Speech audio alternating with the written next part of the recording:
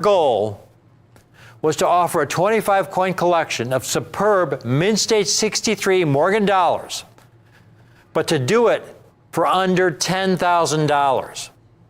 That would be less than $400 a coin. $400 a coin was our goal. But we put in the work. We've assembled a limited number of these sets, folks. And we have these sets not based on what the market will bear, but based on our cost, folks. We knocked it out of the park.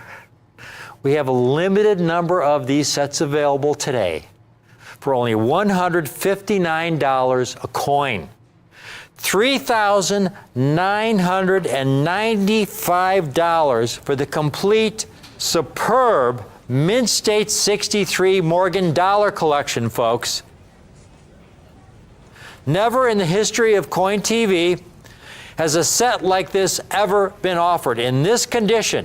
25 different coins, 25 different Morgan dollars, different dates and mint marks, all for $3,995, $159.80 a coin.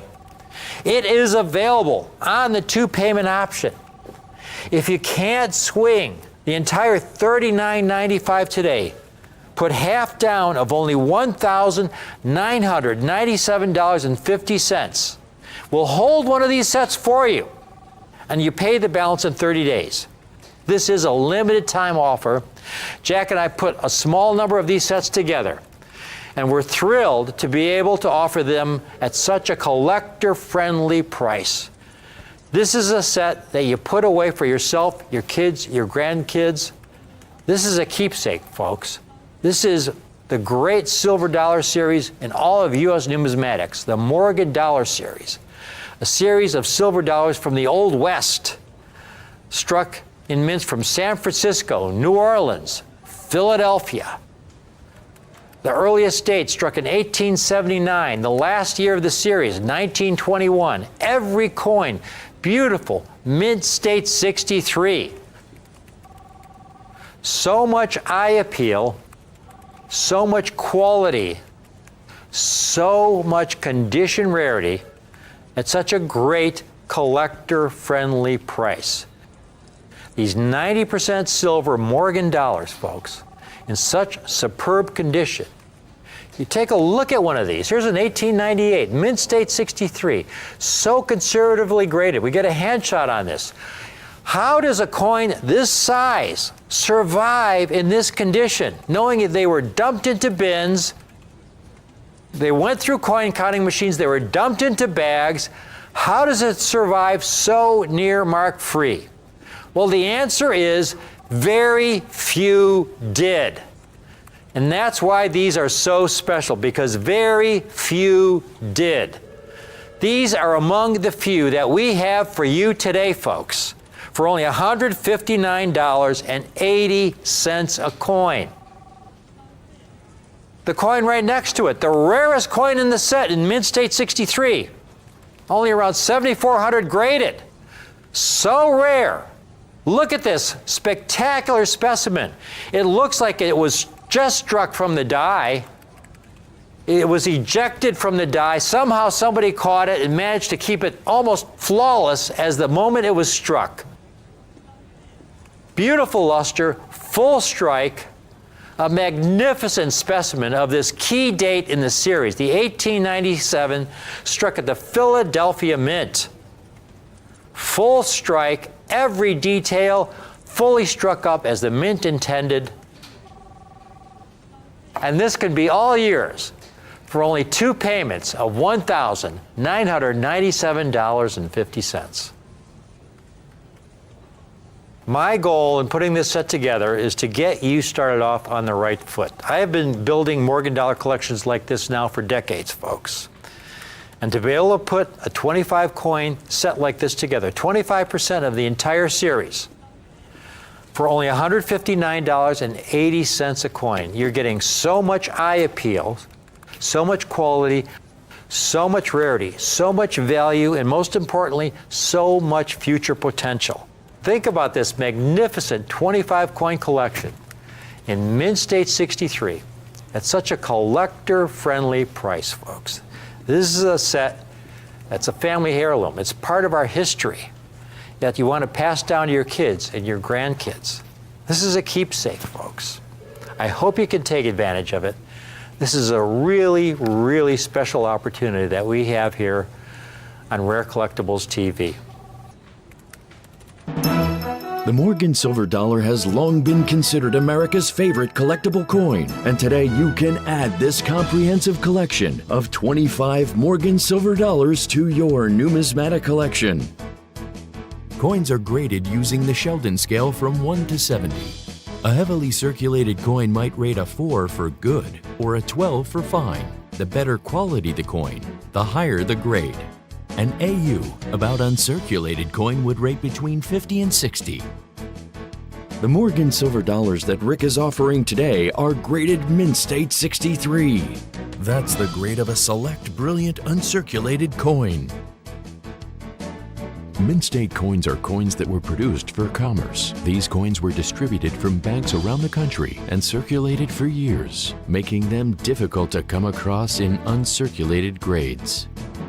Due to the Pittman Act of 1918, over 270 million Morgan Silver Dollars were melted down. That's nearly half of all Morgan dollars ever struck. And listen to this, out of all Morgan Silver Dollars produced by the United States Mint, only 1.7% have survived in mint state condition. Now that's what Rick calls condition rarity. Condition rarity is achieved when only a very small percentage of a coin's total mintage survives in high quality. And now today, you can add this set of 25 Morgan Silver Dollars in Mint State 63 condition to your numismatic collection for the low price of only $3,995. That's over 1/4 of the entire Mint State Morgan Dollar series, all in remarkable Mint State 63 condition. Wow! And don't forget, you can use our convenient two-payment plan. Simply put half down now of $1,997.50 and then pay the balance in 30 days. It's just that easy. When ordering this exclusive set, you are adding some of the most highly sought-after condition rarities from the Morgan series to your collection, such as the 1882p, 1898p, and 1897p.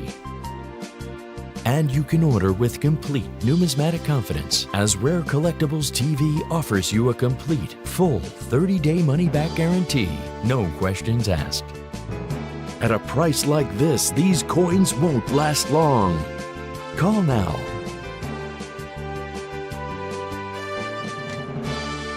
The preceding was a paid presentation furnished by Rare Collectibles TV, LLC.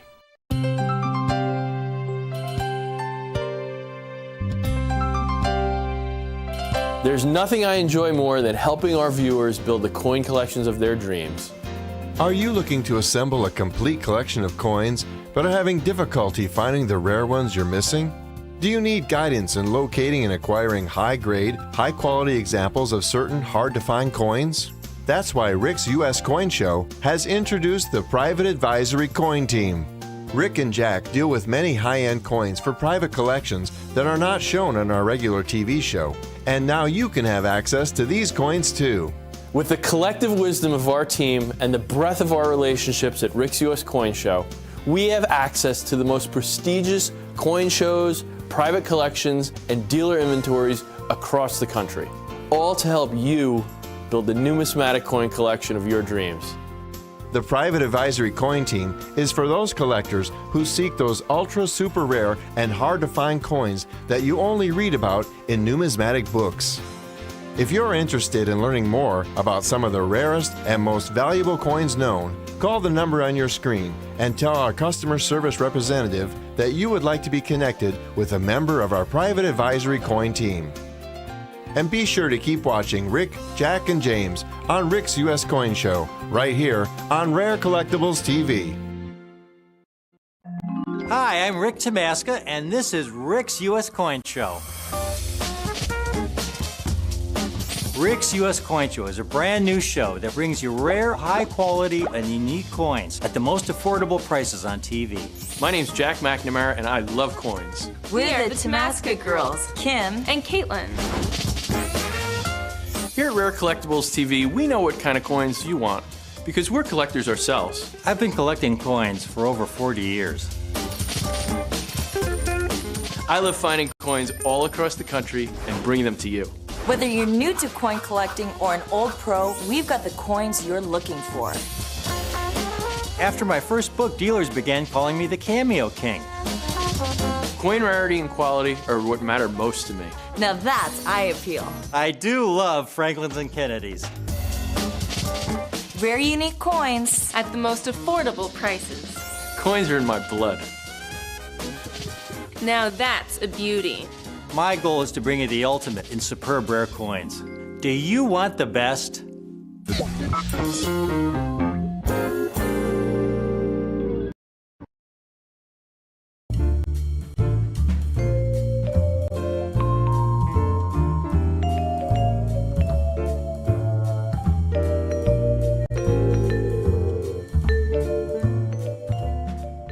You know, I got up this morning, turned on my computer, and this is one of the headlines in an email I got from Coin World.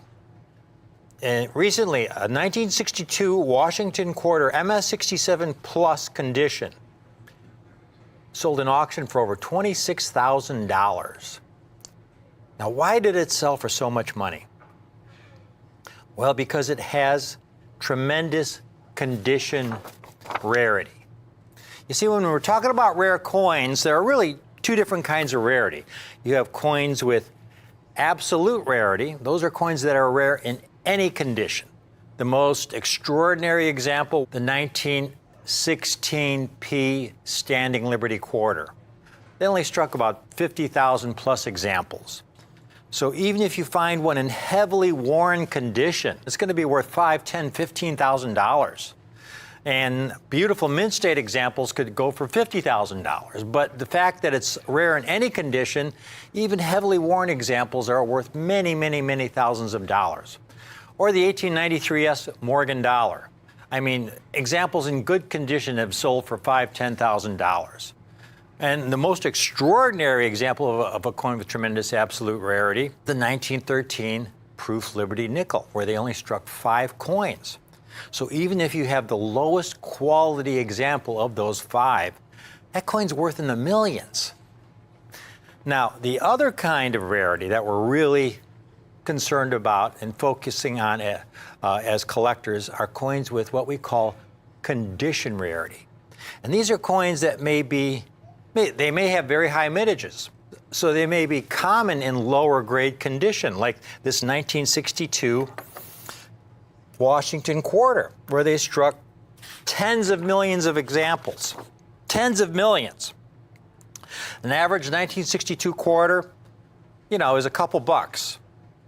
But to find one in MS-67 plus condition, this is where it becomes extremely rare in that high grade condition. It has tremendous condition rarity, and so it sold for over $26,000. And you see this throughout numismatics. I mean, Morgan dollars is, when you're talking about rare Morgan dollars, we're usually talking about coins with tremendous condition rarity. One of the best known examples, 1886 Morgan dollar. I just bought one in a coin shop, a circulated example, for $35. But you get one in nice mint state 65, and it's worth hundreds of thousands of dollars.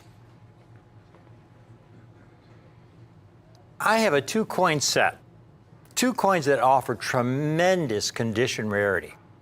That if you were to own only 2 proof coins, and you were to ask me, Rick, if you were to pick a couple proof coins, based on your 35 plus years of experience, specializing in the finest United States proof coins, from the finest proof Morgan dollar collections to the finest proof Franklin and Walking Liberty half-dollar collections, that are featured on both the PCGS and NGC websites, what 2 rare coins would you recommend for me as a collector?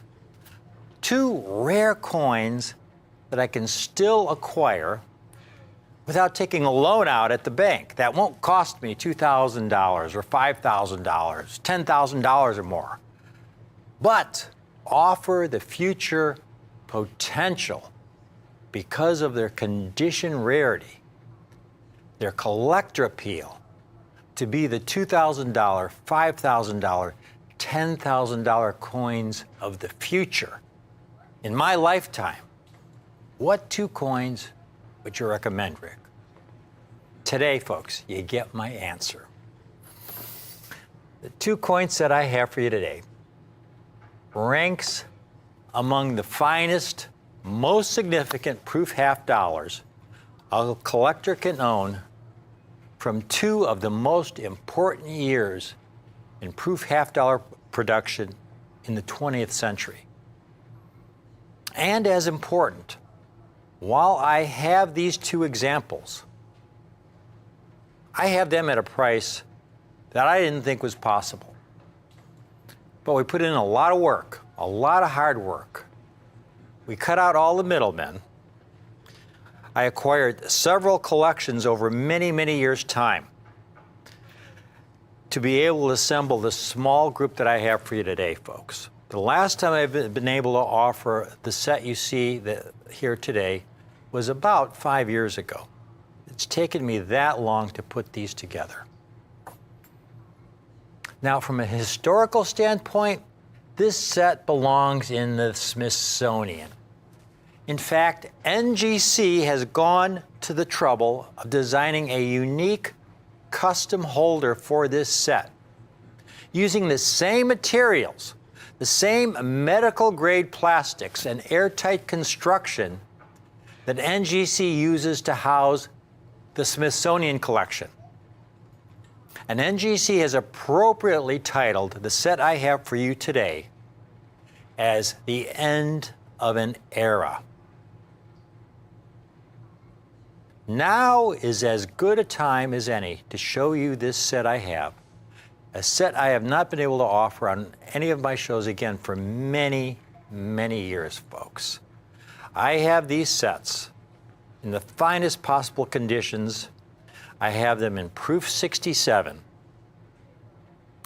proof 68, and I even have a handful of sets in proof 69, which is the highest numerical grade either of these 2 dates have ever received at NGC. Take a look at the populations of these 2 coins graded by NGC. I've compared them to some earlier dates in the proof half dollar era, the 1955, 1956, and 1957 Franklin half dollars. In this set, we have the 1963 Franklin and the 1964 Kennedy.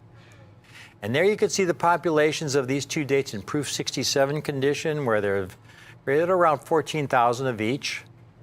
But then notice in proof 68 how much rarer the 1963 becomes. It's of a comparable rarity to some of those earlier proof Franklins, even though the mintages of those earlier proof Franklins are much lower. And then in proof 69, the 63 is off the charts, folks. It's extraordinarily rare. And that 64, the population of 3,800, that's a rare coin. I've got several comps I'm going to be showing you later on in the presentation, where dealers are asking $1,100, $1,200, $1,500, $1,700 for 1964 Kennedy half dollars in NGC proof 69 condition. The End of an Era set, featuring the 1963 Franklin half dollar, the last year of the Franklin half dollar series, and the 1964 Kennedy half dollar, the first year of that series. I have these sets in the extraordinary grade of proof 67, proof 68, and proof 69, which is the highest numerical grade either of these 2 dates have ever received at NGC. And now, for you folks who may not have seen any of my shows or presentations on proof coins and are not familiar with what a proof coin is, basically there are two kinds of coins struck by the U.S. Mint. Commercial strikes, which are the kind of coins we find in our pocket change, they're the coins struck for commerce, the coins we use to buy things with. And then there are proof coins, proof strikes, meant to represent the state of the art. They can only be ordered directly from the mint. They're struck in very low numbers. And here's a comparison of a mint state 1961 Franklin. This is a coin that was struck for commerce. It's never been in circulation. It's uncirculated. Coins struck for commerce were struck once. They were dumped into bins where one coin would fall on top of another. From there, they would go through coin counting machines and they'd be dumped into bags and they'd be sent to banks around the country. This coin, again, this was never went into circulation, never spent, but just the process of striking the coin, falling into the bin, one coin abrading against another. You could see all the abrasions on Franklin's cheek there just from the process of making these coins for commerce. Proof coins, on the other hand, are meant to represent the state of the art. They're meant to represent the finest possible quality the mint is able to produce given the technology of the day. And to make a proof coin, and here you see in the 1963, what the mint would do is take the finest dies and polish them and buff the fields until they had a mirror-like finish. They would take the coin blanks and give them a similar polishing treatment as well. And then they would take those blanks and slowly feed them into the die and then strike them not once, but at least twice under higher pressure to bring out every possible detail of that design. So when you see that 1963 Franklin, you could see all the design as the mint originally intended. Right above, in front of Franklin's ear there, you could see every little hair curl that was in the original design that you'll see on the proof coin. Now you take that 1961 mint state Franklin that wasn't double struck under higher pressure, and you see the flatness there in that area. You don't see the hair curl there. It's flat because the coin was not struck twice, it was not struck under higher pressure, and so you don't get all the design details struck up as you do on a proof coin. Plus that 1963 Franklin, the coins are individually handled and they go into their own separate compartments, so they never abrade with any other coins. So in that way, these proof coins are meant to represent the state of the art. Coins are graded from a low of 1, which is the lowest possible grade, to the highest possible grade of 70 by the major grading services, NGC and PCGS. 70 represents perfection.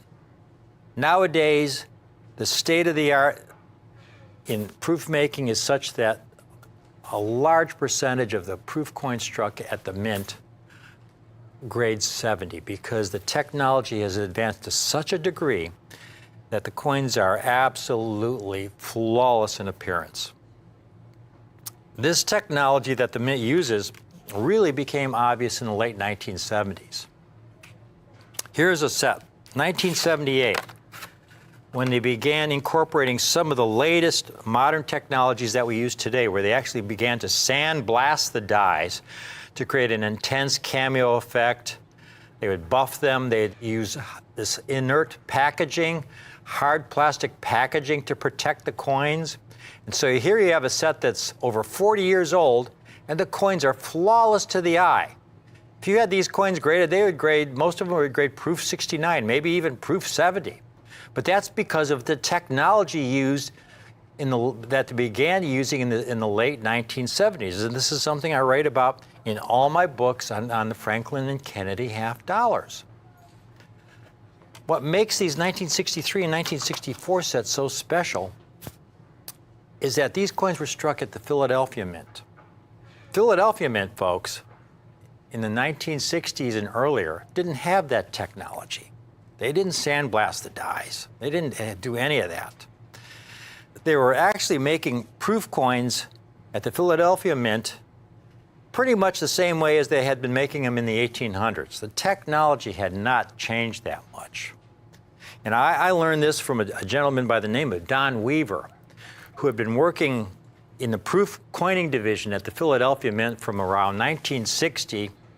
And he started out as a general helper, and he ended up as chief of the coining division. And I had many, many conversations with Don.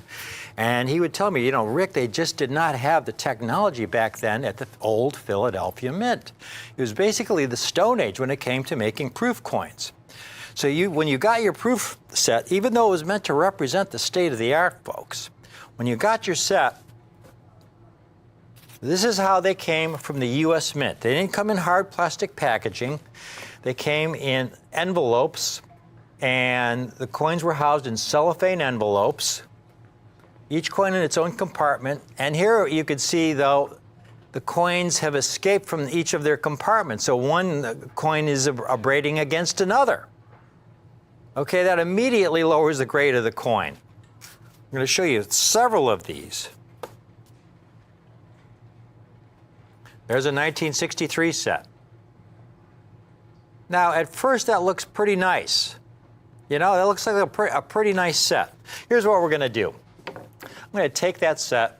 Problem with the cellophane, folks, is that it's kind of opaque, it's kind of hazy, so it obscures a lot of imperfections that you might overlook once the coin is out of the cellophane. So we're going to cut this coin out of here and get to see it as it is outside of the cellophane. Some of the flaws that we may not have seen now become quite obvious. Take a look at that large spot in back of Franklin's head. That's called a milk spot, due to improper cleaning of the coin blank before they went into the die. They used a soap residue to clean the blanks back then, and a lot of times they left some of that soap residue on the coin blank. And when that residue was left on the blank and the blank went into the die, with 200 tons of pressure coming down, that residue was struck into the coin. It's part of the coin. That's one of the flaws. Now, again, these were meant to represent the state of the art, folks. I'll show you one more 1963 set. Now, here the spot is really obvious. We won't even cut it out. You would zoom in, you could see right in the middle of Franklin's head there, a really large prominent milk spot. I don't know what the reverse looks like, but there's also a small spot in back of his head there. Very prominent milk spot, very prominent flaw. And then we flip it around and you can see another prominent spot on the Liberty Bell. And here's the thing, these were special ordered from the Mint, okay? You had to wait many, many months, and then you get your set, and you get it, and it's got these spots. The coins have been released from their compartments, and they're abrading with one another. But then you get this letter in the set, okay? This special letter from the superintendent of the U.S. Mint. And in this letter, they explain that U.S. proof coins have been carefully inspected and then sealed in a transparent envelope. This package was designed to prevent or delay tarnishing and discoloration. Nevertheless, sooner or later, tarnishing may occur. Please do not ask us to make exchanges or adjustments, okay? There is no return privilege here. They have a sense of humor on this last paragraph here, folks. If there should appear what may seem to you a defect, like a milk spot or scratch on a coin, it is no doubt a crease in the packaging material. We tell you this to save us both unnecessary correspondence. Okay, let's look at a couple 1964 sets, folks. And so you're stuck with it, all right? You're stuck with it. Here's a 1964 set. Wow, the obverse looks gorgeous. Oh, beautiful. Beautiful. You get the set, you open it up. Look at that proof Kennedy. It's spectacular. It doesn't appear to be a flaw on the coin. What about the reverse? Oh my goodness. Oh my goodness. Spots all over the place. That's part of the coin, folks. That was soap residue that was on the coin blank. And when that die comes down with 200 tons of pressure, that residue is struck into the coin. It's part of the coin. There's nothing you can do about it. I'll show you one more 64 set. And this is, again, because of the cellophane, you have all kinds of toning issues. This end of the era set that I have for you, that's what makes these so special. Flawless to the eye. You don't see milk spots or hairlines or unattractive toning. It's such an extraordinary buying opportunity. I have these sets in the extraordinary grade of Proof 67, Proof 68, and Proof 69, which is the highest numerical grade either of these two dates have ever received at NGC. Featuring the 1963 Franklin Half Dollar, the last year of the Franklin Half Dollar series, and the 1964 Kennedy Half Dollar, the first year of that series. Now, the story behind the end of the era set begins in November of 1963 with the assassination of President Kennedy. Assassination of President Kennedy in late November of 1963 is a tremendous, tremendous tragedy. It was the first such event in the age of television. The whole nation was watching as the events of that week unfolded. You know, from the funeral procession to the burial. I can remember my parents, every day my dad would come home from work, we would be watching the evening news, watching as all of this unfolded. It just captivated the entire nation. And in December of 1963, Congress voted to memorialize the late President Kennedy on a coin. And they gave Mrs. Kennedy the option of which coin she would like her husband's image to be portrayed on. Well, she didn't want to replace any of the existing presidents. You had Lincoln on the cent, Thomas Jefferson on the nickel, Franklin Roosevelt on the dime, George Washington on the quarter. But then you had Ben Franklin on the half dollar. He was not an ex-president. And also Ben Franklin was also on the $100 bill. So she reasoned, to put her husband on the half dollar. And so in January 1964, they began to strike these Kennedy half dollars in proof condition. So 1963 is the last year of the Franklin proof. And significantly, the Franklin half dollar series was the last half dollar series struck at the old Philadelphia Mint entirely in 90% silver. Really important because in 1971, the Mint removed all the silver content entirely from its proof coins, and they were struck entirely and clad with no silver content.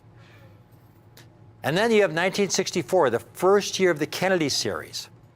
The 1964 Kennedy was the only year that this coin was struck in 90% silver at the old Philadelphia Mint using these old technologies. Because the following year, 1965, they didn't strike any proof coins. They struck special mint set coins. But even then, the special mint set half dollars only had 40% silver.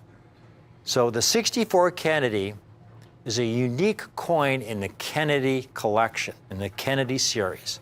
It's the first year of issue. It's the only one struck at the old Philadelphia Mint and is struck on that 90% silver planchet. So that's what makes this the end of an era. And most important, though, is the quality being offered. These coins range from Proof 67, which are extraordinary quality, to some Proof 68s, and even a few Proof 69s. Well, I couldn't find any 63s in Proof 67 being offered, but I did find a couple in Proof 66, And there's one for $239. Again, this is a Proof 66. $199. There's one for $159. Again, these are Proof 66s. And here's a few Kennedy half dollars I was able to find in Proof 67 condition. There's one for $255. Here's a top-rated seller. 100% positive feedback, over $200, $216. There is one for $300, a dealer with 100% positive feedback. But if you take that $216, add it to that 1963 Proof 66, that's about $375 for the pair. And the 1963, folks, is a Proof 66. If you're interested in one of these sets in Proof 67 condition, I did all the work. We went through, spent years putting these together. I have a limited number of these sets. While I have them, folks, these sets are not $395, again, because both coins are Proof 67. Proof 67s. They're not $395 or even $295. $195 is a phenomenal buying opportunity in these custom state-of-the-art NGC holders, the end of an era. And significantly, the Franklin half-dollar series was the last half-dollar series struck at the old Philadelphia Mint entirely in 90% silver. And then you have 1964, the first year of the Kennedy series.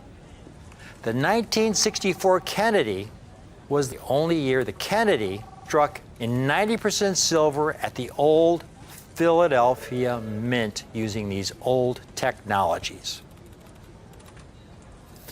The only set you'll see of Proof 67 in the end of an era NGC holder, because these were the end of an era. The two most important half dollars you could own from the 20th century. And I have these sets today. While I have them, they're $179 a set in the extraordinary grade of Proof 67. $179 a set. Now, what about the Proof 68s? If we can go back to that population chart one last time, this is where the coins get really elusive. You could see the 1964, only 9,700 graded in Proof 68. The 1963, only 4,600 coins. I mean, you compare that to the 1957 Franklin, which was struck years earlier, where they've graded 4,900 examples in Proof 68. I recently saw a 1957 Franklin being offered in Proof 68 condition, almost $1,800. The 1963, why is the 1963 a 64? Why are they so rare in this high grade? Well, it's because of that milk spot problem that I referred to and showed you earlier in the presentation. This was a problem that was unique to Proof silver coins struck from 1958 to 1964. They just have a lot of milk spots, a lot of spotting, a lot of toning issues. So they're extremely rare, tremendous condition rarity in Proof 68. 1963s, I found a couple comps here in Proof 68. Here's a top-rated seller. He's asking $499 for a Proof 68. Here's one for only $425. Now, what about the 64s? Well, there's one for $400. Here's one for $600. Here's one for $399. So you add those up, folks, that's over $800 for the pair. Some dealers are asking for some of these coins. Those are the lowest comps that I was able to show you. Take a look at these Proof 68 sets. I've got these sets, folks. They're not $799 or $599 or even $499. These are Proof 68s, 1 point from the highest grade. This, to me, is the most outstanding grade you can get these sets in at the price I have them for you today, because they're not $399 or even $299. For $299, this is an extraordinary buying opportunity. But while I have these, I bought these collections, I put them together over many years' time. I am passing all the savings onto you, all the future potential onto you today. $249 a set. That's not per coin, that's for both coins. The 63 Franklin and the 1964 Kennedy, both in the custom NGC end of an era holder, proof 68, $249 a set. Again, while I have them, they're in very limited quantities, especially that 1963. It's a really, really difficult date to get in this extraordinary grade of proof 68. And then finally, we've got the ultimate, the proof 69s. If we could look at that pop chart one last time. Proof 69s. Look how rare the 63 is. Only 364 graded. Again, it's so hard to find a flawless 1963. That is the highest grade. 3,800 graded of the 1964.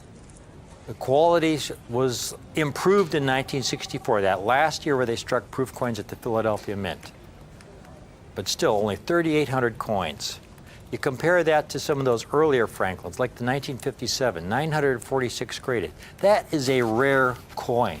Here's a 1957 in proof 69 for $1,350. But just the 1964 alone, folks, I found several comps for the 1964 in proof 69 grade.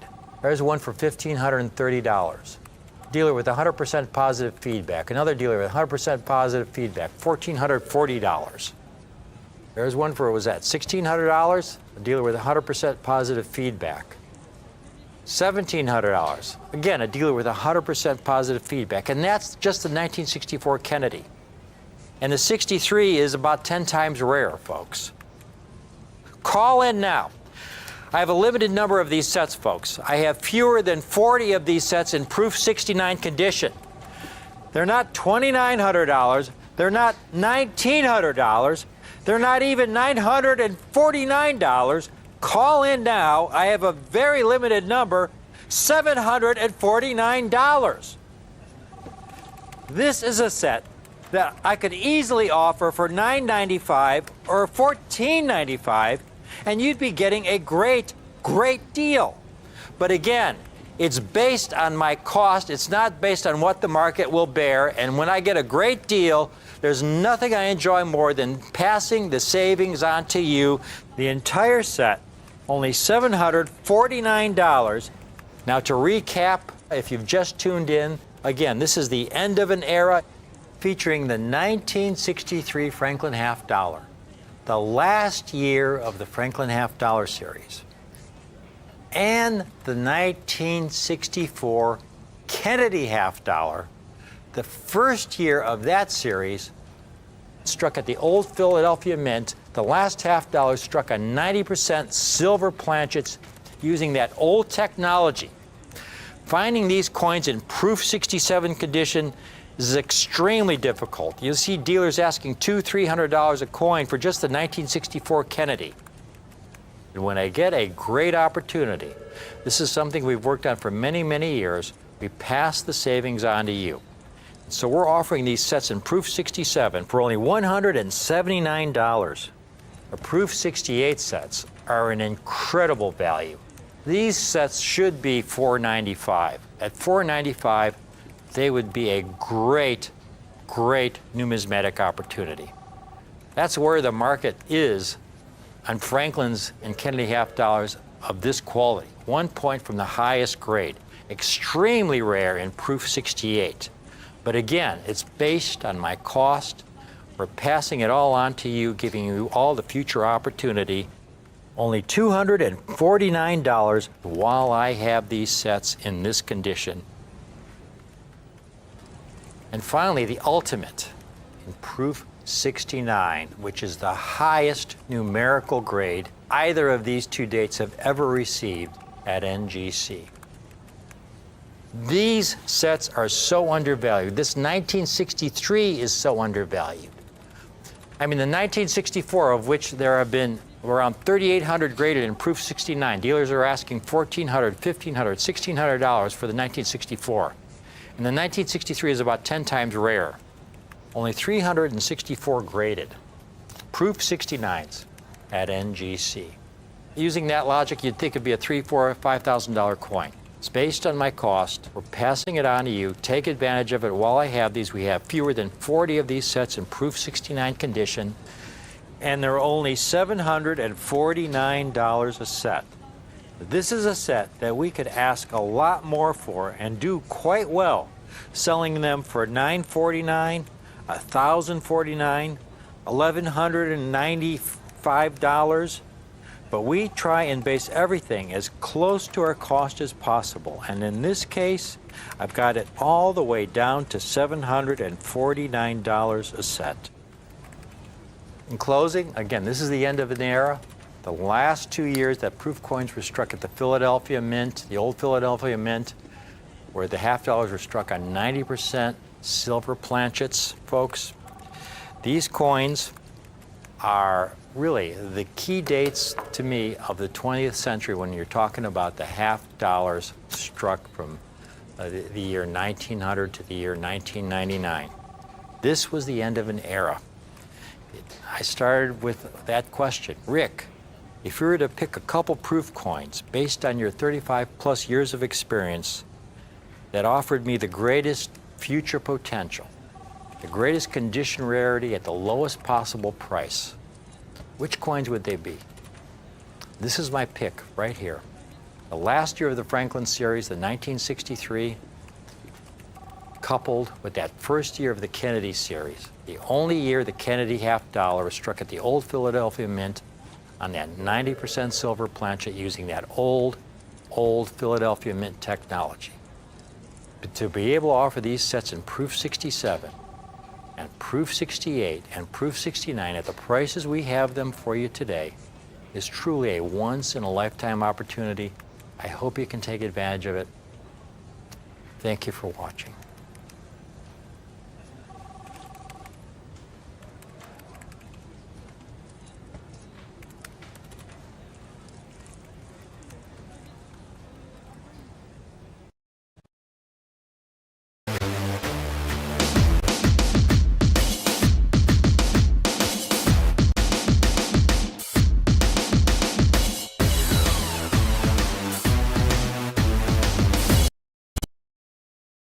Collectors, 2021 will definitely be remembered as one of the most important years in United States coin history, because 2021 is the year of the silver dollar.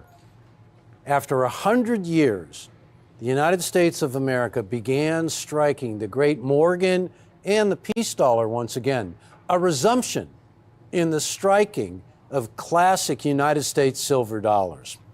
And what we have now is the tradition of collecting United States silver dollars. And this three-coin 2021 United States silver dollar collection is an original government packaging. And, you know, recently I started looking at all the published material about the great year of 2021 in numismatics and how many great coins were issued by the U.S. Mint. But the one that outshines them all are the 2021 reissuing, the resumption of Morgan and peace dollars once again.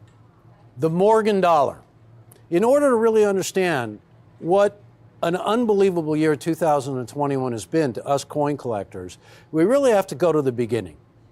And the Morgan dollar began in 1878. But if you really want the whole story, it really goes back before that even. It was 1859 in Nevada when a huge amount of silver was discovered, and it became known as the Comstock Lode, the Comstock Mine. And it was a massive silver strike. In fact, the mines began producing silver in 1859, but continued to produce massive amounts of silver all the way through the 1870s. And that's very important because the United States Congress in 1878 passed a law known as the Bland-Allison Act. And what the Bland-Allison Act was all about was requiring the Treasury Department to purchase from the silver mining industry $2 to $4 million every month to be coined into a brand new silver dollar, which would become known as the Morgan dollar. Now, I want to show you a little bit of info on why the Morgan dollar, leading up to 2021, is such an important part of numismatics. But we're not going to forget about the peace dollar either, because the peace dollar, which came after the Morgan dollar, Morgan dollars were struck from 1878 to 1904, and then again for a brief period of time in 1921. Later on in the year, in 1921, December 28th actually, the peace dollar, a coin that was struck to honor the end of World War I, to honor the sacrifices made on the battlefront and here at home. So, 100 years after the last Morgan dollar was struck in 1921, and after the first peace dollar in 1921, the United States of America began striking silver dollars again. And as I said, to really understand the history of this coin, we really need to go back to the beginning of Morgan dollars by dates with their mintages. And we're going to start with the highest mintage of all. It's very important to take note. In 1921, over 44 million Morgan dollars were struck. And as you look down the list, down this table, you'll see in descending order all the dates of the Morgan dollar and their mintages. And as you can see, most times there were millions of dollars struck every single year from various mints. And the mints that produced silver dollars in the United States of America were Philadelphia, San Francisco, New Orleans, Denver for just 1 year, 1921, and Carson City. So, what you're seeing here is a rundown of every single one of those dates and every single one of the mints that produced these silver dollars. And finally, we get to the very last page of the table. And that's really the most exciting one, because as you can see, the lowest mintages in the series are on this final page of the table. And at the very bottom is the 1893S, the king of Morgan dollars because of its low mintage of 100,000. Next would have been the 1894 from Philadelphia with a mintage of 110,000. And then you're going to see something that has changed the world of numismatics. Because as I said, for 2021, with the resumption of the striking of silver dollars by the United States of America, we also see some of the smallest mintages you're ever going to see. In fact, Congress passed a law requiring that the 2021 silver dollars be struck, be issued. It was an act of Congress. The president signed that bill into law. And in 2021, Americans lined up to try to get these coins. And as we were doing research for this presentation, there was a common thread. Collectors were mad. They were really upset. They couldn't get the coins they wanted. They couldn't even get one. They would wait all night. They would wait patiently. They would be in line, so to speak, to get these coins. They couldn't come away with a single one. The door would close every time. Sold out. The mint released these coins individually, and there were delays along the way. And when you take a look at this table here, you're going to see that the Morgan dollars, of which there were 5 issued, had the lowest mintages. They had 175,000 mintage each. There's only 2 Morgan dollars in the whole history of the series, from 1878 to 2021, only 2 Morgan dollars have a lower mintage than the Morgan dollars from 2021. And you can see what they are, and I mentioned them already. So, a lot of excitement, but a lot of disappointment by collectors. So we're going old school right now. We're going tradition. As the U.S. Mint released these coins in original government packaging, and by the way, the only Morgan dollars ever to be released by the U.S. government that came in a capsule, that came in a box with an outer box and a certificate of authenticity, the whole package, the whole 9 yards, is in this deal. This is old school. This is the tradition of collecting. For so many of you collectors out there who want to be able to collect the traditional way of placing coins in an album, this deal is for you.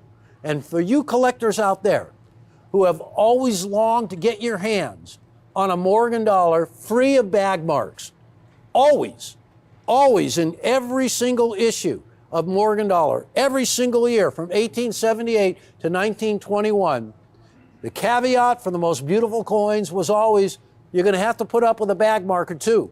Even the highest examples, the coins that are $100, $200, even $300, $400, $500,000 are going to have a tick or two on the cheek, because those coins were struck in a fashion that allowed the coins to clang and abrade together and to create bag marks. So if you ever wanted a Morgan dollar free of bag marks and you never got one, well, your ship has come in, because the coins we have here in original government packaging are a sight to behold.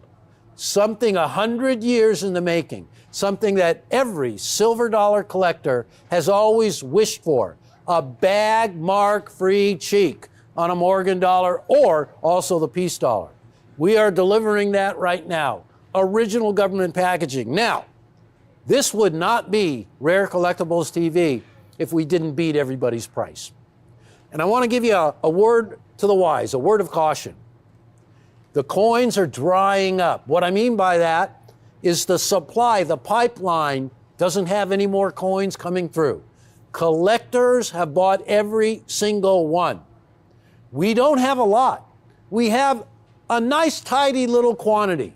But when it comes to silver dollar collecting, you got to act quick, because there are so many collectors and so few coins.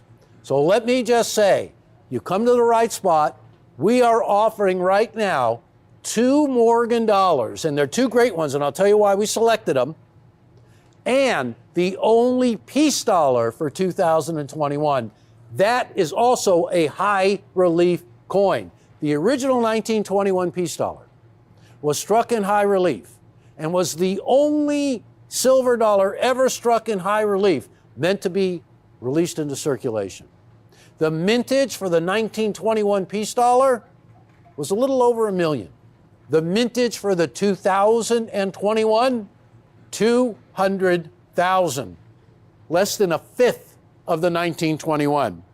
Now I'm going to tell you right off the bat, 1921s are tough to get in the highest examples, hundreds of thousands of dollars, and available in such a small quantity, you or I probably have no chance of ever seeing one come to market.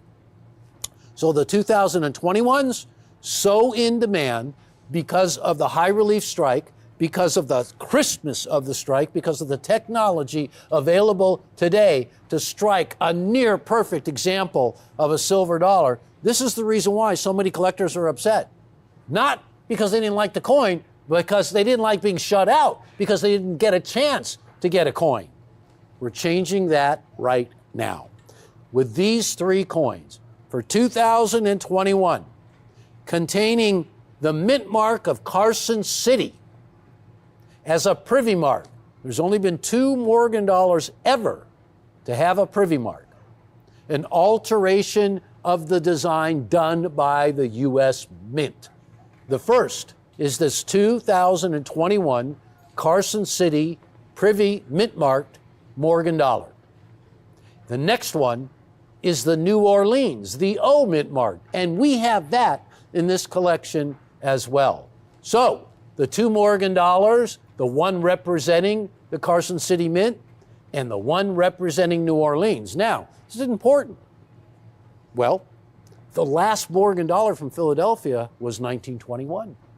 The last Morgan dollar from Denver was 1921. The last Morgan dollar from San Francisco, 1921. But the last Morgan dollar from Carson City, 1893. The last from New Orleans, well, you know, celebrating an anniversary as important as the Morgan dollar anniversary and the first peace dollar anniversary.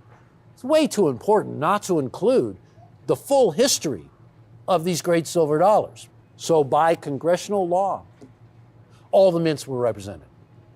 A tribute to Carson City and to New Orleans. And what we have here, ladies and gentlemen, as you look at these coins, and you might be doing a double take. You might be rubbing your eyes. You might be saying, wait a minute, am I seeing what I'm seeing? There's not a bag mark. There is not a tick. These coins are as eye perfect as they can get. This is what we're talking about. And that is the reason why so many collectors are online right now, because you're getting an opportunity to go back in time to get that traditional issue in the original mint packaging. And I want to tell you, $595 for the set of 3, all in original government packaging. $595. So we see now that added to the great series of Morgan dollars are the ones at the bottom of the list. 175,000 mintage for the Carson City, 175,000 mintage for the New Orleans. I have often said that the mint could have made millions of each one of these coins and they would have sold out. Millions. But they did not. Well, if you are online right now, the chance of you getting a 3-coin collection of these silver dollars is pretty high. I would go big. I would go big on these, and I'll tell you why. If you have been watching Rare Collectibles TV, you will note one thing. The quantities that we are offering are dwindling. The amount of coins that we can offer as a set, the sets are going down. We can no longer offer all of the coins that were issued. We are extremely lucky to get 3 of the best ones. Carson City, the legendary mint, began in 1870 and closed in 1893, one of the shortest lived mints the world has ever seen. But during that time, they struck some of the most legendary silver dollars, 1878 to 1893. Only 2% of all the Morgan dollars ever struck came from the Carson City Mint. Now with the addition of the 2021, with a mintage of 175,000, that traditional percentage is intact, because now the 2021 actually becomes the lowest mintage of a silver dollar to bear the double CC mint mark the U.S. has ever struck. Even lower than the number 1 Carson City minted coin of the past, the 1885 CC. That's why there's so many disappointed collectors, because the door closed, because the rarity of these coins cannot be denied. This is an opportunity to own these coins right now. I will tell you this, there's no doubt in my mind these coins are irreplaceable and soon to be completely unattainable. Whenever we get a small amount in, they fly out the door. I'm giving you guys the chance right now to own 3 of the greatest silver dollars at an inside price of $595. You take a look at the whole Morgan dollar catalog. 656 million coins struck between 1878 and 1921. In 1918, by act of the government, it was called the Pittman Act, we melted down 270 million coins just in that one year. One of our allies needed silver during World War I, and we obliged. And it had a lot to do with winning the war, but it took a lot of the silver dollars out of the mix. There were various melts along the way throughout history after that. So the Morgan dollar has this legend. The Carson City Mint has a legend. Let's talk about New Orleans. The mint at New Orleans opened up in 1838. And the reason for the mint opening up at New Orleans, well, New Orleans at the time was a huge trade center, the 5th largest city in the United States of America. And much agricultural trade was going on through its proximity to the middle part of the country and the Mississippi River. And as a result, it was a major exporting and importing location. And so a mint was constructed to facilitate commerce. So New Orleans produced coins from 1838, it's an interesting story, all the way through to 1861, where at the beginning of the Civil War, Louisiana took control over the mint, took it away from the Union. A little while later, in that same year, 1861, the Confederacy occupied the mint. It wasn't until later that the Union took it back, winning the Civil War. But the first Morgan dollar, not 1878, but 1879, all the way through to 1904. So the tradition of the Morgan dollar at New Orleans is well known, legendary. We're adding to that a New Orleans mint-marked Morgan dollar with a mintage of 175,000 is in this collection for $595. And I've already mentioned Carson City. Carson City has some of the rarest silver dollars ever struck, but when it comes right down to it, what you have in this collection kind of trumps them all, because the mintage is only 175,000. So let's take a look at the Peace Dollar series. Now, the Peace Dollar series, very short series, 1921, and the first coin was a high relief, which is why the 2021 is also a high relief. And look at that coin. Collectors, let me just give you a piece of information. No matter how much money you have, you will never be able to buy a 1921 Peace Dollar that looks like that coin you see up on the display. You will never be able to duplicate that quality, that strike. Look at it. It is something unattainable until the issue of that coin. That is in this deal. So whether you spend 10, 12, 15, 20, or 100,000 on your incredible 1921 high relief Peace Dollar, it's not going to be able to hold a candle to the quality of this coin. That's a fact. That's a fact. So that's why collectors had to have this coin. It's also why so many collectors were upset that the mintage was only 200,000. What are you doing? The mintage should be 20 million. There's so many people. 10 million. They would have sold them all. But the mint, they got kind of smart here, right? They said, you know what? For the collectors who had the fortitude to get their hands on one of these coins, it wasn't going to be easy. Everybody is saying how hard it was to land these coins. But for those of us who got them, this is what you got. You got something unattainable by almost everybody in the deal, $595. So, I was looking around, and I want to compare straight up. So here's a 2021 Morgan dollar with the CC Privy Mint mark. It's a good price, $269. Now just work your magic with your numbers. I use an abacus. Here's an O New Orleans Privy mark, Morgan dollar, an original OGP. Take a look right there. Nice coin. We can beat that price. And here is actually a set of two. A 2021 from Carson City and a 2021 piece at $500, $250 each. So let me tell you guys, at $595, these are exactly the same way. They're packaged in original government packaging. So are ours. Hand-picked, by the way. We pick even the coins that have been picked by the government. We cherry-pick those for quality. You ask anybody who knows about Rare Collectibles TV, and the common thread, the quality is unbelievable. Of course, our customer service is unsurpassed. Wait till you call up our great operators. They will walk you through any deal, and they will also point you in the direction to acquire coins that you never in your wildest imagination thought you'd get your hands on, because we have a behind-the-scenes ability to get you the rarest of the rare. But back to the rarest of the rare right here. So the 3-coin set, when you're out there, and I hunted high and low, about $744. So at $595, how would you like to save $50 a coin? That's good money, right? $50 a coin, $150 difference in price for quality that can't be beat, for originality, for everything the Mint issued.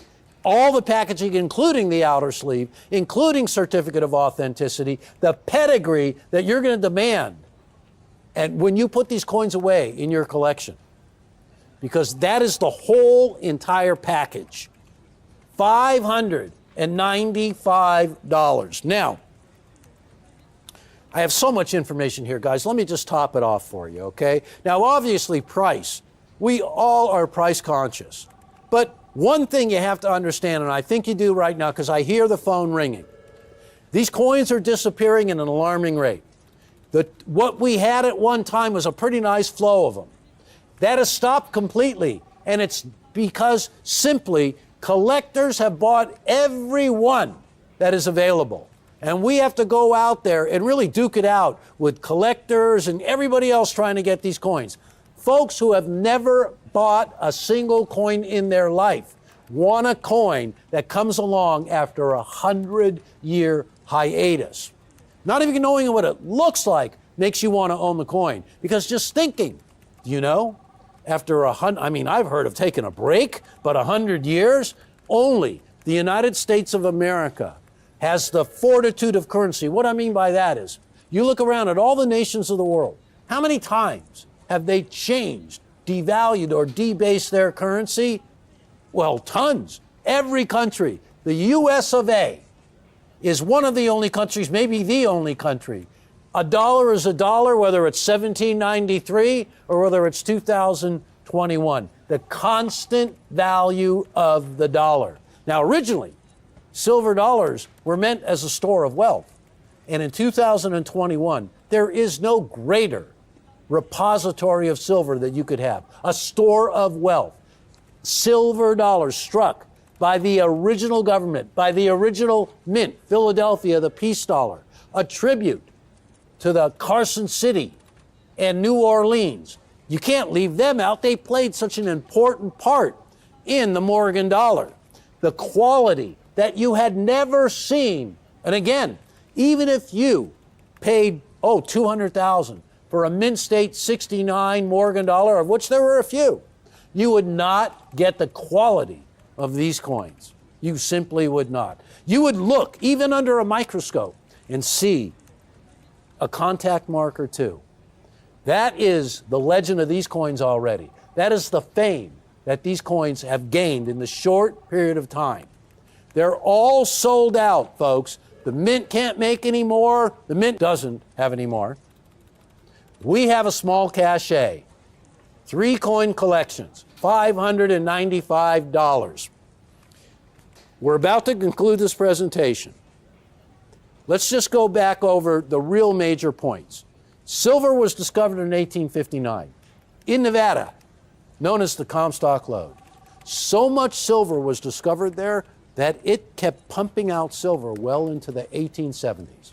And as a result of so much silver being on the market, the United States government stepped in and protected the silver mining industry, protected silver from crashing by agreeing to buy, can you imagine, in 1878, buying $2 to $4 million worth of silver every month? I mean, back in 1878, a dollar bought a lot. That's why the silver dollars were this big, so heavy.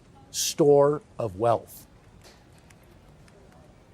The Bland-Ellison Act, 1878. What brought about the silver dollars? 656 million coins struck in the series. 270 melted in just 1 year. It also served to kind of amplify the legend of the silver dollar by melting those pieces, taking coins out of the mix. So many coins became so much more scarce. And 100 years later, the resumption of the United States of America striking silver dollars once again. Now, I have to be the one to unfortunately tell you, I can see the end of the road. I can see there's going to be no more coins. Every day, I am telling the buyers, get me more, get me more, get me more. Everybody's calling. Everybody's sending in their letters. Everybody is demanding these coins. Can you find them? We just went on a national buying trip everywhere. We came up with few, very few. This could be the very last opportunity. And this is not a panic that I'm trying to convey. What I'm trying to tell you is there is an end to this great silver dollar rush of 2021, and it's happening right now. Don't miss out, because we're going back in time here.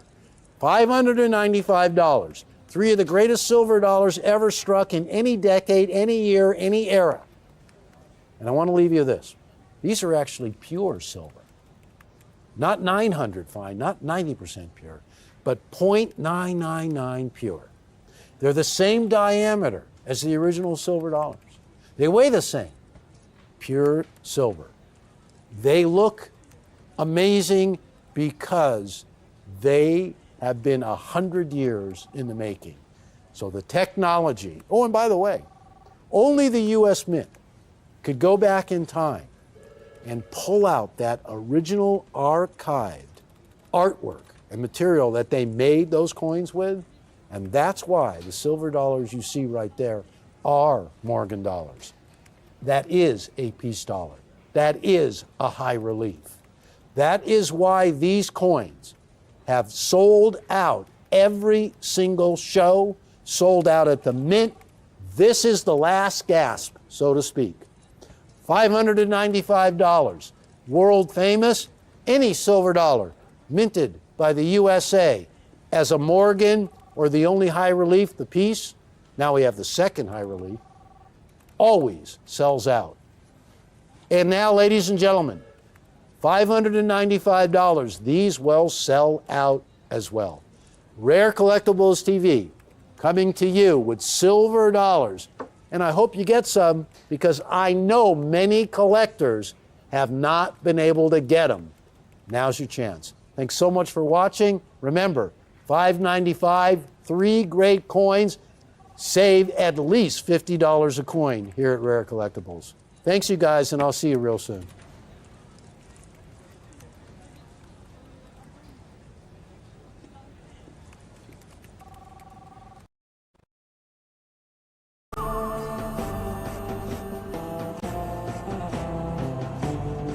You're watching Rick's U.S. Coin Show. Right here on Rare Collectibles TV.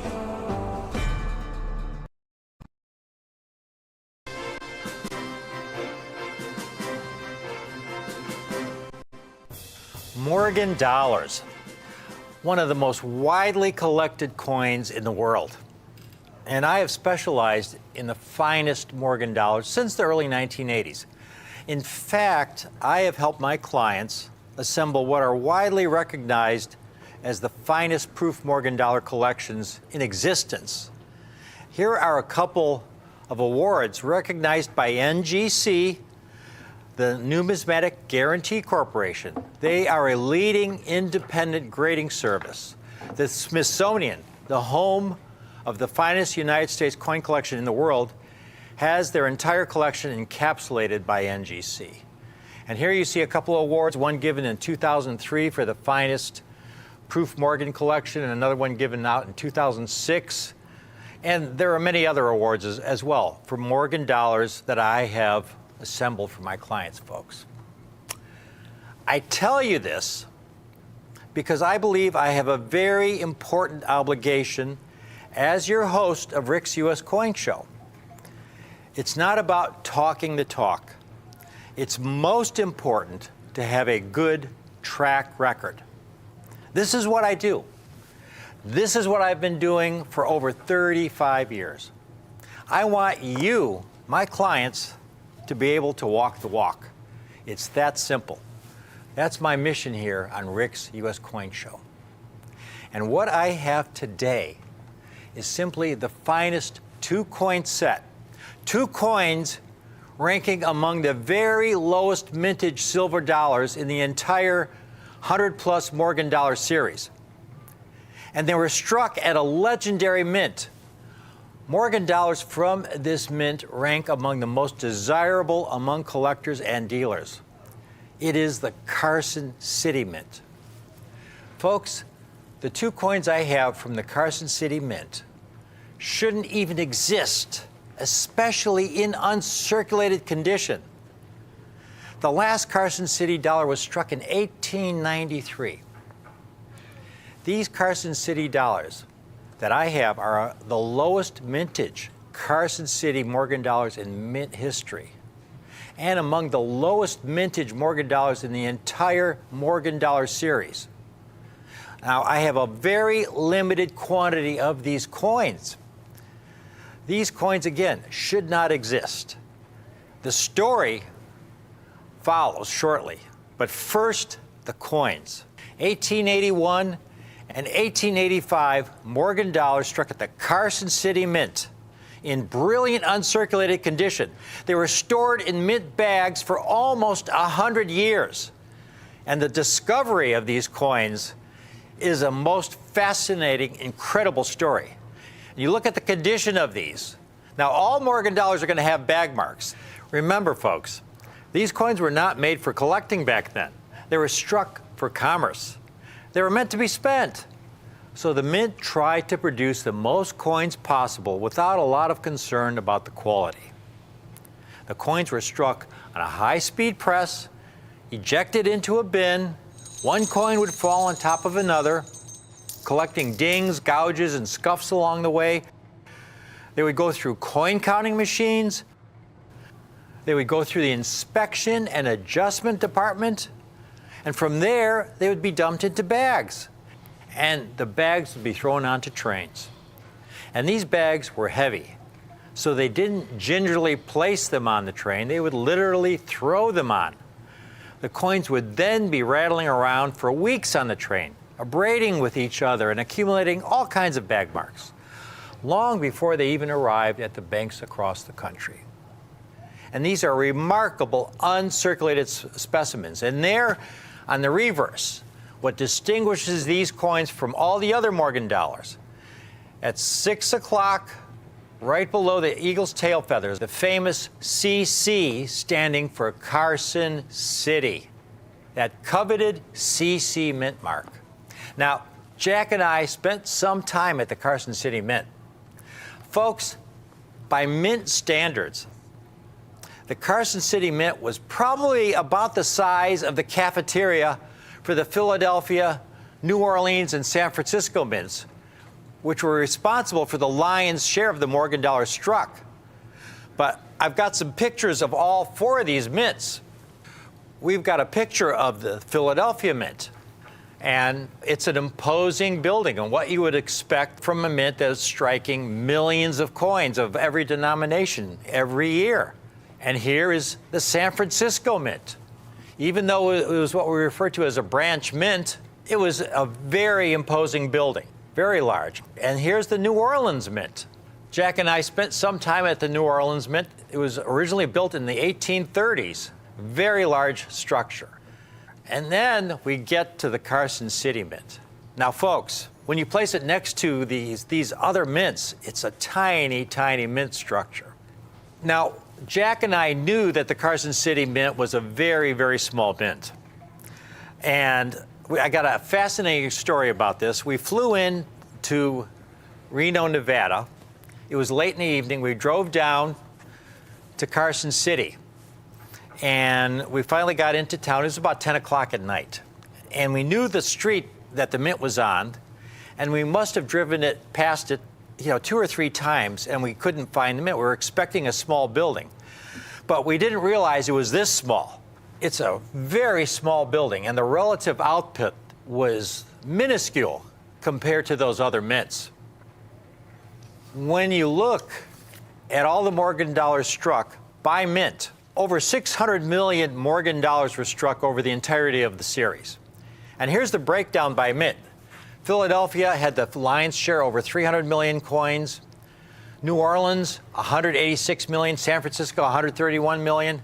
Denver, only 20 million. However, The Denver Mint didn't open until 1906. It only struck Morgan dollars for 1 year in 1921. And just in that 1 year, they struck over 20 million Morgan dollars.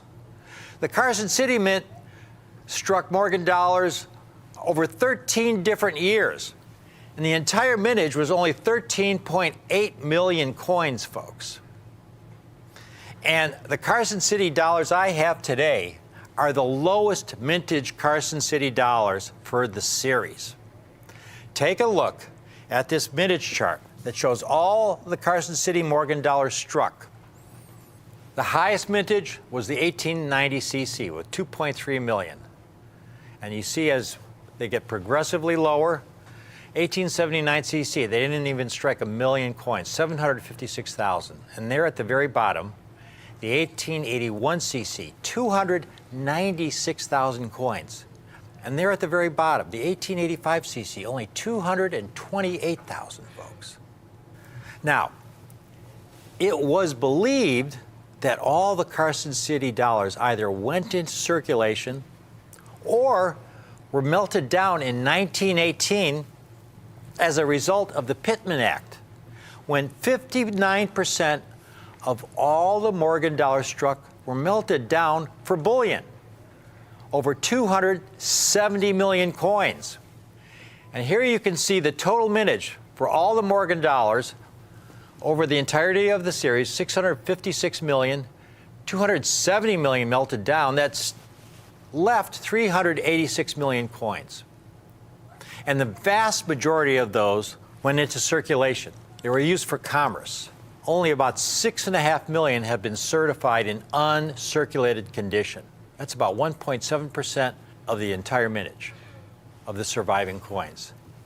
And usually when you see Morgan dollars, they look like the coin I have here. You can go into a coin shop, and even jewelry stores will have Morgan dollars. A lot of families will have old Morgan dollars. They were heavily used for commerce.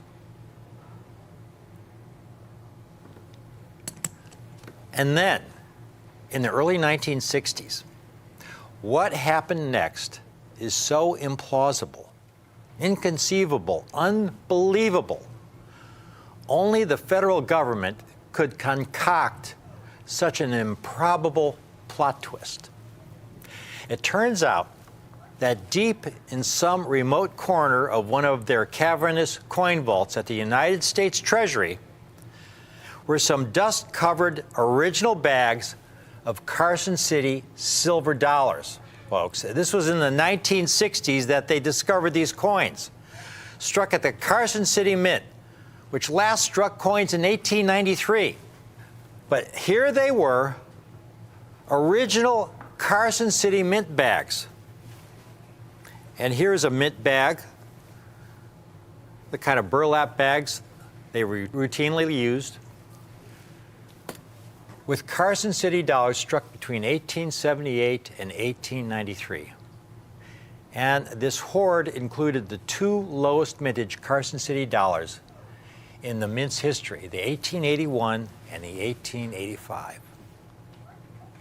Now, when they discovered these coins, the question was what to do with them. Well, they considered melting them back down, just like they did in 1918 in the Pittman Act, melting them back down for bullion. But instead, they said to themselves, maybe we can make some money with this discovery. And so they hired some expert numismatists to help sort the coins. And all the examples that were deemed to be badly damaged, heavily oxidized, were set aside. The finest uncirculated examples were encapsulated in the early 1970s in what we now refer to as the GSA, Government Services Administration hard plastic holder, guaranteed uncirculated by the United States Treasury, never going into circulation, stored for almost 100 years in mint bags. And they were offered to the public for sale for a substantial premium at the time. And here we see a brochure that was issued by the GSA when they were selling these specially encapsulated Carson City dollars, talking all about the legendary mint, how historic it is. It is, without question, among Morgan dollar collectors, the most coveted mint in the Morgan dollar series. Folks, and that's what I have today. A very limited quantity of the 2 lowest mintage Carson City silver dollars, guaranteed uncirculated by the United States government in the original GSA holder issued in the early 1970s. You take a look at these coins. They should not exist. They were supposed to have been melted down. They were supposed to have been in circulation, heavily circulated, but here they were in original mint bags in the United States Treasury. Now, the Carson City Mint operated for a very short time. Silver was discovered in Nevada in 1859. And this was monumental, folks. This vein of silver came to be called the Comstock Lode. In response to all the silver being mined, the Treasury built a small branch mint located in Carson City. They built it in 1865. This Carson City Mint had a very limited production capacity. Now, the Carson City Mint didn't begin striking any coins until 1870. By that time, mint production began to slowly decline because the tremendous output of silver from that Comstock Lode began to decline. And that's reflected in the population growth of nearby Virginia City. Virginia City was where a lot of the miners lived, not too far away from Carson City Mint. In 1860, Virginia City population was about 2,300 people. It reached a peak in the mid-1870s with an estimate of about 25,000 residents. That was a huge, huge city when you consider this was the Wild West, folks. In the mid-1870s, 25,000 residents. It was a major, major city. But as that output began to decline, by 1880, the population of Virginia City declined to 11,000. By 1890, it was about 6,400 people, and by 1900, it was back down to only 2,700 residents. And in 1893, the Carson City Mint struck its last silver dollar. It was in operation, that mint, for a mere 23 years. Now, among numismatists, for all these reasons, the very low mintages, its remote location, in operation for only a little over 2 decades before it closed down, and its unique double mint mark. It's not a simple D that was used by the Denver Mint, or an S as used by the San Francisco Mint, or the O used by the New Orleans Mint. The Carson City Mint had a unique CC double mint mark. Now, among Morgan dollar enthusiasts, of which I am one, Carson City silver dollars have always had a special romance. A most desirable mintage Morgan dollar. To put the low mintage of these Carson City dollars that I have for you today in perspective, I've got a chart. These are all the Morgan and Peace dollars struck from 1878 to 1935. All the mintages from the highest mintage in declining order. Starting with the 1922 Peace dollar, 51 million Peace dollars struck. 1921 P Morgan dollar is the next highest mintage, which with about 44 million coins. You get to the bottom of the page, we're still at a 12 million, 11 million coins for the 1888, 1889, and now we get to the second page. And we still have mintages over 10 million. We get to the bottom of the page, we're down to about 5 million coins for the 1891S. Now we get to the third page. And here we get to the bottom of that page, and we're down to about 1.5 million coins. We've got some coins that border on being rarities in uncirculated condition. And now we get to the last page. And this is extraordinary. At the top, you see the 1892 CC, very elusive. We go down to the very bottom.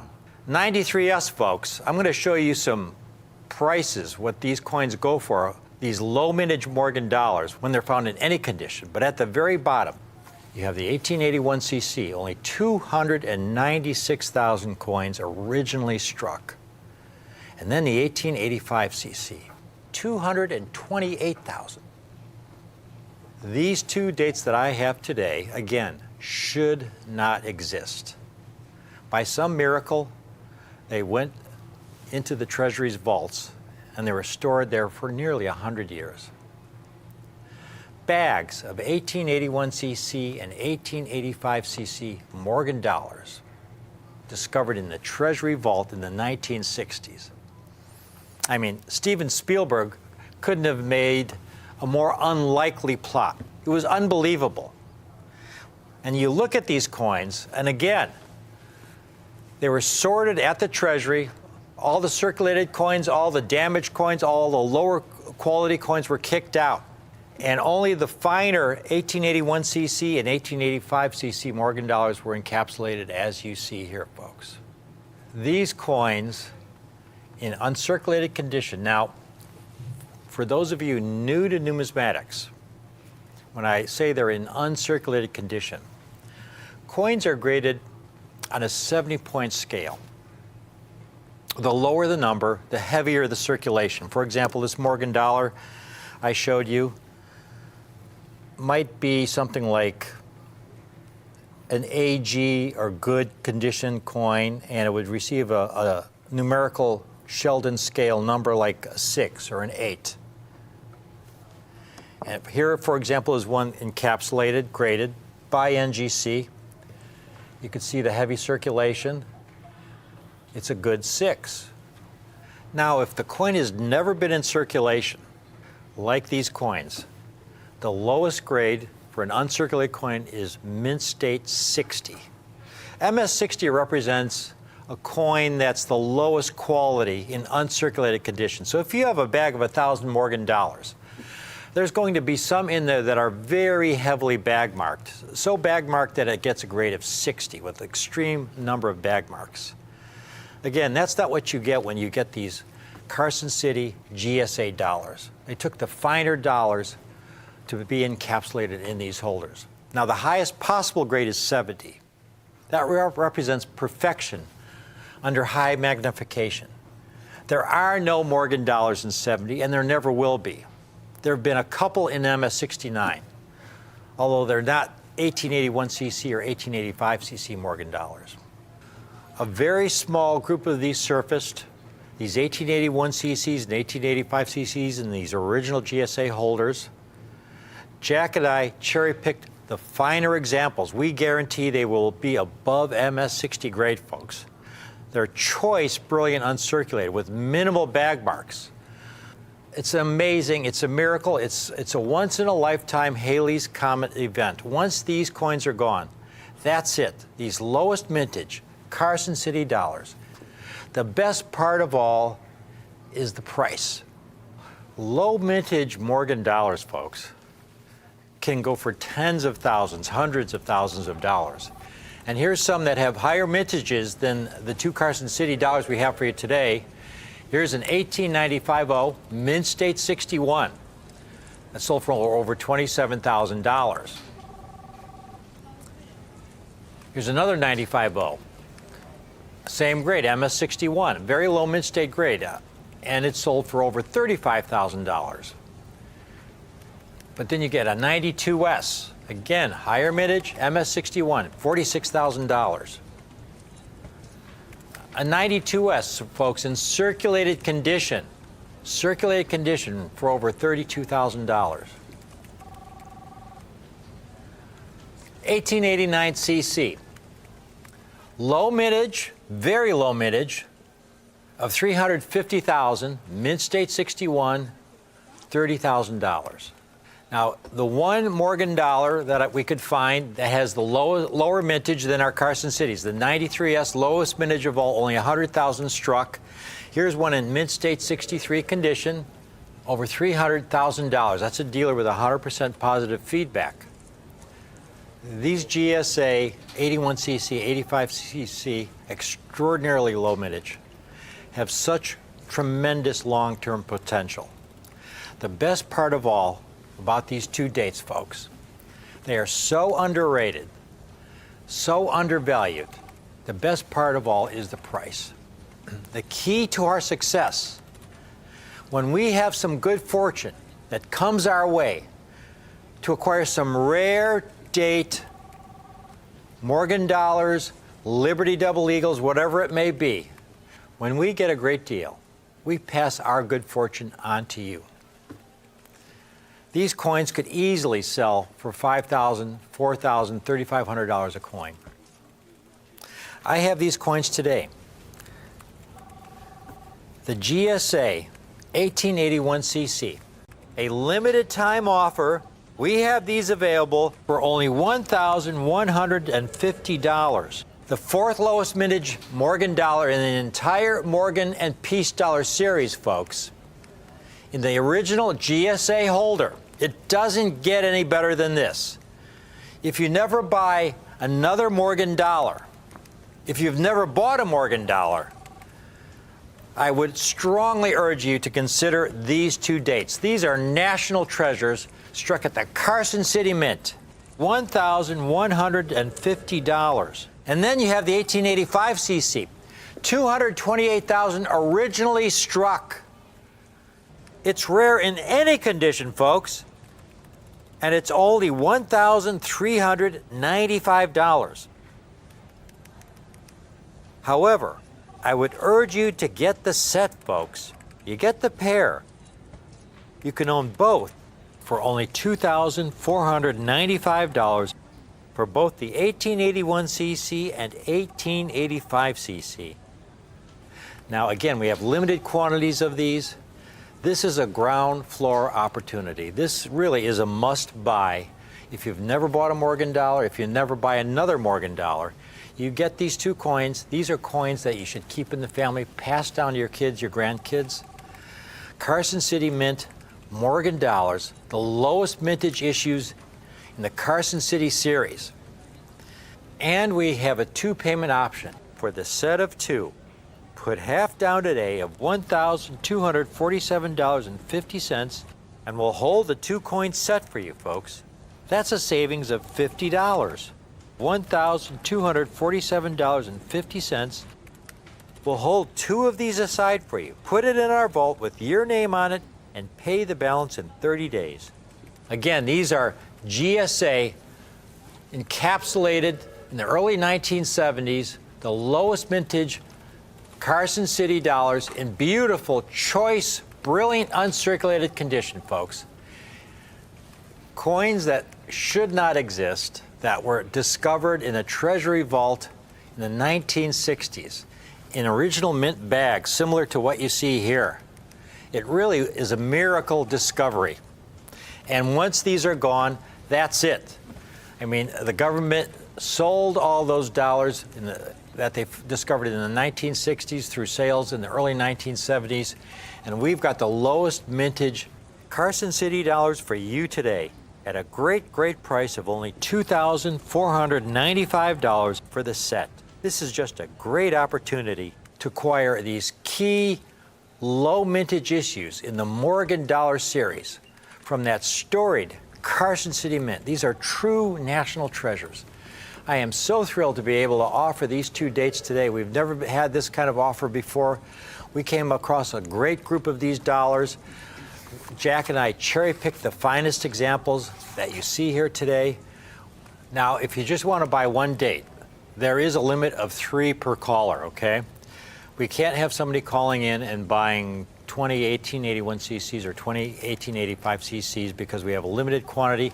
We have a lot of people who call in who want the set. So if you just want one date, it's a limit of 3 per customer.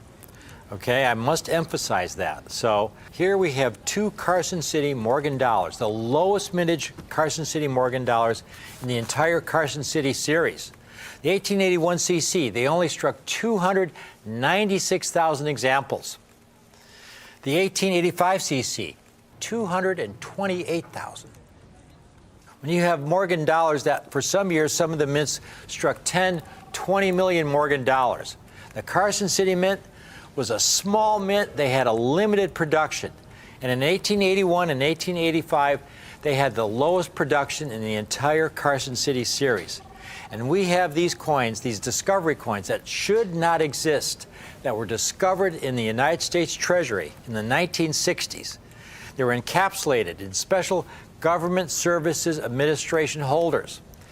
Only the finest examples went into the GSA holders, folks. Any coins that were circulated or damaged did not go into these special GSA holders. This is a great, great opportunity at a great, great buy it now price. I hope you can take advantage of it. Thanks for watching.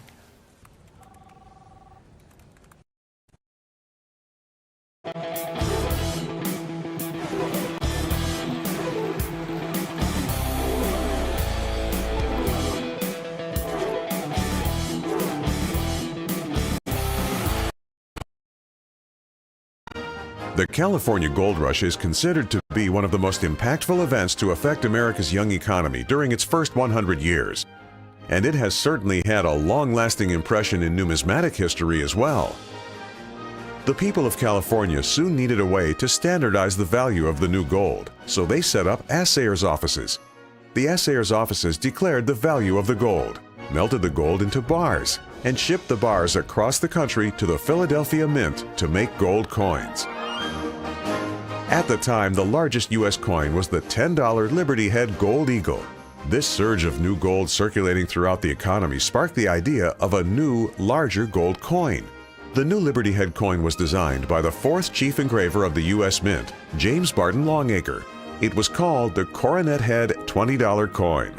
But since this new coin was twice the value of the $10 Eagle, it was soon nicknamed the Double Eagle.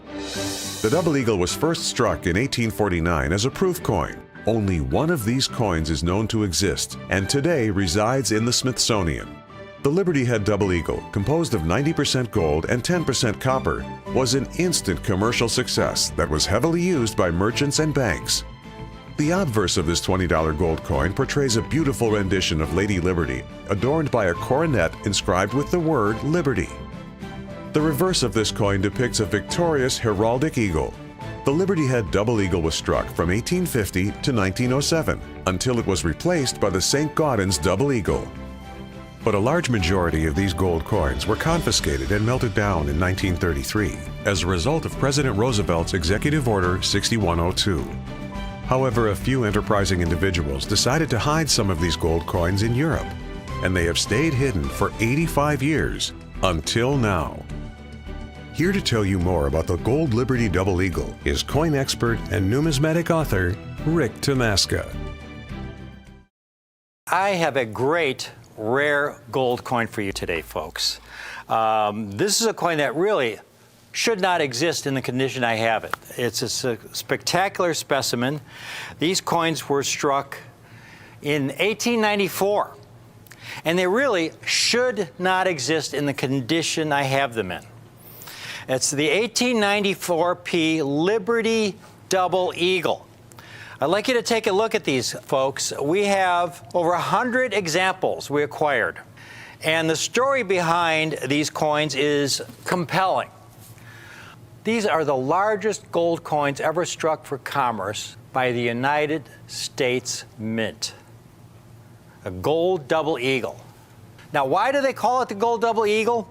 Because the U.S. Mint has struck gold in various denominations, different size coins that have been struck since the late 1700s. Beginning with the coin on the far left is a $1 gold piece. That's a very small coin, folks. It's much smaller than a dime. And then you have a $2.50 gold piece, which is about the size of a dime. Then there's a $3 gold piece, a $4 gold piece called the Stella, and then a $5 gold piece, which is about the size of a nickel. And that's called the half eagle. It has just about a quarter ounce of gold. And then right after that comes the $10 gold piece with almost a half ounce of gold. And that was referred to as the eagle because up until 1850, that was the largest gold coin struck by the mint. And so it was referred to as the eagle. And then in 1848, gold was discovered in California. And with this abundance of gold, our country was able to produce an even larger gold coin. And the larger gold coin would be of tremendous benefit to our banking system. And so this larger gold coin was made double the size of the eagle with nearly a full ounce of gold. And so it was called the double eagle. Now, these pieces in particular, folks, this date, really should not exist in the condition I have it in. Most importantly, now is the perfect time to acquire one of these gold double eagles. Never in the history of numismatics has there been such a great buying opportunity as we have today. And that was highlighted in an article that came out, about a year and a half ago, 2 years ago.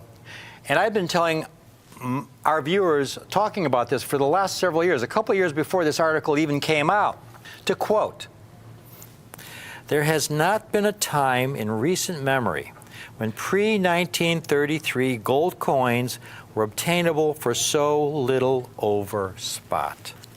And again, this is what I've been telling our viewers now for many years.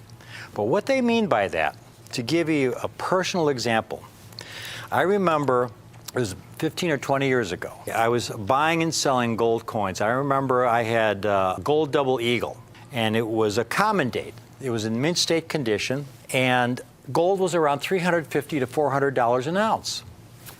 And I remember selling it to a dealer for around $3,500.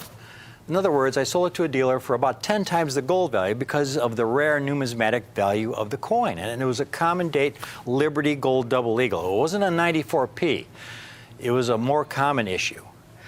So it went for about 10 times the gold value. And that's what the premium was for gold, rare gold coins back then.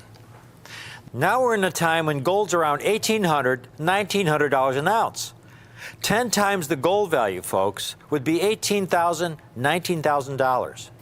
Now, when I say these coins should not exist, what am I talking about? Well, these coins were really the result of the Great Depression that hit our country in the late 1920s. In 1933 alone, there were an estimated 4,000 bank failures.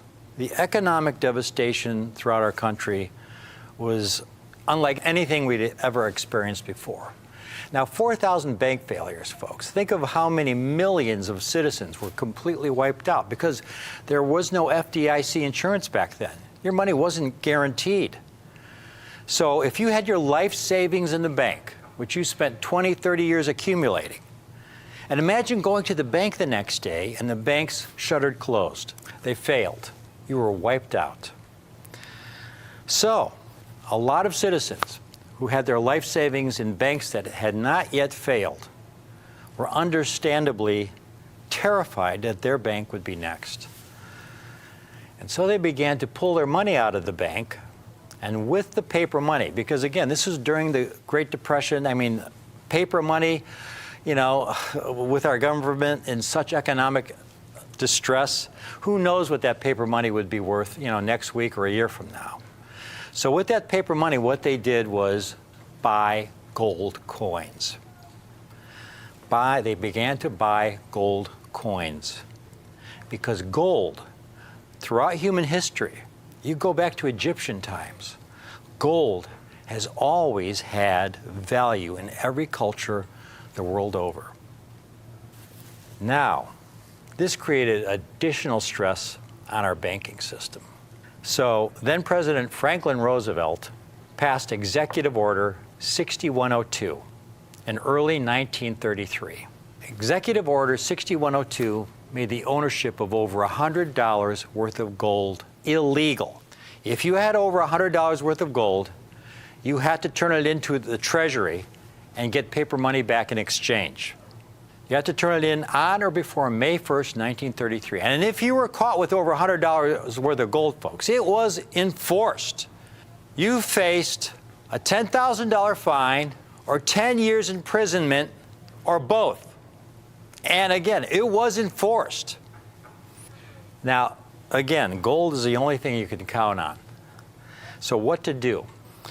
What a lot of people did was buy the gold coins while it was still legal to own them before that deadline. And they proceeded to ship these gold coins in bags to these European banks where they've been in the vaults since the 1930s. These banks in Europe had bags and bags and bags of United States gold coins in their vaults. Now, most of the gold double eagles that were stored in the Great European Bank Hoard were the more recent years, understandably. Gold double eagles struck in the 1920s and early 1900s. You rarely see anything coming out of the Great European Bank Hoard pre-1900, like this 1894P. To give you an idea of how rare these coins are, folks, we have this chart here. This is a sample of some of the double eagles we have sold over the last several years on our show. In the St. Gaudens series, the most common date is the 1924P. There have been about 644,000 certified by NGC and PCGS. 97,000 of those have been MS62 and 87,000 have been MS65s. You go down the list and you get to rarer and rarer dates. You've got the 1926P there, only 50,000 examples certified. That's a very, very scarce coin. Now in the Liberty Double Eagle series, by far the majority of Liberty Double Eagles, when you find them in mint state condition, were issued in the 1900s. You see the 1904P there and the 1900P, which accounts for almost half of all the Liberty Double Eagles in existence in uncirculated condition. Once you get into the 1890s, like you see there, at the very bottom is the 1894P. Only 28,700 certified, only 11,794 in MS62 condition, with the condition we have these coins in today. Now here's a chart, folks, I'd like you to take a look at. It has the total population of all the Liberty Double Eagles and St. Gaudens Double Eagles certified in uncirculated condition, MS60 to 69 grade. Well, what do we mean by MS60 to 69? Well, coins are graded on a 70-point Sheldon grading scale that goes from a low of 1 to a high of 70. 70 represents perfection. Coins from this era do not exist in 70. Liberty Double Eagles do not exist in MS69. You look at the entire Liberty Double Eagles series, folks, only 1.2% of the entire mintage has been certified in uncirculated condition. And again, about half of those are just the dates in the 1904P and the 100P. Those two dates alone comprise almost half the entire surviving population. The 1894P, a handful of survivors in uncirculated condition. Now, in the Sheldon grading scale, a 60 is a coin that's never been in circulation. It doesn't really have any wear on the surfaces. Now, it'll have a lot of bag marks. Again, remember, these coins were struck for commerce, folks. They were struck from commerce. The Liberty Double Eagle is a large, heavy coin. It's a little smaller in diameter than a Morgan dollar, but it's 25% heavier. They're large, heavy coins.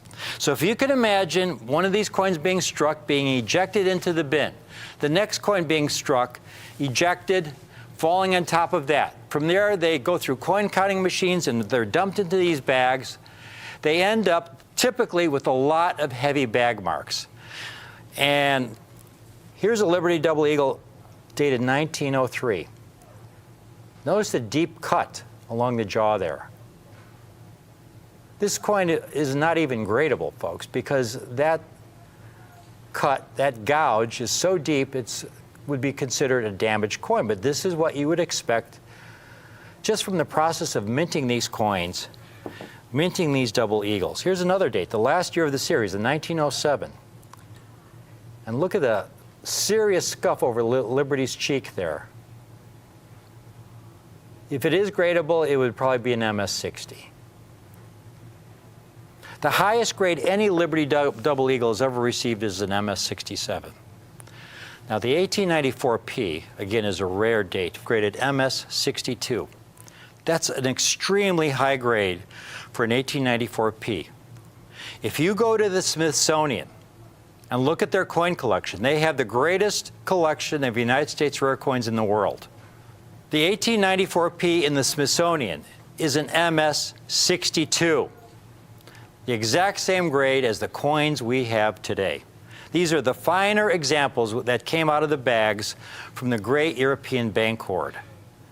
Now, this particular coin is encapsulated by NGC, Numismatic Guarantee Corporation.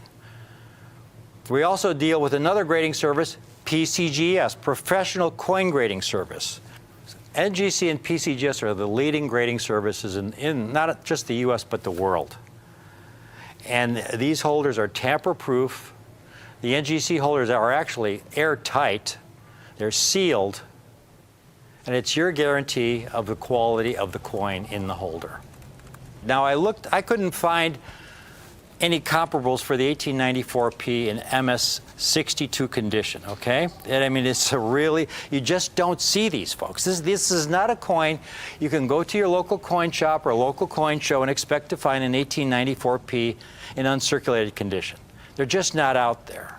I could find comparables, though, for that 1904P. Again, the 1904P is the most common Liberty Double Eagle in mint state condition. By far, I mean, it's about 20 times easier to locate than an 1894P. And here's a 1904P in MS-62. MS, same exact grade as the 94Ps we have here today, $4,200. Here's another one, an MS-62, $4,200. And these are dealers with 100% positive feedback. Here's one for $5,400.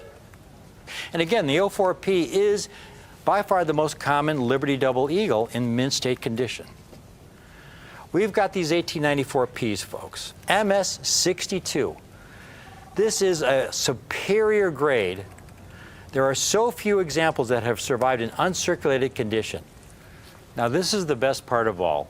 Recall at the beginning of the presentation, I talked about how the most common date gold double eagles were selling for 10 times their gold value. Again, gold is around $1,800, $1,900 an ounce today. That translates to 10 times that value, comes to around $19,000. This is an example. I've got this scale here, Liberty and St. Gaudens Double Eagle condition rarity chart, where you have the most common date in the lowest mint state grades, like a 1904P, maybe an MS-60 condition selling for about $2,000. And then you have the coins that are over $1 million. This 1894P, you've got a coin that's over here on the rarity scale, okay? It's a tough coin. Pre-1900 in mint state 62 condition. But on the price spectrum, folks, take a look at one of these. If we had these for $4,900, it'd be a really fair price. How does a coin this old survive with so few marks? This is exceptional quality. Again, it matches the Smithsonian specimen, MS-62, mint state 62 condition, among the finer examples from a small group of bags that came out of the great European bank hoard.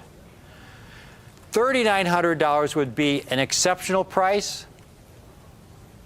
$3,495 would be a buy it now price. But it would not be based on our cost. Our policy, the key to our success from day one, is to offer coins based on our costs, not on what the market will bear. That means when we get some good fortune coming our way, we're able to acquire a group of coins at a great price, we pass our good fortune on to you. And so we don't have these at $34.95. That would be an excellent price. We could offer them at $34.95 and we'd sell them, but it wouldn't be our best price. This is the part of the show I really love. folks, call in now. Please call in now. Get an 1894p while we have them in Mid-State 62. $3,295. You heard me correctly. $3,295 for an 1894p. I mean, if it were a 1904p, that would be a really good price. But it's an 1894p Mid-State 62 Smithsonian quality, and if you can't swing the whole $32.95 today, we have a 2-payment option. We want everyone who could possibly afford one of these coins, call in now because we have a 2-payment option. All you have to do is put half down today of $1,647.50, and we will hold one of these coins for you. And that is so important. I can't tell you how many times we've had a rarity like this, and we get somebody calling in a week later to order one, and we have to tell them, I'm sorry, but we're sold out. This is one of those coins. So if you can put half down today, we'll hold one of these with your name on it, put it in our vault, and you pay the balance in 30 days. That's all it takes. And you'll get one of the best gold values in all of U.S. numismatics, folks. Again, this is the 1894p. I got one last chart to show you. They only struck about 1.3 million of these, all right? 1.3 million. The number certified in MS62, less than 12,000. That's less than 1% of the original mintage. That's less than 1%. Not only that, folks, but when the U.S. government recalled all that gold, when all those U.S. citizens had to turn their gold in to the mint, to the Treasury, what did the Treasury do with all those gold coins? They melted them back down into gold bars. Fully 39% of all the double eagles struck were melted back down into gold bars. Fully 39% of all the gold double eagles ever struck were melted back down into gold bars. 39%. That's over 50 million double eagles. So the 1894p is rare in any condition. But to get it in uncirculated Mid-State 62 Smithsonian quality at this historically low premium, and here today we have gold hovering around $1,800, $1,900 an ounce. But it's not $19,000 for this coin, folks. It's not even $10,000 or $5,000. It's $32.95. You have the 2-payment option. Please call in now. We have a limited quantity of the 1894p's. This is not a date we can oversell, folks. This is the first time I've ever had this quantity of the 1894p in Mid-State 62 condition. It truly is a once-in-a-lifetime opportunity. I hope you can take advantage of it. This is a classic, folks. Classic, the largest gold coin ever struck for commerce by the United States Mint in Smithsonian quality Mid-State 62 for only $32.95. Thank you for watching. Most of the graded coins that we sell on Rick's U.S. Coin Show are graded by the leading coin grading services in the country, PCGS and NGC. This guarantees you that the coin you get from us is in the grade that we promise. Coins are graded using the Sheldon scale from 1 to 70. A heavily circulated coin might rate a 4 for good or a 12 for fine. The better quality the coin, the higher the grade. An AU, about uncirculated coin, would rate between 50 and 60. The 1894p Liberty Head Gold Double Eagles that Rick is offering today are graded Mid-State 62. That's the grade of a brilliant uncirculated coin. Mid-State coins are coins that were produced for commerce. These coins were distributed from banks around the country and circulated for years, making them difficult to come across in uncirculated grades. The Smithsonian Institution, which is known for having the finest gold collection in the whole world, has an 1894p Liberty Head Double Eagle in Mid-State 62 condition. That's the same grade that we have today. The Liberty Head Double Eagle, designed by James B. Longacre, was minted from 1850 to 1907 and is the first United States coin of the $20 denomination. And listen to this. Out of all 1894p Liberty Head Gold Double Eagles struck by the U.S. Mint, less than 1% have been graded in Mint State 62 condition between PCGS and NGC. Now that's what Rick calls condition rarity. Condition rarity is achieved when only a very small percentage of a coin's total mintage survives in high quality. And even less of these coins still exist, since a large majority of these coins were confiscated and melted down in 1933 as a result of President Roosevelt's Executive Order 6102. 41 years later, this act was repealed by a bill signed by President Gerald Ford in 1974, and private ownership of gold coins in the U.S. was once again legal. These 1894p Liberty Head examples are some of the few double eagles that miraculously managed to escape Executive Order 6102. This was done by shipping bags of these American gold coins to Europe to be held in overseas banks over the years. If it had not been for the European bank hoard, these coins would simply not exist today. And now today, you can add this European bank hoard 1894p Liberty Head Double Eagle to your numismatic collection for the low, low price of only $3,295. These coins are in limited supply, and this is a limited time offer. And don't forget, you can use our convenient two-payment plan. Simply put half down now of $1,647.50 and then pay the balance in 30 days. It's just that easy. The Liberty Head Double Eagle is a magnificent coin to add to an existing collection or to start a beautiful new collection that you will enjoy for years. And you can order with complete numismatic confidence, as Rare Collectibles TV offers you a complete, full 30-day money-back guarantee, no questions asked. Call the number on your screen right now to add the stunning 1894p Liberty Head Gold Double Eagle in Mint State 62 condition to your numismatic collection for 2 low payments of just $1,647.50. Call now. This is a coin that really should not exist in the condition I have it. It's a spectacular specimen. These coins were struck in 1894, and they really should not exist in the condition I have them in. It's the 1894p Liberty Double Eagle. These are the largest gold coins ever struck for commerce by the United States Mint.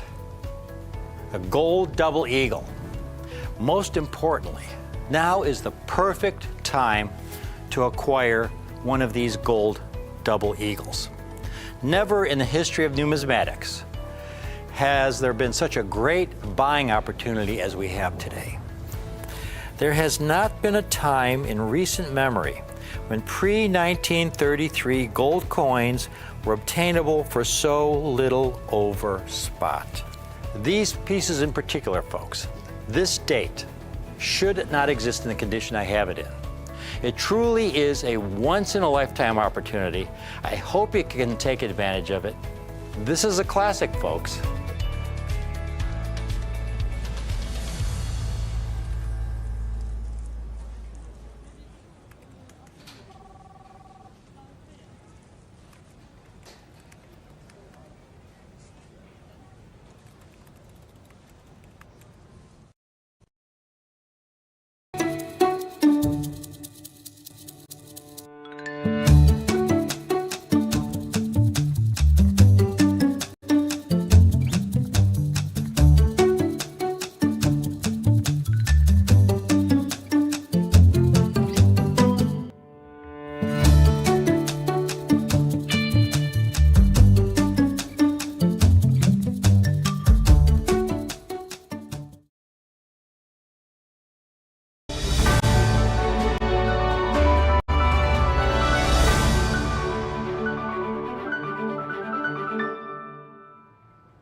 Welcome back. Welcome back. If you have watched the previous half hour, you saw my presentation on those fabulous 1955 to 1963 Damascus Signature Series NGC Proof Franklins in Proof 68 and even Proof 69, which is the highest numerical grade ever given by NGC. Proof 69 is the top grade. There are no Proof 70 Franklins. And again, these are the end of an era, folks. The last year that half dollars were struck on silver, 90% silver planchets, struck at the old Philadelphia Mint using really old-fashioned minting technologies that were, most of which were carryovers from the 1800s. So to get these coins in proof 68, proof 69 condition is extraordinary. And now it's going to get even more interesting as we go back in time, because now what I have for you are the previous 2 years, the 1953 and the 1954. These were proof sets issued in what I call the box set era. The 55 to 63s, well, the 55 year was a transition from box set to flat pack. But the flat pack era, which was from 1956 to 64, this is where they came in these envelopes. But from mid-1955 and earlier, the Mint issued the sets in these box sets, which were really as primitive as you can get. Shipped third class insured mail. This is, as you can see, 1954. And everything was done by hand, folks. They took each coin, put it in its little cellophane envelope, and they would take the 5 envelopes then for the cent, nickel, dime, quarter, and half dollar, and then they would hand staple them together. And this is an original set, and you can see the rust marks from the staple. This cellophane was very brittle, and I write about this in all my books. This set is really unusual because it hasn't fallen apart. This cellophane, you know, it's over 60 years old. It's very brittle. Normally, the cellophane would break apart, and the coins would just dump into the box and abrade against the tissue paper and abrade against the cellophane, and essentially get, you know, destroyed as far as the quality, develop hairlines and all kinds of other imperfections. And here's a 1953 set, again, box set era. And this is the problem you had with these early sets. Most importantly, though, is the fact in these earliest years, the mintages were minuscule, folks. Take a look at the mintage chart that we showed you in the previous presentation. 1950 was the first year they struck proof coins of the Franklin variety. You see, the Mint discontinued proof making after 1942 to focus on the war effort. And so they did not strike any proof coins from 1943 to 1949. The Franklin series in mint state began in 1948, but they were only issued in mint state condition for commerce. 1950 is the first year they were issued in proof condition as well. But you can see in those earliest years, very few coins were struck in proof. This was an era, folks, where our country was just coming out of World War II. We were just rebuilding. There was not a lot of wealth in the country at that time. You had a lot of young married couples who were just building their new life. They had young kids. I mean, they couldn't afford to go out and buy proof coins. And so you had relatively little demand for these coins. Very few were sold. Very few were issued. So the 2 dates I have for you now, after that presentation on those 1955 to 1963 sets, we're going to go back in time to the years 1953 and 1954. You take a look at the mintages there. In 1954, they only issued 233,300 proof sets. And in 1953, only 128,800. And the most important part of all, again, because of the primitive technology, because of the horrible packaging, there were very few survivors in really exceptional high-grade condition. And what I have today, again, are Temasca Signature Series 1953s and 1954s in proof 67 and proof 68 condition, which is extraordinary for these 2 dates. Again, the Signature Series, with my signature on it, is an initiative really that started with NGC, where they approached me and said, Rick, you know, you are the foremost expert in these coins. We think it would just be a great service if we graded these coins and then sent them to you for review. And if they met your highest standards for exceptional eye appeal and quality for the date and grade, you would sign off on it and we would put it in this custom holder, this proprietary holder. And in exchange, when we put this in the proprietary holder, the signature holder, these coins will be listed independently on our price guide so that they'll have their own value, and also on our census report. So now if you look at the latest NGC census, folks, you'll see the coins I've certified for the 1953 and the 1954, and you could see how rare they get in high grade condition. The 1953 and the 1954, I've only certified 34 and 65 coins respectively in proof 67 grade. In proof 68, only 9 1953s, none higher, and 38 1954s, only 4 higher. Now, what's the difference between a generic NGC proof 67 or proof 68 and one of my proof 67s, proof 68s?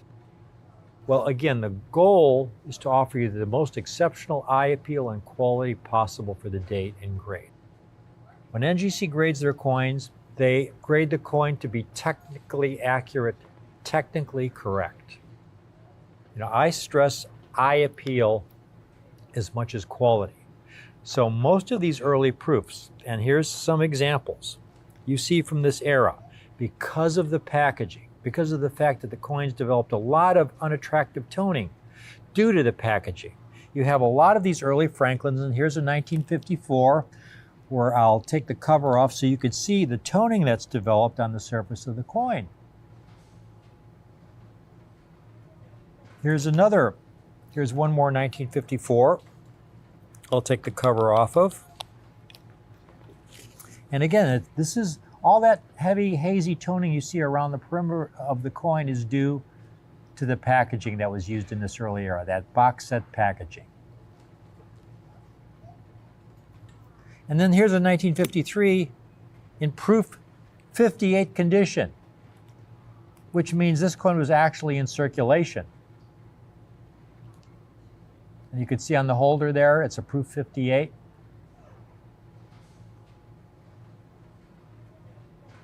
So that was actually in circulation. Now, I'd like you to take a look at these proof 67s and the proof 68s that I have available. This is going to be a short presentation. I have a very limited number of these coins, especially in proof 68 condition. But folks, this is as good as it gets for the date and grade. These are great coins. Look at that 1953. Beautiful, deep, haze-free mirrored surfaces. As pristine and haze-free as the day it was struck, about 70 years ago, folks. Think about that. This is a proof coin, stored in that horrible box set packaging that has survived in essentially virtually flawless condition, flawless to the eye. No haze, no spotting, exceptional eye appeal. I've only certified 34 examples to date. So in high grade condition, these earlier dates, extremely elusive, very rare. On the NGC price guide for a Damascus Signature Series Franklin, a 1953 in proof 67 is $1,400. The 1954 is $550. And then the 6.8, again, I've only certified to date a handful in 6.8, none higher. $3,600 for the 1953 and $1,600 for the 1954. Now you take a look at these coins. The 1953 in proof 67, folks. It looks like it just came off the die. Pristine, haze-free surfaces. If you just want a beautiful 1953 in proof 67, which is one grade from the highest grade example I've ever certified to date. One of these 1953s in proof 67 is only $1,400, the NGC price guide price.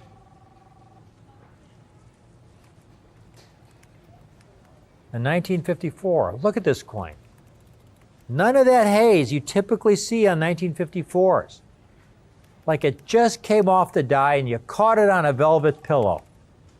It's just amazing quality, folks. It's a miracle coin. The NGC price guide price, $550. That's what I have this coin for.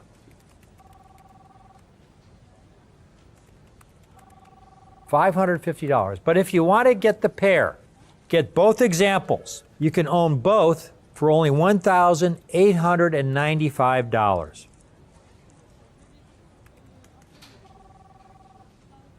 So you'll save $55.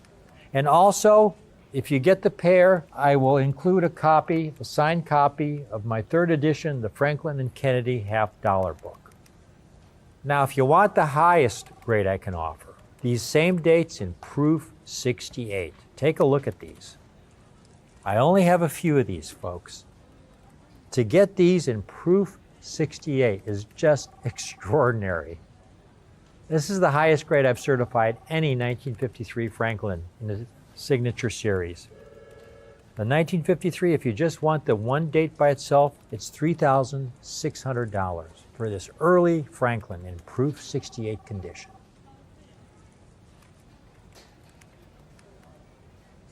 The 1954, look at that. No spots, no haze, flawless to the eye, folks.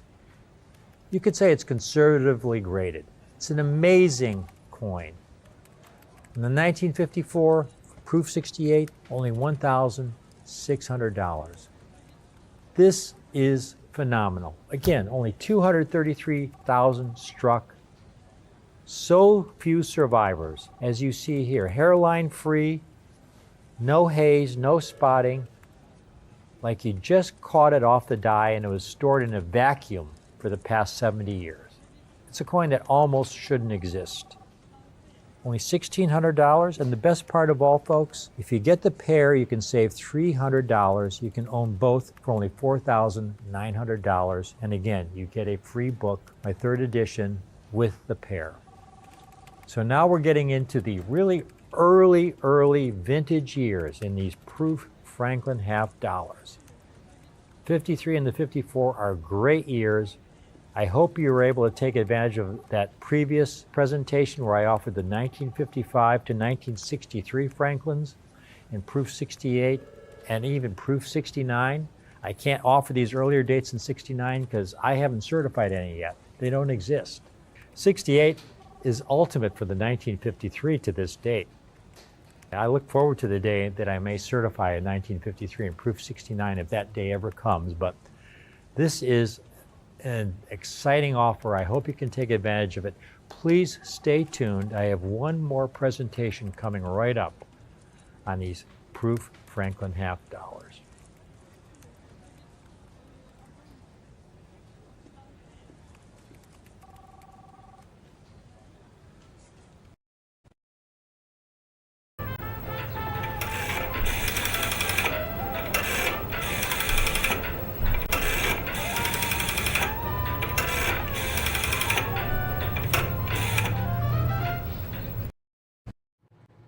Have I got a collector special for you folks today? This is really cool. I've never offered these coins in this condition at this price. This is a first, folks. This is another first. This is a really cool collector special. I've got some of the finest surviving proof coins from a bygone era. An era where I say when proof coins were struck the old-fashioned way, struck at the old Philadelphia Mint. The Philadelphia Mint that had been the minter of proof coins from the early 1800s up through 1964. After 1964, they switched proof making from the Philadelphia Mint to the San Francisco Mint. And when they did that, they introduced some new technologies and new ways of packaging so that when you get a proof set today, struck at the San Francisco Mint, here's one, this is an original 1990 proof set, original packaging, and you open it up and you get your proof set, and you order these directly from the mint, and there you go. Beautiful, beautiful proof coins. State of the art. The only thing is, folks, you go to a coin show, go to a coin shop, you buy 10 of these sets at a coin shop, all 10 will be absolutely stunning. Because again, the mint, the technology has improved so dramatically over the last several decades. But back in the Philadelphia Mint era, 1964 and earlier, they didn't have this technology. They didn't have this kind of packaging. The old Philadelphia Mint was still making proof coins what I call the old-fashioned way. Now, for those of you who are new to collecting, proof coins are coins struck specially for collectors. They're meant to represent the state of the art, the finest possible quality the mint is able to produce given the technology of the day. So they'll take the finest dies and they'll polish them to a high degree and until they have a mirror-like finish, and they'll take the coin blanks and put them through a special polishing process as well, and then slowly feed those blanks into the die. Then they'll double strike them under higher pressure to bring out every possible detail, and then they will individually handle them so they won't abrade with other coins. Coins struck for commercial use, on the other hand, the dies don't go through any of that kind of expensive procedure. The goal of striking mint state coins is to make as many as possible, as cheaply as possible, to meet the needs of our economy. And so when you look at the Roosevelt dimes, struck for commercial use and struck for proof, you see huge differences in the quantities struck. In 1955, 378,000 proofs were struck, 44 million mint state coins. By 1956, the proof mintage had increased to 670,000, mint states over 200 million. Now you go into the 60s, folks, and you see the 62 there. 3.2 million proofs, but over 400 million mint state coins. By 1964, you had 4 million proofs, over 2 billion mint state coins. That was a sign of our growing economy. There was more demand. There was a greater need for coins to meet our growing economy. So the mint was really cranking out a lot more coins by the 1960s than they had a decade earlier. And you see the proof increases in production were a reflection of our growing economy and our growing affluence. We had a middle class that was really prospering, that really began to prosper when you got into the late 50s, early 60s. And so when you see this prosperous middle class, you see a lot of people who loved coin collecting who could now afford to collect coins, who were ordering their proof sets from the U.S. Mint. And you see that reflected in those mintages in the 1960s. But there were a tiny fraction of the coins struck for mint state use. Now, I've got Roosevelt dimes today, folks, that are in proof 68 condition from this earlier era. Now, it's really important because in this earlier Philadelphia Mint era, the Roosevelt dimes were still struck in 90% silver. 1964 was the last year that Roosevelt dimes were struck in 90% silver when you found that for commerce. After 1964, all the silver was taken out of them, and they were struck in base-clad metal. So this is the end of an era in more ways than one. The end of the era at the Philadelphia Mint, who was in charge of proof making, the end of the era of the Philadelphia Mint striking proof coins in 90% silver. The end of an era when these proof sets were issued in this packaging, which by modern standards is really primitive. This is from the Philadelphia Mint. This is a 1959 set. 1959 set, and this is how it was shipped, to the individual. Third-class mail. They didn't use first-class mail, and the coins were in these cellophane envelopes like this, where the envelopes would abrade against the proof coins, hairlining the coins, and the coins would tone, and they just generally degrading quality when they were stored for a certain length of time in these really poor early holders, early packaging. Now, the proof coins I have for you today, folks, I've got proof Roosevelt dimes from this era. Highest grade most of these dates I've ever received is proof 69. I've got them in proof 68. You look on eBay and you find these coins in proof 68. Here's a 1964 in proof 68, $65. Here's a couple 1960s. One by PCGS, one by NGC, one's $70, one's $75. Here's what I have for you today. Take a look at this top row, folks. This top row. Now, if you submit one of these coins for grading yourself, the grading fee alone is going to be, around $20. They're going to charge you over $20 to ship the coin back to you because they ship everything registered mail. Then you have your shipping cost to them. You've got the cost of the coin. The odds are that if you find a proof Roosevelt dime from this era, it's not going to grade proof 68, maybe proof 66 or 65 or 64. You can own take your pick, any one of these dates on top, 1960, 1961, 1962, 1963, 1964, and proof 68, not $99 or $79 or even $59 or even $49. Take your pick of dates, $29 a coin. 1960 through 1964, take your pick, $29 a coin. And if you want more than one coin, we guarantee you a different date. And that second date will also be $29. And if you want a third coin, we guarantee you a third different date for only $29. And if you want a fourth coin, we guarantee you a fourth different date for only $29. And finally, if you want that fifth date, we guarantee that date also for $29. That comes to $145 for all 5 coins in proof 68, folks.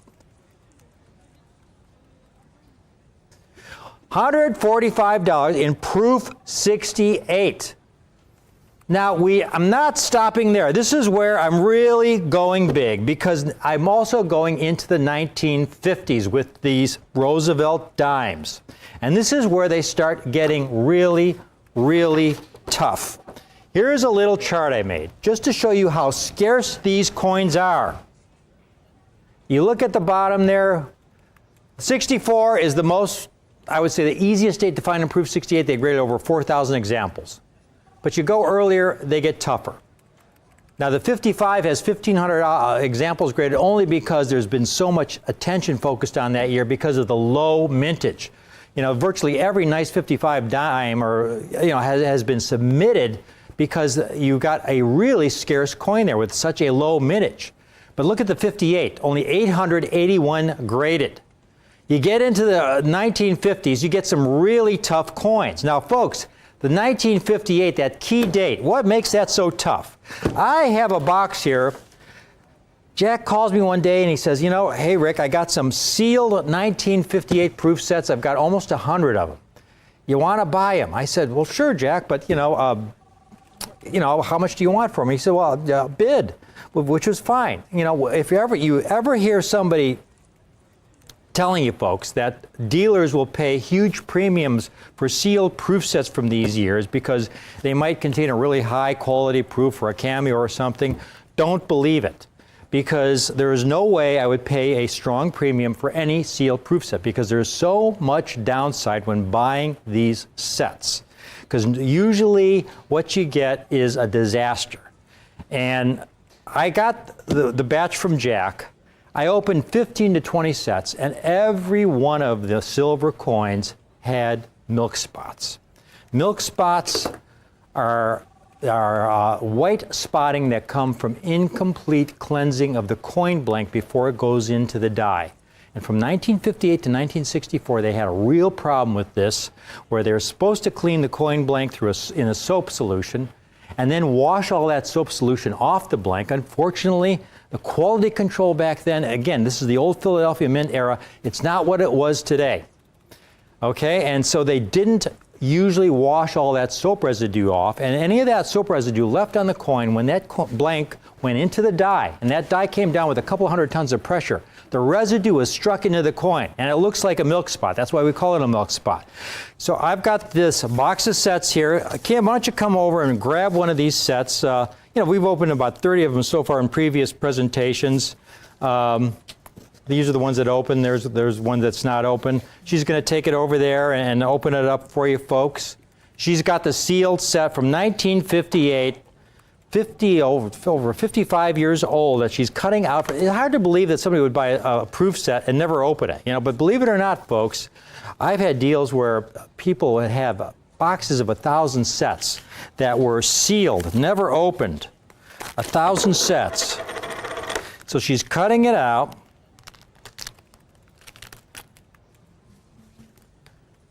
She's getting the set out, and she's going to cut that dime out so we can see it for the very first time.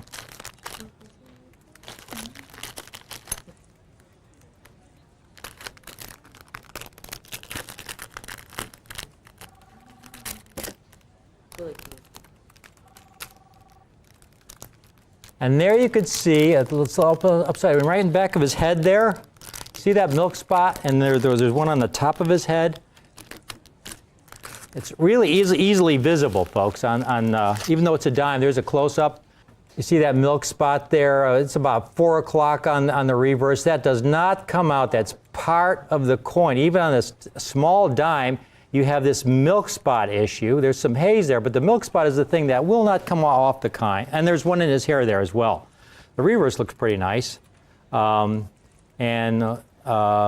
there one on the rim there on the reverse? You know, a lot of times you have to look on it right there, right at the rim at about 8 o'clock. You can see right there. You see another spot there. And there's a tiny spot around 11 o'clock next to the torch there. So this coin is probably about a proof 64, okay? So that's why these dates in the late 50s are so difficult. Now here's what I got, folks. Here's what I got. So you got the first 5 dates, and if you buy all of them there, it's only $145. But then we have the next 4 dates, the 56 through the 59. I've got to make this fast because I have a limited number of the big sets. The 56 through the 59 issues, folks, which here's a 58 in proof 67. Somebody wants $115 for. $115 just for a proof 58 and proof 67. Just for the one coin in proof 67. I've got all 9 coins. You get the first 5 dates, all 9 coins, 1956 to 1960. It gets better and better. All 9 coins, $249. That's $27.66 a coin. Now that, folks, is something you never ever see on any other show. You won't find that in your local coin shop or a local coin show. Proof 68s, 9 coins for $249. But I'm not done yet. This is the cherry on top. I really went a little crazy with it when I added this last coin. And it's this last coin that really limits the number of sets I can offer. Because what I have is the lowest vintage issue of all. The 1955 in proof 68, only 300-some thousand examples were struck. I've got the 1955. Here's one on eBay for $249 for the 1955. Not only is it a low mintage issue, but half the coins came in this early box packaging. And I write about this early box packaging in all my books. This is the worst possible packaging. It used a kind of a poly bag packaging. The coins that were stored in this packaging, here's the $50 that I'll just pull out, would react chemically with the silver of the coins, and the coins would really deteriorate and tone a kind of a charcoaly gray, purple, black around the rim and on the reverse. Here you can see the toning around the perimeter of this 1955 half. You turn it over, folks, it looks like it's been in a coal bin for the last 30 years. I mean, it's awful. So then the 55 is a super tough date. And including the 55, take a look at this, folks. All 10 coins. All 10 coins, limited time offer, all 10 coins, 1955 through 1964, the last 10 years of the Roosevelt Dime Series struck at the old Philadelphia Mint and 90% silver planchets using this old technology, all 10 coins, $279, only $30 additional. $30 additional for this last toughest year. $279, that's $27.90 a coin. Get this deal while I have them, folks. I have a limited number of the 55s. I have a limited number of those 58s. Those two dates are the toughest key dates in this set, the 55s and 58s. 59 is also tough. The 60s, 61s are tough. The only date that's relatively easy to find is the 1964. And you'll see dealers asking $40, $50 for the 64. Here I've got the entire set, folks. This is my collector's special that I have for you today. I hope you take advantage of it. This is just such an exciting opportunity. If you want, you can get more than one set. Eventually, I'm going to be sold out of these. You can get more than one set, but they are $279 a set. That is the price per set. So if you get 10 sets, it comes to $2,790. I should probably put a limit of 10 sets on this because let's do that. Put a limit of 10 sets. I've got roughly a little over 100 of these sets I can offer at this point in time. And we've got a lot of people calling in. It looks like almost everyone calling in is getting the complete 10-coin set. This is really, really a great value buy, folks. When I talk about offering coins that offer you the ultimate in eye appeal, quality, and rarity at a great price, this is a great roadmap for your future. A collection of early proof Roosevelt dimes in extraordinary proof 68 condition that years from now, you're going to look back on this and say, boy, these really are the good old days. There are some great opportunities in U.S. rare coins today, and this collector's special that I have for you is just Exhibit A. Here you've got 10 really extraordinary proof Roosevelt dime. The last of the proof Roosevelt struck a 90% silver at the Old Philadelphia Mint in extraordinary proof 68 condition, one grade from the highest grade ever received for these early dates. And the entire set is only $279. Again, if you submitted one of these coins yourself for grading, the grading fee is going to be around $20. They're going to charge you $21, $22 to ship it back to you registered mail. Everything is shipped registered mail. You have your submission, your shipping cost to them. The chances are you get it graded. It's not going to grade proof 68, folks. You like that 58 dime we showed you, it's going to be a proof 64, proof 63, proof 65. If you get lucky, you get a proof 67. A proof 68 is extraordinary. And here I've got the entire set, only because I am specialized in these coins. I've specialized in them for over 30 years. I get some opportunities to acquire some sensational pieces at the best possible price. There are no middlemen. You know, we go through these coins ourselves to cherry pick the finest examples. You know, there are no middlemen who take their cut. And that's the only way I can offer this kind of set for you at this kind of price. This is something where we get a lot of dealers calling in to buy these sets, because these truly are dealer prices, below dealer prices. $279 for the entire 10-coin set. Thank you for watching this presentation. We got a lot of folks calling in on this. I'm going to call it right here, but keep calling in on this. Keep calling in. We do have sets available. We've got the best phone bank operators here at Rare Collectibles TV. They are so nice, so polite over the phone. It'll be a very, very enjoyable experience for you. Collecting is meant to be enjoyed, and we want to make the journey as pleasurable as possible for you. Great people to work with, great customer service, and the greatest coins you'll ever see anywhere on any TV show. Can't find this kind of set at your local coin shop. You can't find these kinds of coins at this price at your local coin show. Only here on Rick's U.S. Coin Show. Thank you for watching.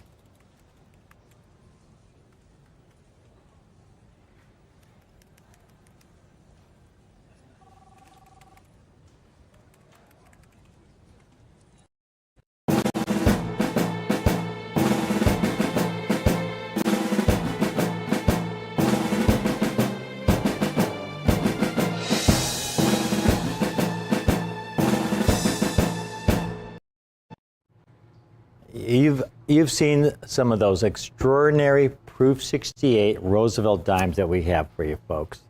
1955 and 1964 in proof 68. There are no proof 70s from this early era in proof making at the Philadelphia Mint. They didn't have the technology. Proof 69 is the highest grade, and there are very few of those.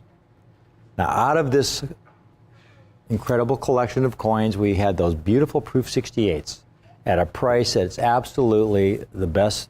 It's the best opportunity you'll find in Roosevelt dimes anywhere in the country. But I also then, it's taken some time, we put together a small group of these coins in proof 69. Now Kim has a little chart to show you, just to give you the approximate rarities of all of these coins. We got the 55 to 64. And you see the populations in proof 69 for those years. You can see how rare they are. It really doesn't begin to jump up. 63, you see 744 graded. In 1964, you see it jump to 3,300 coins. But most of these, 400 or 500 coins graded. I've got the complete set. We have a handful of these. This has got to be a short presentation because, again, I don't have very many of these sets. But every coin in the highest grade, beginning with the 1955, take a look at this set. Folks, I've got a limited number of these sets. That's the bad news, because I don't have very many. That's not so good news. But the really good news is that I have this entire set that you're looking at. The last 10 years of the Philadelphia Mint. Kim, is it this? Would you say $79.50 a coin? Is it, for the highest grade? $79.50 a coin. In other words, this entire 10 coin set that you're looking at, highest grades, $795. $700. All of a sudden, we have just had five of our customer service people answering the phone lines on this. So again, this is going to be a short presentation. The lines have started ringing on this. $795. Kim, we need to give them just a few hand shots. They need to see the first year of the series that we have here, the 1955. I mean, only about 405 examples graded. Very, very rare coin. The 1955 alone, you see people selling them in proof 68. In proof 68 for $250. In proof 68, not proof 69. $795 for the entire set. Only have a limited number of these. If you called in earlier and acquired a proof 68 set and want to upgrade to one of these proof 69 sets, call right in. We'll handle it for you, no problem. But, maybe I would say it's probably a good idea to hold on to one of each. You don't want to, I would not want to sell this 69 set at any time in the near future. Coins, proof coins from this early era are getting harder to find by the month. And you're talking about the early era when these coins were struck at the old Philadelphia Mint in proof condition. These are the last of the 90% silver Roosevelt dimes struck at the old Philadelphia Mint when they made proof coins what I call the old-fashioned way, where they basically used technologies that were carried over from the 1800s. And when the packaging, by modern standards, was really substandard. So for these to survive in this condition, most importantly, for me, if I were asking $1,995, $1,995 for the entire set, it'd be a great set, but, it's not something I drive across town necessarily for, but it would be certainly an ultimate set. But for $795, $79.50 a coin, this is worth going out of your way to pick up. This is not something that comes along very often. You can go to a major show. You will not find a set of Roosevelt dimes in this condition at any price. At any price. And we have them today while they last. Again, we got people calling in. I have a limited number, so I have to cut it right here. The entire set for only $795. The last of the proof Roosevelt dimes struck at 90% silver at the old Philadelphia Mint. Extraordinary collector's special to be able to offer these Roosevelt dimes in proof 69 for $79.50, folks. $795 for the complete set. This is the kind of offers we have where we get so many dealers calling in to buy these sets at these prices.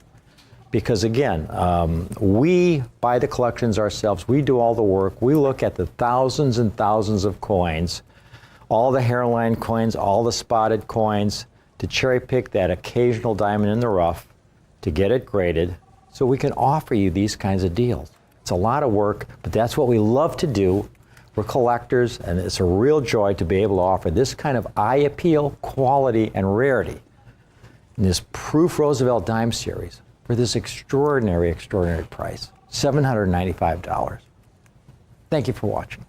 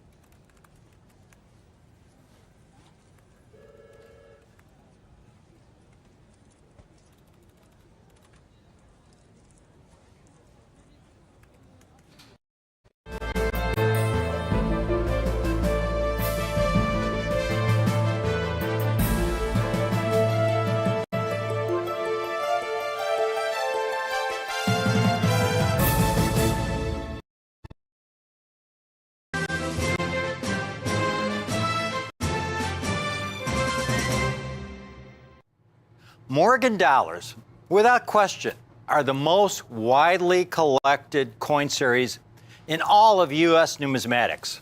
In fact, all of U.S. numismatics in the world, folks. Now, China may have more people, but the United States of America has more people who collect rare coins. Europe may have more people, but the U.S. of A. has more people who collect rare coins. And the most widely collected coin in our country, without question, are Morgan dollars. Any coin show you attend, at least half the dealers will have Morgan dollars in their cases. Any coin shop you enter will have Morgan dollars in their display cases. They're beautiful coins, and they're struck in 90% silver. I love them. The first coin I specialized in when I first started buying and selling coins professionally were Morgan dollars. And in subsequent years, I have helped my clients build some of the finest Morgan dollar collections in the world.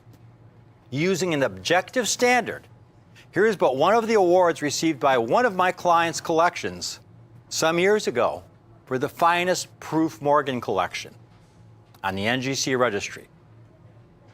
I know my Morgan dollars, folks, and I am committed to placing the finest possible Morgan dollars for the date and price point with you, my clients, you folks watching today.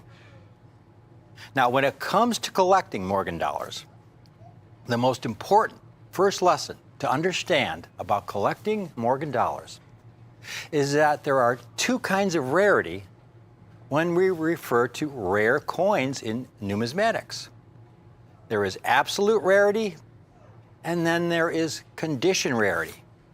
Absolute rarity is a coin that is rare in any condition, either because very few were minted or because there are very few survivors from the original mintage.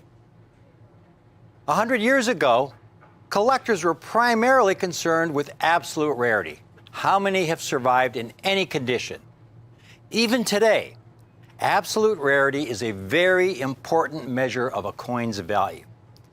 One of the most famous United States rare coins with tremendous absolute rarity is the 1913 Liberty nickel. There are only 5 minted. So even if you owned the worst example, it's worth millions of dollars. Here's one that sold in auction, 6.4 graded specimen, which is not the finest known. But because it's a 1913, it sold for $3.7 million. tremendous absolute rarity. And then there is a second kind of rarity, which we refer to as condition rarity. Morgan dollars were struck in very large numbers for their day. Here's a chart that shows the total mintage of all the Morgan dollars struck from 1878 to 1921. Over the entirety of the series, over 656 million Morgan dollars were struck. And then in 1918, there was what was called the Pittman Act, and they melted around 270 million down. But there were still over 386 million remaining.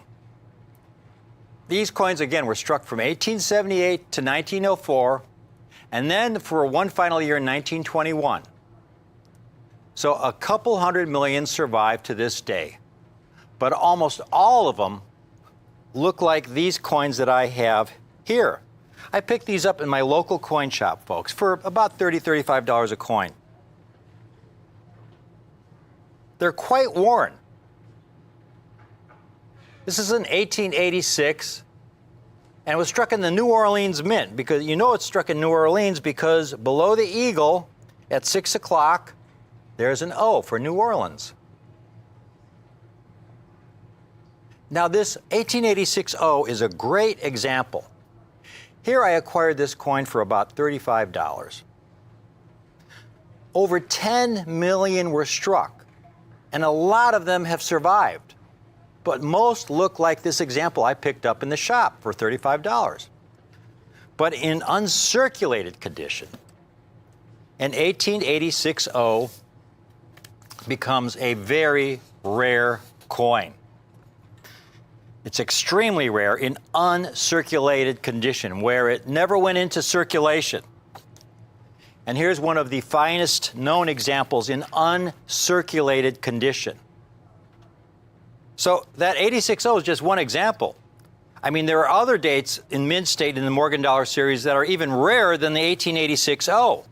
There's about 100 different dates and mint marks in the Morgan dollar series. And there's a lot of really rare dates that are in mint state, uncirculated mint state condition that sell for 5 and 6 figures. Here's an 1889 CC, mint state 62. It's about $40,000. Here's an 84S in 6.3, $52,000. Here's a 95O, over $60,000. 92S, over $1 million struck, but in mint state, extremely rare, $76,000 in uncirculated mint state. And the rarest of all, the 93S. Here's one in MS63 for $335,000. But even the lowest grade example in mint state 60, that's the lowest grade you can get for an uncirculated coin, a 60 grade, well over $100,000. And that was back in 2012, folks. That's probably a $200,000 coin today in MS60 condition. Collecting Morgan dollars is all about condition rarity. Acquiring these coins not in circulated condition, like that 86O I showed you, of which there are an abundance, but in beautiful, brilliant, uncirculated condition, where they are rare and most desirable, like the Morgan dollar collection I have for you today. When we're talking about uncirculated mint state coins, all Morgan dollars have bag marks. These coins were struck, they were dumped into bins, they went through coin counting machines, and from there they were dumped into bags and shipped to banks around the country via train. So it would get to the bank, and even though it would be uncirculated, it would have an abundance of bag marks. These are really large, heavy coins. The question is, how many bag marks? Now, if it had an incredible amount, you know, the worst condition coins in the bag, those would be the MS60 coins with the most bag marks. So that's what MS60 means. And the higher the number, the fewer the bag marks. Now, there are no MS70s. 70 represents perfection. There are no Morgan dollars in 70 condition. In fact, in 6.9, I think there's only a couple. You know, anything in the MS grade is considered uncirculated and highly desirable, especially if it's above an MS61, 62 grade in that range. So you look at that chart, and all the Morgans that were struck, but in uncirculated mint-state condition, the two major grading services, NGC and PCGS, have only graded about 6.5 million coins in uncirculated condition. That's only 1.7% of the surviving mintage. And that's what we refer to as condition rarity. That's the top 1.7%, folks. Now, there are approximately 100 different dates and mint marks in the Morgan dollar series, including a couple major varieties. So assembling a complete Morgan dollar set, and even the lowest mint state 60 grade, would require an investment literally in the millions of dollars. And among the millions of Morgan dollar collectors in this country, there are perhaps a handful of collectors who have a complete set of Morgan dollars in uncirculated mint state condition. That's an average of over $10,000 a coin. On the other hand, there is the great American silver dollar hoard, a historic collection of Morgan and Peace silver dollars. There were around 50 bags, around 1,000 coins per bag of mixed date silver dollars that had been accumulated over many decades and put away some 50 plus years ago, before Morgan dollars were widely collected. I have specialized in the finest Morgan dollars for over 35 years. Jack, my partner, once worked at Stax for almost a decade, the oldest, most storied coin auction house in the nation. Never in our combined 55 plus years have we ever encountered a collection of uncirculated Morgan and Peace dollars of this magnitude. So we named it the Great American Silver Dollar Hoard. That number, $10,000 a coin to complete a Morgan dollar set in uncirculated condition, was the inspiration for what I have for you today. It's a collection I am calling the Consummate Morgan Dollar Collector Set. Please take a look at this collection. 20 different dates and mint marks, a full 20% of the entire Morgan dollar series. Folks, these were hand-selected from the greatest hoard of uncirculated silver dollars that Jack McNamara and I have ever seen or handled in our lives. Now, I don't have the time to show you what each of these Morgan dollars have sold for in auctions in the condition we have them in, but it's not necessary. You take a look at these, folks, how few bag marks, how lustrous, how well struck. I mean, these are beautiful. Perhaps not everyone can afford the entire 20 coin set. So what I'm doing is beginning with a 5 coin set that you can acquire. And you can starting with this 5 coin set that we have here, folks. This is a great way to start if you've never acquired a United States rare coin before or a United States rare Morgan dollar. In this 5 coin set, we have the 1880S, means that it was struck in San Francisco, the 1881S, the 1884O, struck in New Orleans, the 85O, and the 87P. I've put together, took me several hours, and assembled a Morgan dollar rarity chart for you to look at that shows you the rarity of each of these dates in uncirculated condition. And they're organized in order from what I would call the most common to the most rare. Now, the most common Morgan dollar in uncirculated condition is the 1881S. It struck about 12.7 million coins, only 268,000 certified in uncirculated condition. Number 2 is the 84O. Then you see the 85O, 87P, and 1880S. And those are all in the 5 coin introductory set that we have here for you today. This is above average eye appeal. Again, these are hand selected by Jack and I. Look at the luster. Exceptional luster, minimal bag marks, great eye appeal. The reverse is fully gem. Fabulous, fabulous. And there you see the S Mint mark at 6 o'clock. We'll quickly scan over the 81S, 84O, 85O to the 87P.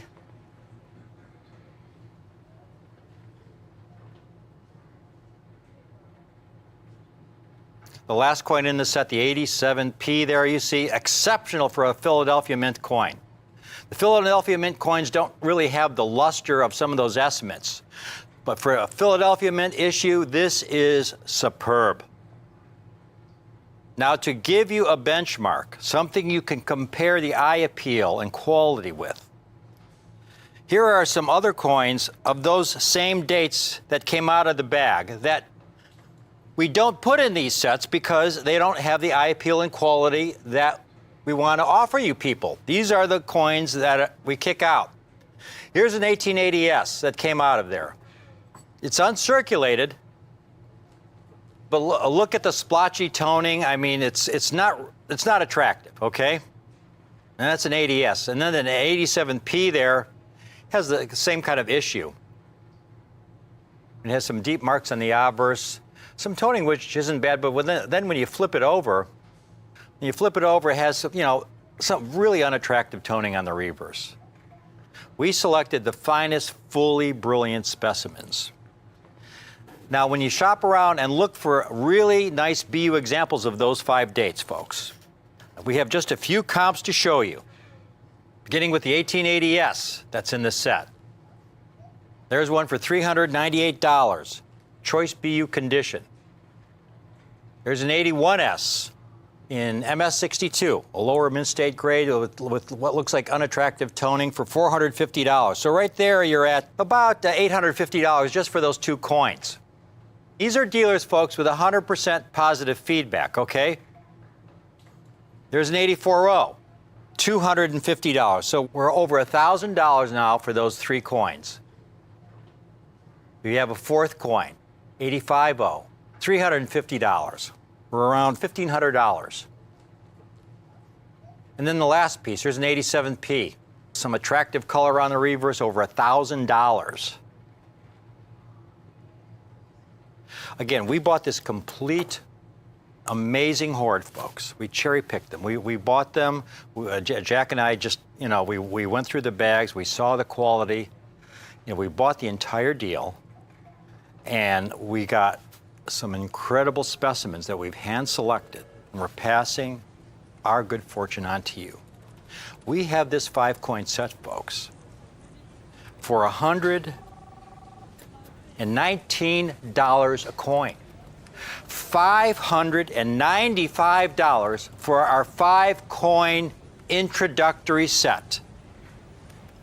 There isn't a better way to start off collecting Morgan dollars. It's at $119 a coin for these beautiful, beautiful, brilliant uncirculated specimens.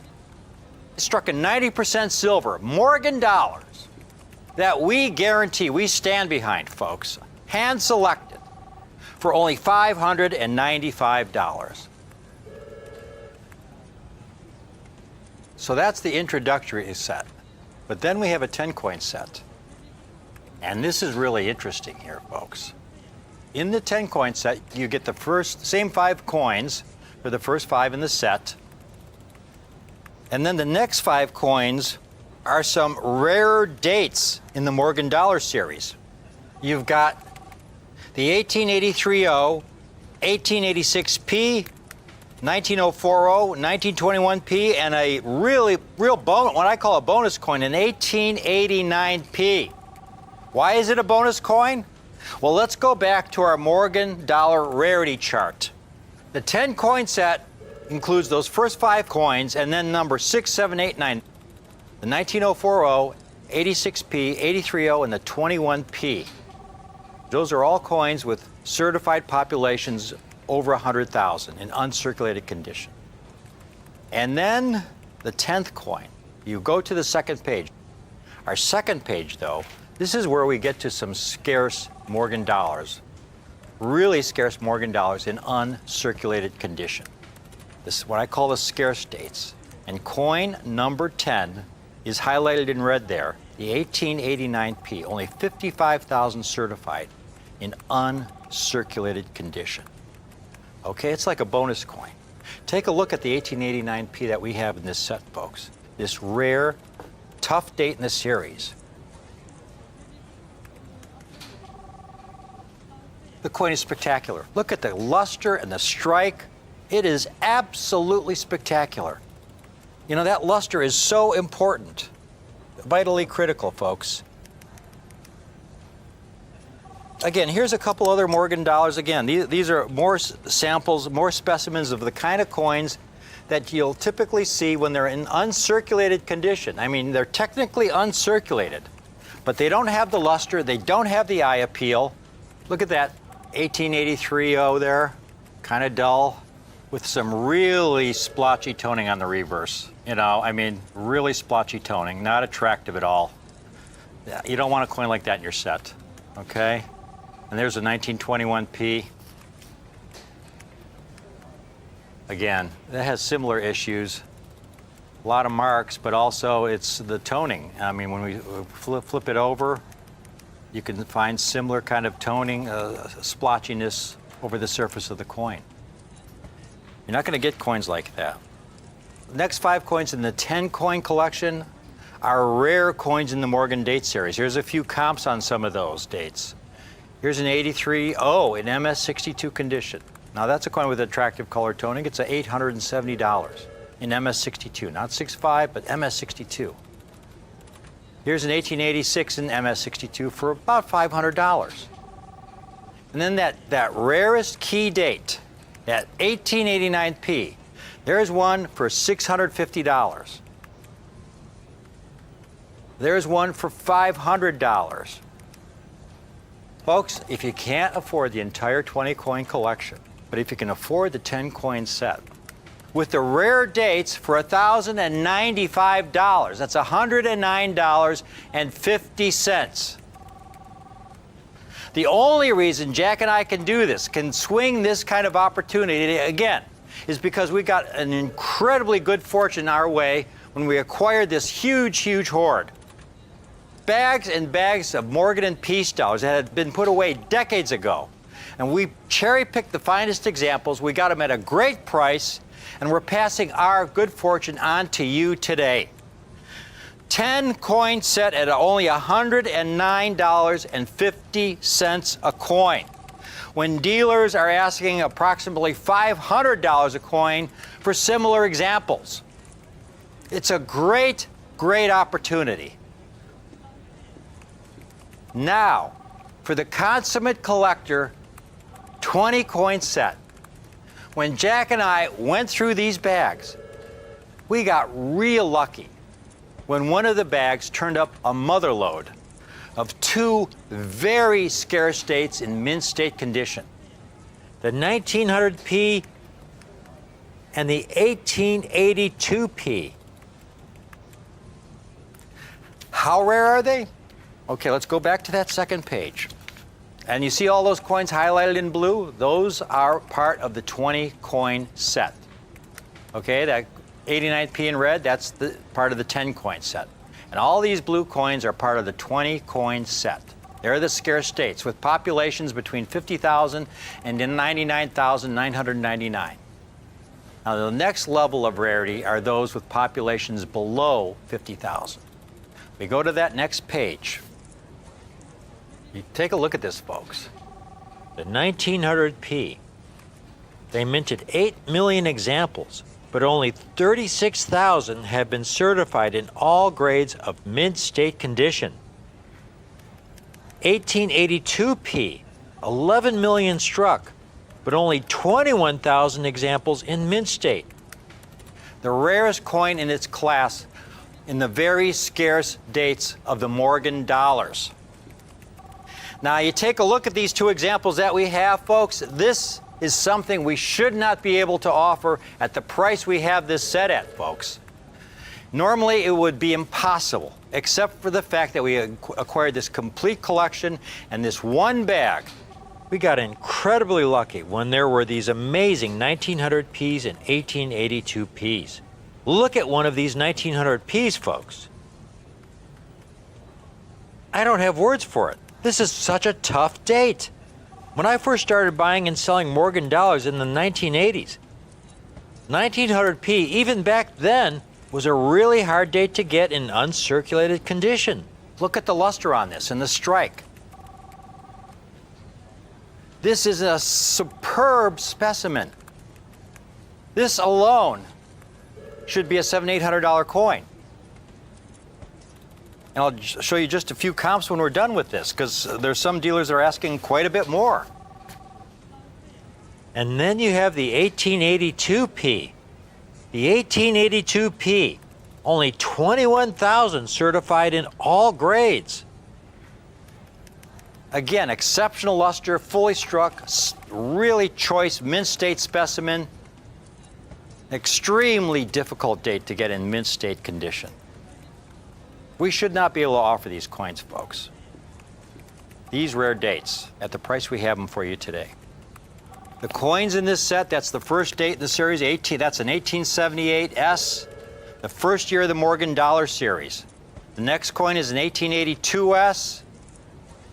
Then you have an 1885P, 1888P, 1896P, 1898O, New Orleans Mint, a 99O, another New Orleans Mint, 19020, one of the last years of the New Orleans Mint.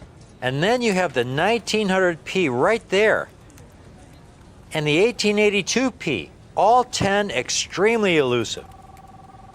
Now the 78S is a $400 to $500 coin when you shop around and look to see what other dealers are asking.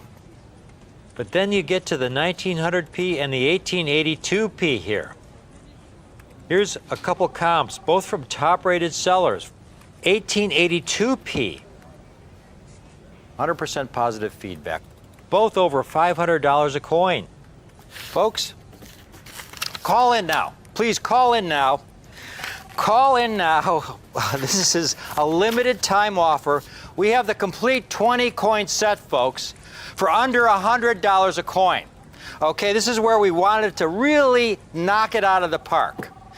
If you can acquire the 20 coin set, it's only $1,995, and here's what we're willing to do on the 20 coin set. We will offer it on a 2-payment option. So if you can't swing the entire $1,995, put half down today of $997.50, and we'll hold the entire 20 coin set for you. And that's critically important. You will get all those rare dates, and you'll get the 1900P and the 1882P for under $100 a coin. It is a limited quantity, but we have enough to put these 20 coin sets together and offer them to you today at really a buy it now price of $1,995.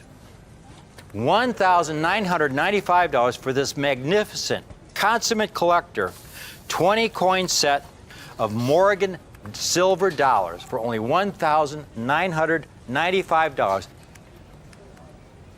It comes in this really gorgeous cherry wood box that you see up above here. Every coin encapsulated, protected.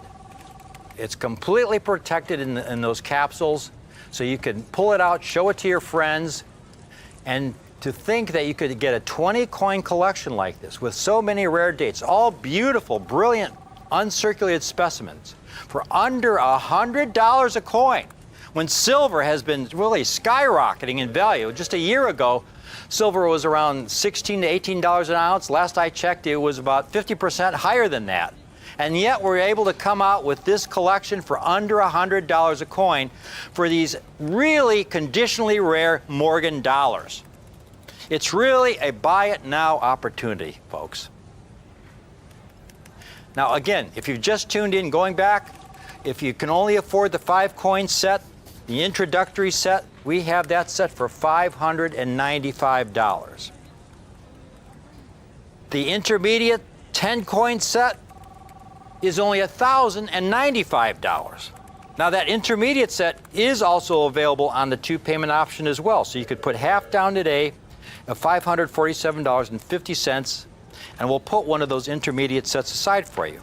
And you pay the balance in 30 days. But the set I really most highly recommend is the 20-coin set, because there you get all those rare dates, plus those 2 incredible bonus coins, the 1900p and the 1882p. Those coins themselves should be $1,000, just those 2 coins.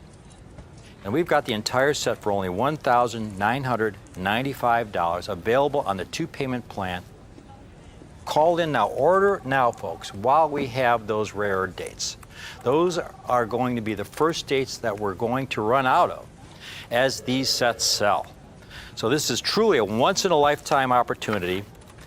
It is truly the great American silver dollar hoard, folks. And that 20-coin set, it's a consummate Morgan dollar collector set. Here you have 20% of the entire Morgan dollar series in beautiful, brilliant, uncirculated condition for less than $2,000. I hope you can take advantage of it. That's under $100 a coin for beautiful, brilliant, uncirculated specimens. Thank you for watching.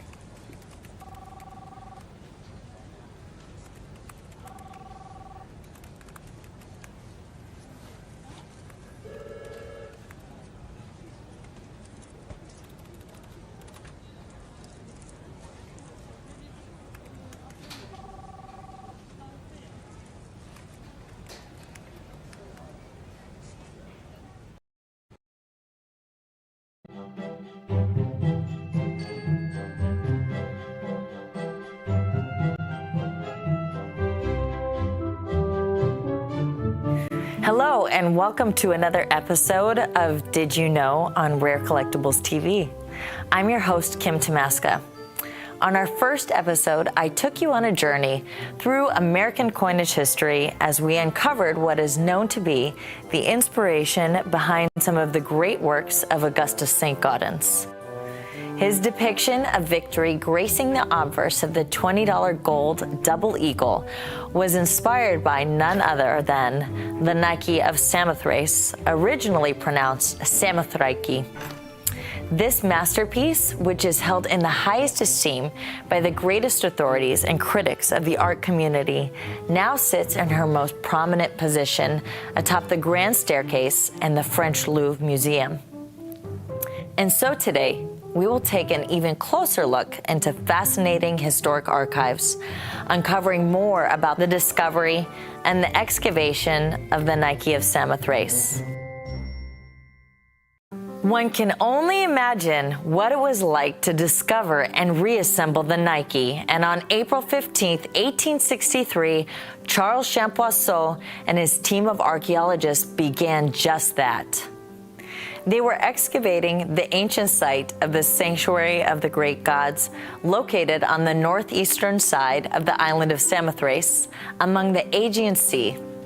On this day, they came across large pieces of a female statue. As they continued to dig, they uncovered pieces of the goddess of victory, later known as the Nike of Samothrace. The Sanctuary of the Great Gods on the island of Samothrace consists of 20 different architectural structures, including the Fountain of Nike. Yes, that's right, it was originally a fountain. The goddess was placed at the highest, most remote part of the sanctuary at the south end in a partial building that consisted of 3 walls, a foundation, and quite possibly a roof, given the excellent preservation of the statue. The sculpture was placed at a slight angle, 3/4 to the left, in order to see the Nike from her most appealing view. Champoisseau and his team of excavators inevitably sent the artifact fragments to the Louvre in France as they had initially planned. By 1866, the torso and lower body of the Nike had been assembled, restored, and put on display at the famed French Museum. In our previous Nike segments, I shared with you some remarkable details about the artistry and architecture of Nike herself. However, I did leave one stone unturned, and that was the remarkable base of the Nike depicting the prow of a majestic battleship. By 1875, an Austrian archaeologist had discovered that the large marble blocks found by the remains of the Nike were actually part of the base of the statue. These pieces depicted the prow of a ship similar to that of the images one would see on ancient Greek coinage.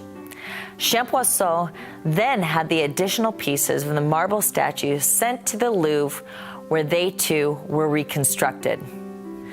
This sculpture included intricate details of ore boxes carved into the marble. This was representative of the newer technology of the time that allowed for large flank oars, which enabled the ship's crew to produce more power during a sea battle. The ram was the greatest weapon known on ships of that time. Unfortunately, this portion of the base was not found. The entire monument was held together using engineering innovations that were undoubtedly ahead of their time. The wings of the goddess were secured using a system of cantilevers in the form of carved reinforcements that would slide into grooves at the back of the statue. And this means that the weight distribution and wing design had to be such that most of the weight was borne by the body. The base of the design was comprised of large marble blocks secured together with metal reinforcement pins, and the statue itself was slotted into a cavity upon the base. Securing the pieces of this massive structure together was a tremendous production. In order to properly balance and counterbalance the base and the statue, the engineers of this great work of art had to be highly skilled in geometry and physics. Although neither the head nor the arms were recovered, the glorious Nike, with its now light yellow patina, stands at the top of the Louvre's Grand Darousse staircase as a symbol not only of ancient history, not only of ingenious artisanship, but of victory and of hope.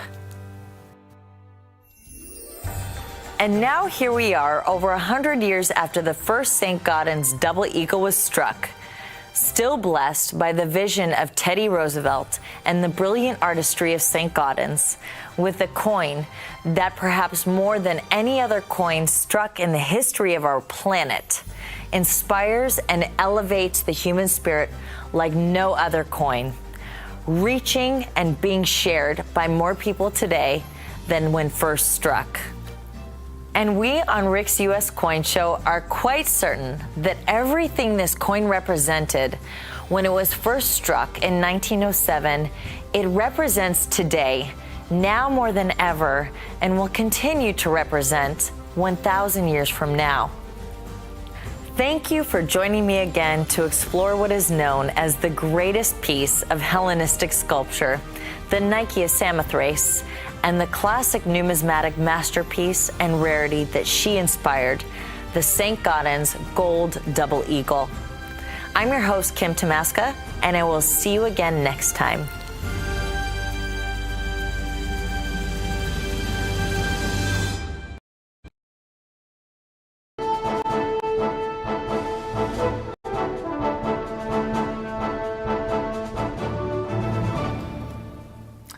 Hello. I'm Rick Tomaska, I'm Jack McNamara. and we are We're the Coin Guys. the Coin Guys. Folks, Jack and I, we have a kind of a pact between the two of us that the only time we want to get together is when we get something so extraordinary. Right. That, you know, in all our combined years and decades of numismatic experience is really a kind of a once-in-a-lifetime opportunity. Right. And we were talking about this before just 10 minutes ago, Jack, that in all my years, I've been doing this almost 40 years, as a dealer back in the 80s, I never dreamt that I'd ever see something like we have today. This is And we'll never see it again. Exactly. We'll never see it again. And this is, it's gold. It's gold, but it's really, really special gold. Yes. Of the three mints the St. Gaudens Double Eagle was struck at 3 different mints. Correct. And we were talking about this: Philadelphia, Denver, and San Francisco. But in those early years, the Denver Mint was kind of like a branch mint. Well, yeah. The Philadelphia Mint was the oldest mint, had been around since the beginning. The San Francisco Mint opened up in the 1850s. And then the Denver Mint opened up in 1906. Right, so the newest of the mints. Yeah, and so they actually, their coin production, especially in the St. Gaudens series, was really, really low. Right, there was a need. They opened them in obviously because there was a need for a mint, because you have to think of, this is still westward expansion. Most of, commerce and big business is still east of the Mississippi, New York, Boston, Philadelphia, places like this. Westward, most of the population especially in the Midwest, Colorado area, there was nobody out there. Exactly. Once you get to the Mississippi and west, most of the population and kind of urban centers is California. Right. And in between, it was growing, and again, they opened them in because there was a need. Yeah. But it was limited. It was much more limited than Philadelphia and even San Francisco. And they had just shut down the New Orleans Mint. Right. So basically, the Denver Mint kind of replaced, I guess, the New Orleans Mint. Right. With a shifting population. Yeah. But what really struck me, Jack, is when we printed out this chart here that showed the mintage. Yeah. And that we're going to show you of all the St. Gaudens for the entire St. Gaudens Double Eagle series. Here you've got really the Rolls-Royce of U.S. numismatics, the Double Eagles. The Liberty Double Eagles and St. Gaudens Double Eagles, the largest gold coins ever struck for commerce by the U.S. Mint. And this shows you the mintage for the entire series. When you take all the Double Eagles ever struck, just over 70 million coins. Or all the St. Gaudens Double Eagles. Yeah, excuse me. Right. Yeah, St. Gaudens Double Eagles ever struck. About half of them were struck in Philadelphia. Right. Yeah. Almost exactly. Yeah, and you figured San Francisco was what, about 15%? 16%. Yeah, it's a tiny percentage. Tiny percentage. Again, because there was a much more limited need for coins to be struck there. And so we have this all started, Jack, back about a year and a half ago.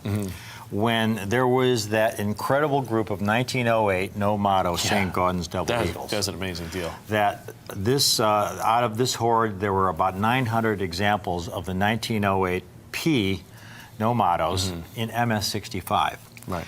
And the dealer who had these, he'd get offers from some dealers to buy 10 coins or 15 coins.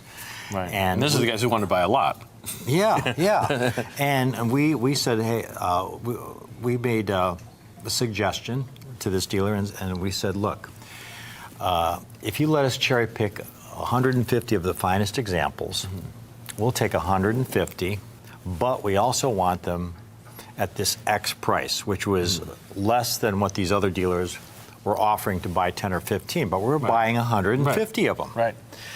And they agreed to the deal, and we got the coins, and we were able to offer 150 incredible 1908 no mottos at a great price. And it was, and that started us on this road, because the response from you folks was just, through the roof. Right. We sold all those coins, and there were a lot of people watching, not just collectors, but dealers who were watching our show. And before we knew it, we got an opportunity to buy a bag of 1907 St. Gaudens. We got a partial bag of 1913 Ds, and that was the other Denver Mint that we got, but the highest grade we got of those was MS-63. Right. So we just, this just came in, and it's so extraordinary because they're Denver Mint issues. It's the 1911 D, and it was a bag. And the thing is, Jack, we had the coins graded, and it was such an extraordinary quality bag from this incredible estate that really came was. in. Yeah. There were a lot of bags of St. Gaudens Double Eagles in this estate, but most of them were the common dates. The 24P, 27P. Right. Here's a really interesting stat. Folks, take a look at this. This is extremely important and revealing, because there you see the total mintage of all the St. Gaudens. They struck over 70 million. But of those certified in uncirculated mint state condition, they only graded about 1.9 million. That's like 2.6% of the total mintage. But most importantly, Jack, and this is for our viewers, most importantly, you see that 2.6%, the others went into circulation. Right. They were used for commerce. This is what Right. they were used for. Right. Almost all of them, about 2/3, were these three dates, the 24P, the 27P, and the 08 Nomados, which we referred to. They account for like 1.1 million of the almost 1.9 million coins, just Right. those three dates. Right. The other 48 dates in the series are only about 1/3 of all those mint state coins. So you've got about 1.9 million certified mint state. That's about 2.6% of the total mintage. But That's again, almost all of those, the great majority are these three dates you see here. Right, like 65% of them are for these three dates. And this is what's so exciting about this 1911 D bag we have. Not only was it an original bag, but it was the quality. Now this hoard, Jack. Yeah. This hoard, please tell the viewers how this came about. This is from that European bank hoard. We've had other coins from this hoard. We've talked about it. They came in these two bags. They came in these bags, and what's so it's such a great history because we like to joke about how you have these two Roosevelt cousins. You have Teddy Roosevelt, who's the impetus of beautifying our coinage. The Renaissance era. The Renaissance era works with Augustus St. Gaudens, to get him to create this, possibly the most beautiful coin design ever created. And then you got, a few decades later, his, distant cousin becomes president, Franklin Delano Roosevelt. We go into the Great Depression. He's trying to stimulate the economy. He's doing everything he can. He issues this executive order that makes it illegal to own gold. You can only own a tiny, tiny quantity, for your jewelry or whatever. Or, if you're a collector, you can own like 1 or 2 coins of any date. So virtually everything gets melted. Yeah, but people have to turn in their gold coins. Yeah. I just real briefly, there's one. I remember reading a story. One guy, he kept some gold in a safe deposit box, and he brought it out years later, and he was arrested on the spot. Right. It was a prison sentence. Yeah, this is a real crime.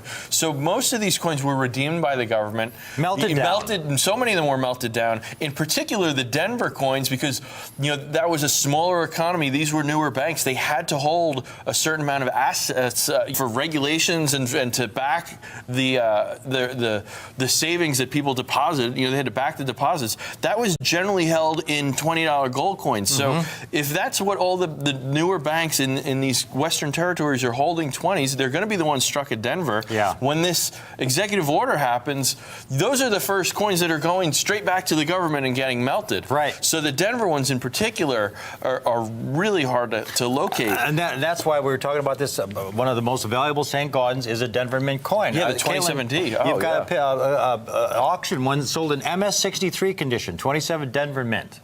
I guess that's the most valuable of the mint state circulated examples. 1.3 million for an MS63, 27D. Yeah, very, very famous rarity, 27D St. Gaudens. They're $1 million coins. Yeah. Yeah. But yeah, these coins that we have here are from that hoard. Again, I got a little excited there, but during this whole era, when people are turning their gold, banks are sending the coins back to the government, individuals are sending the coins back to the government. They're becoming melted down.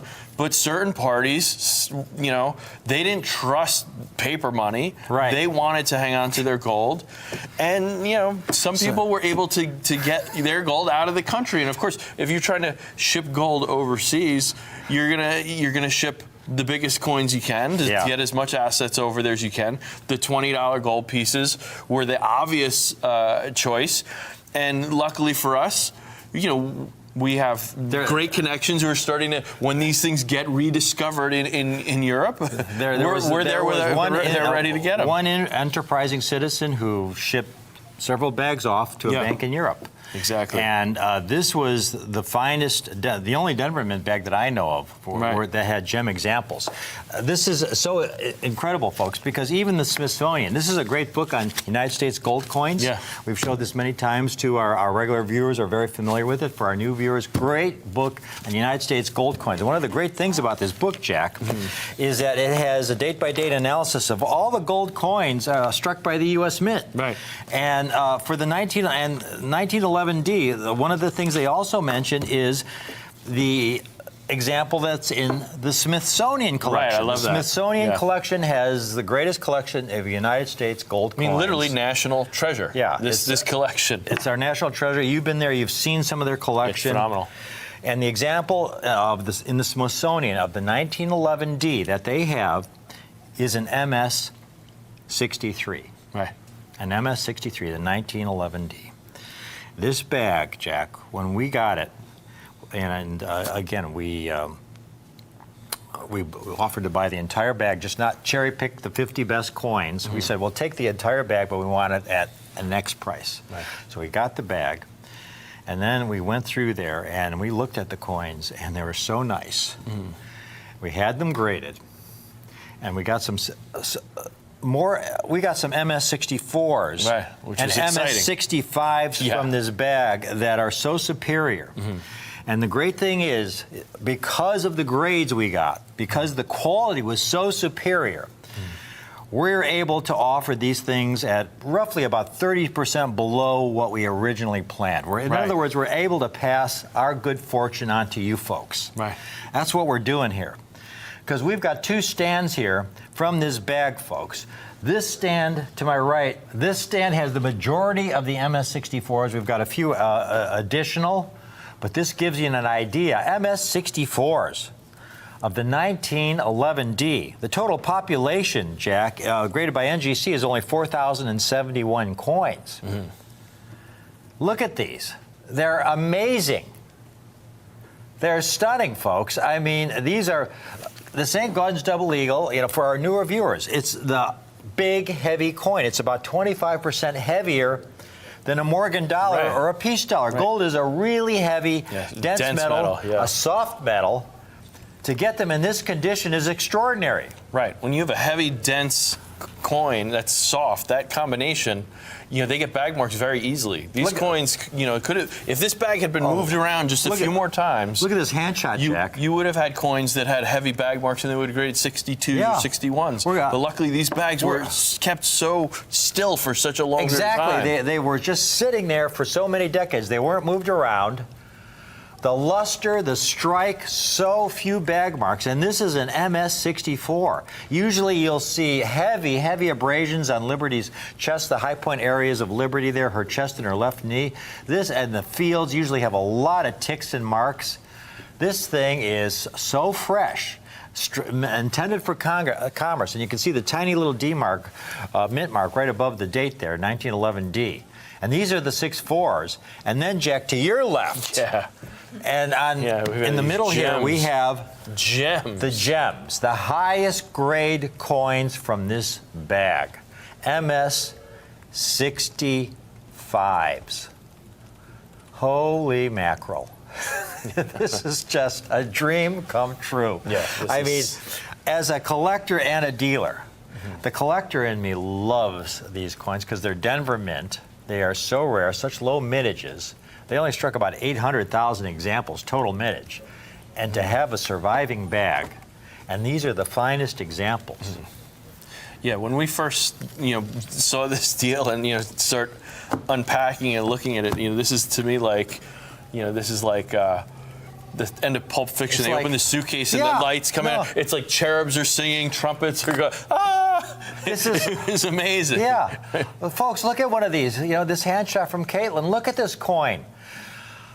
Oh, Jack, it's like they were struck at the Denver Mint. They look like brand new coins. And they look like brand new coins, and like they just came out of the mint. Over 100 years old, and they to This be is preserved phenomenal. like this is just like unbelievable that these coins that are over 100 years old, that are a heavy, soft metal, that are so prone to getting marks and scuffs and abrasions, to be to maintain this level of quality is just unbelievable. It is. It truly is. Folks, to give you an idea of how rare these coins are, take a look at this. Again, you saw the coins we had in the previous chart of the three most common dates there. And Jack, you pointed this out to me. You look at the 24P, 27P, 1908 Nomato, the easiest dates to find in high-grade condition. After that, they start getting really scarce, and then you look at the 11D. Right. And you pointed out that the 11D is rarer in 6.4 then a lot of those dates are then the 24 in or the 6.6. 08 is in 6.6, and, Yeah. and 6.5 also. Yeah. I mean, obviously even much rarer than the 27D. Much rarer. The 27P is in 6.6. And the other thing that I noticed that's interesting is when you look at the number of Denver Mint coins graded. Yeah. I don't know if we showed that chart or not yet, but if you look at the total number of Denver Mint coins graded in 6.5. Oh, right. For the entire series. For the entire series. Just 13,000 coins versus about 200,000 for the Philadelphia. And it's this is for the entire series, folks. Right. But it's actually lower. The amount of Denver coins graded 6.5 is actually lower than some of those individual. Yeah, that's dates. right. In other words, 13,000 coins graded at the Denver Mint total for the entire series. 13,000 coins for the entire series. Yeah, and I mean, you have 1908P no motto in MS65.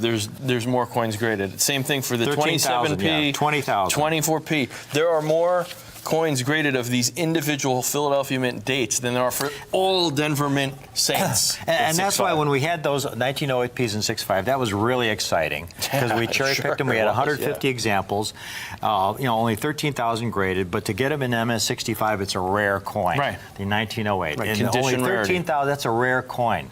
But here you've got the 1911D.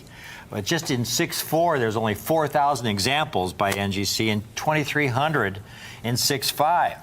And now just as reference points, folks, you see some of these comps. And here we have a 24P, the most common date, Right. $5,500, sold in auction. For the most common date, they've graded about 35,000 of those. Right. There's one a dealer's asking $4,400 for, $4,350 for a 6.5. The most common Exactly. date. Again, I'm going to show you this. Right, there's this chart. Just this chart has, this is the reference point to give you an idea why these 11Ds are so special. Because at the price, it's going to blow your mind, folks. And there you see the 24P, 35,000 graded. And here we've got the 11D, 4,071 in 6.4 and 2,300 in 6.5. And those 24Ps in 6.5, a lot of them sold in auction for $4,000 or $5,000. Right. Folks, here we go. Here we go. A 1911D, to be able to offer it for under $4,500 is a really special numismatic opportunity. I mean, especially when you consider that gold is just under $1,900 an ounce. I mean, the premium for this rarity is so small. It's just a great collector opportunity for all you collectors. If you've never bought any U.S. coin, this would be a great place to start. Folks, we're able to offer these in MS64 while we have them. And I have to emphasize that. Now, we've got over a stand full of these, over 50 examples. But they're going to go quickly. Yeah. $4,495 a coin. $4,495 a coin. That's common date price for a very uncommon coin. Less than a common date price, according to many dealers out there. But this is why we get these opportunities, because we buy these deals and we pass the savings on to our viewers. Right. And the response is just overwhelming. It's available, Jack, on the 2-payment option. Right. Right. Which means that we're going to make this as easy for everyone to get in on this opportunity. Which means if we get a huge take demand, advantage of this. If we get huge demand and we sell all these in a few days, if you've put half down, we're holding one aside for you. You lock in the price. You locked it in. Pay half we're now, putting it in our 30 safe with days, your pay name the on other it. Half down today of $2,247.50, and the balance in 30 days of $2,247.50. And you own a 1911D in spectacular MS64. What was it, pop? About 4,000 coins. Total pop. Now, let's get to the MS65s. It would be incredible to offer a Denver Mint St. Gaudens Double Eagle. In gem. In gem condition. Look at this coin. That's what a gem looks like. This large, heavy gold coin. The largest gold coin ever struck by the U.S. Mint for Commerce in gem condition, and a Denver Mint issue of all the issues. So we killed it, Jack. We knocked it out of the park. Yeah. This is like, not too long ago, there was this Chicago Cubs baseball player, bases loaded. He had like a 1-2 count, and they're behind 3-0, 2 outs in the bottom of the ninth, and he hits it over the center field wall, grand slam. And it hasn't been done in like 20, 30 years in baseball. This is what this is like. Because Jack, we've got the coins. We have these coins for under $6,000, $5,795 a coin. This is the only time you'll see us offer a Denver Mint St. Gaudens Double Eagle for under $6,000. And it's while we have them. We have to emphasize that, folks. These came from this bag. These are the finest examples from the bag. MS 65s on a 2-payment option, which just makes it so much easier for all our customers. Jack, what percentage would you say of the people who order our gold use the 2-payment option? It's a good chunk. I would probably guess maybe a third to half. Okay, there you go. So many of you take advantage of the 2-payment option, which means you just have to put half down today, $2,897.50, and we'll put one of these aside for you. They're going to sell so quickly, folks. I mean, we've got a large number of these. We've got over 60. I know that. We've got the stand there, and we've got some over here, and we have some more in the box. But this is, again, they were from this amazing bag, the only one known from this European Bancorp that had Denver Mint issues in gem condition. Look at this coin. Jack, we've been out here now almost a half an hour. For the viewers who have just maybe tuned into our show and are wondering what the heck is going on here, just to briefly recap. Again, we've been presented with some of the great gold opportunities, in our lifetime. Yeah. And we've had some incredible St. Gaudens Double Eagles, Liberty Double Eagles that we've been offered by some dealers and collectors in the past couple of years. Because we offer you viewers, when we buy these deals, folks, we buy the entire deal. We negotiate a great price. And when we can offer them in quantity like this, we can pass the savings on to our viewers. Right, and more and more dealers. We were talking about this right before we started taping here. Just earlier today. More and more dealers are starting to watch the show and see what kind of things we do, and now they're offering us more deals like this because they know that nobody has the kind of clients we have. I mean, there was one small dealer on the East Coast. A client walked in with a rare $5 gold piece. Right. Just walked in, because this happens all the time in these shops. Something that they're not equipped to handle. Mm-hmm. And they'll give us a call because, this is what we specialize in. Right. And this came from the European Bancorp. It's the only known bag of these 1911Ds of this kind of quality. We bought this bag. You negotiated the deal, right, Jack. But there were a lot of dealers who would offer to buy 50 coins from the bag, but they want to cherry pick the 50 coins. And there's 500 coins in the bag, and we said, look, we'll buy the whole bag. We'll buy the entire bag. Right. It's a beautiful deal. The coins are beautiful. We need it at a great price. We got the price. And then when we went through the bag and really looked at these coins and had them graded, the grades came out so well. Right. We thought we'd get, maybe 30, 40 6-4s, maybe 5, 10, 15 6-5s. We ended up getting over 50 64s, over 50 65s, which brought our per coin cost way down. The quality of this bag was so superior, it just brought our per coin cost way down. Only $4,495 for a 1911D. When dealers are selling common dates for $3,500, $4,000 in MS64. And this is why we get such a great response, and we appreciate it from you folks. We want to thank you when you see these presentations, and it's your response that makes it all possible. For when we can pass the savings on to you and you respond in kind, that's what makes a deal like this possible. $4,495. Then the kicker, Jack. The highest grade examples from the bag. These gems in MS65. Gem MS65s. Caitlin, can we show them that chart one last time that show the pop numbers of the 6-4s and 6-5s for people who may have just tuned in? This is what we have, folks. Those 1911Ds at the bottom, only 4,000 graded by NGC. We have over 50 of them. and only 2,300 graded in 6.5. Rare in 6.5, significantly rarer than any of those most common dates at the very top. Right. And they're Denver Mint issues. Denver Exactly. Mints, you just don't see them. Take a look at these 65s. We were hoping to offer them for under $6,000 a coin. Folks, this is the only time you'll see us offer a Denver Mint St. Gaudens Double Eagle in MS65 at this price. $5,795 a coin. That's under $6,000 a coin. It's the only time you'll see us offer this Denver Mint issue at this kind of price. Again, because of the quality of this bag, instead of offering these for $6,500, which was what we originally expected. The quality, you take a look at one of these close up, Caitlin's going to give you a hand shot of these. These coins are high-end 65s. NGC was very conservatively grading NGC was very conservative grading these. Look at this coin. They're gorgeous. It is spectacular. Jack, I've seen many St. Gaudens graded in MS66 that this is comparable to. Right. You look at the breast of Liberty, the knee, the eagle. There are so few bag marks, the luster, the strike.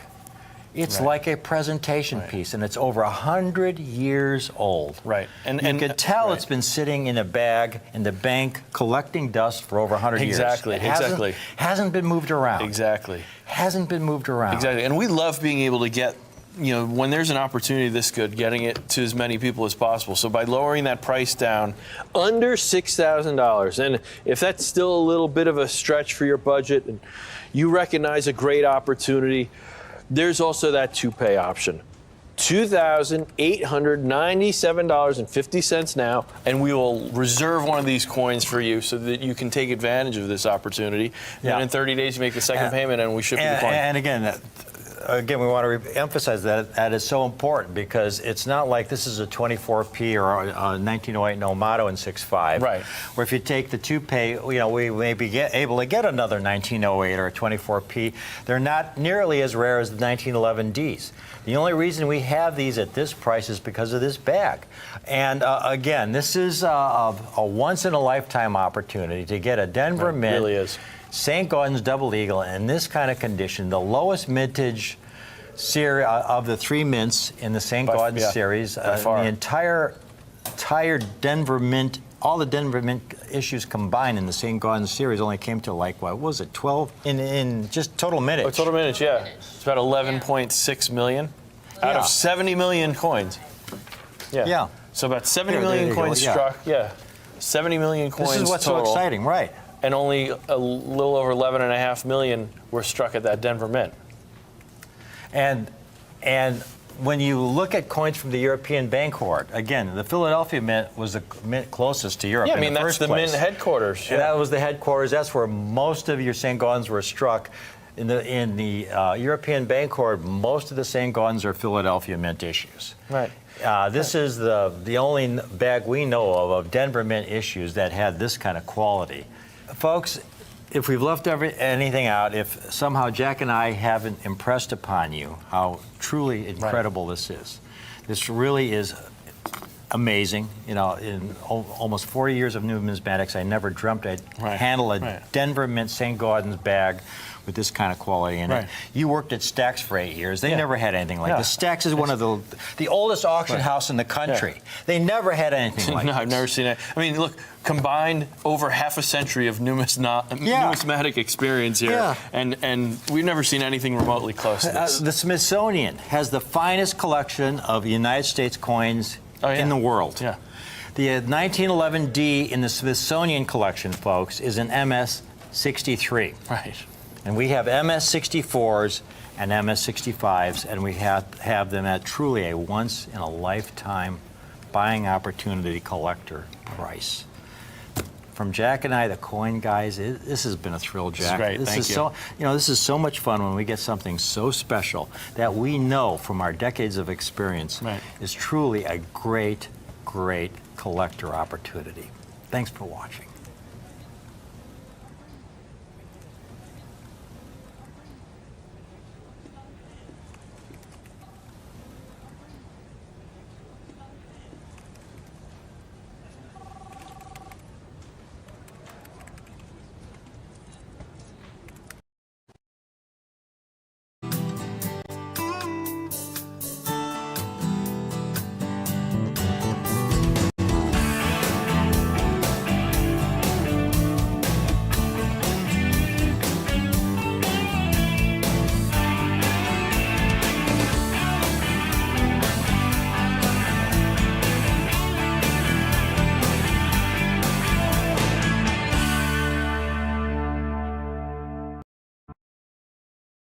1915, the United States was in the middle of World War I.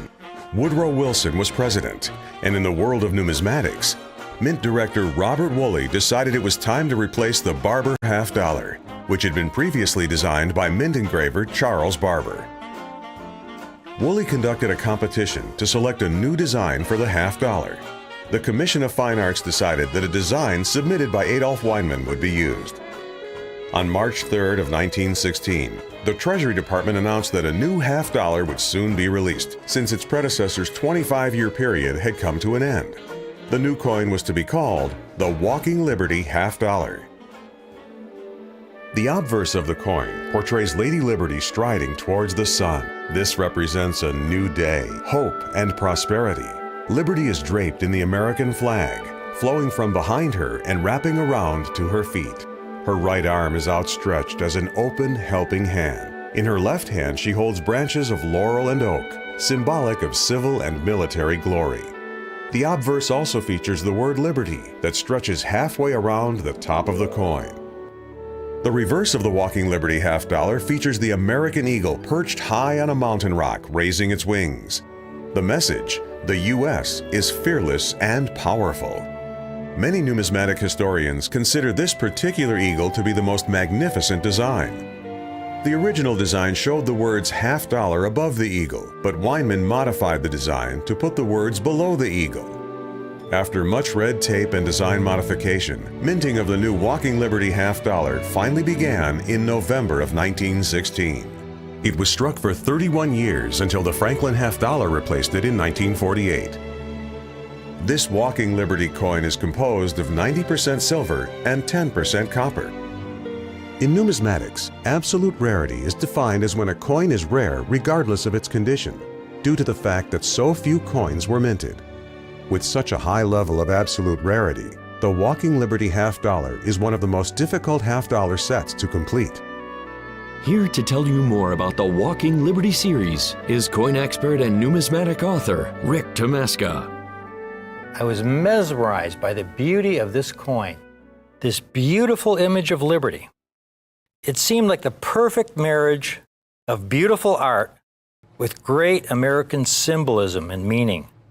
This incredibly inspirational image, struck with liberty, striding across the landscape, her hand outstretched, the sun rising ahead of her, draped in the American flag. And then on the reverse, the American eagle, standing on a perch, its wings outstretched.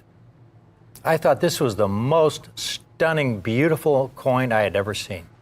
Now, if you ever were fortunate to find a Walking Liberty half dollar, it was typically from the 1941 to 1947 era, the last Walking Liberty half dollars that were struck.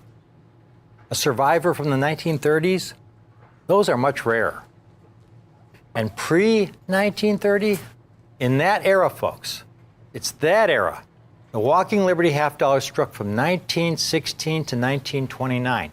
1916 was the first year the Walking Liberty half dollar was struck, designed by Adolph Weinman.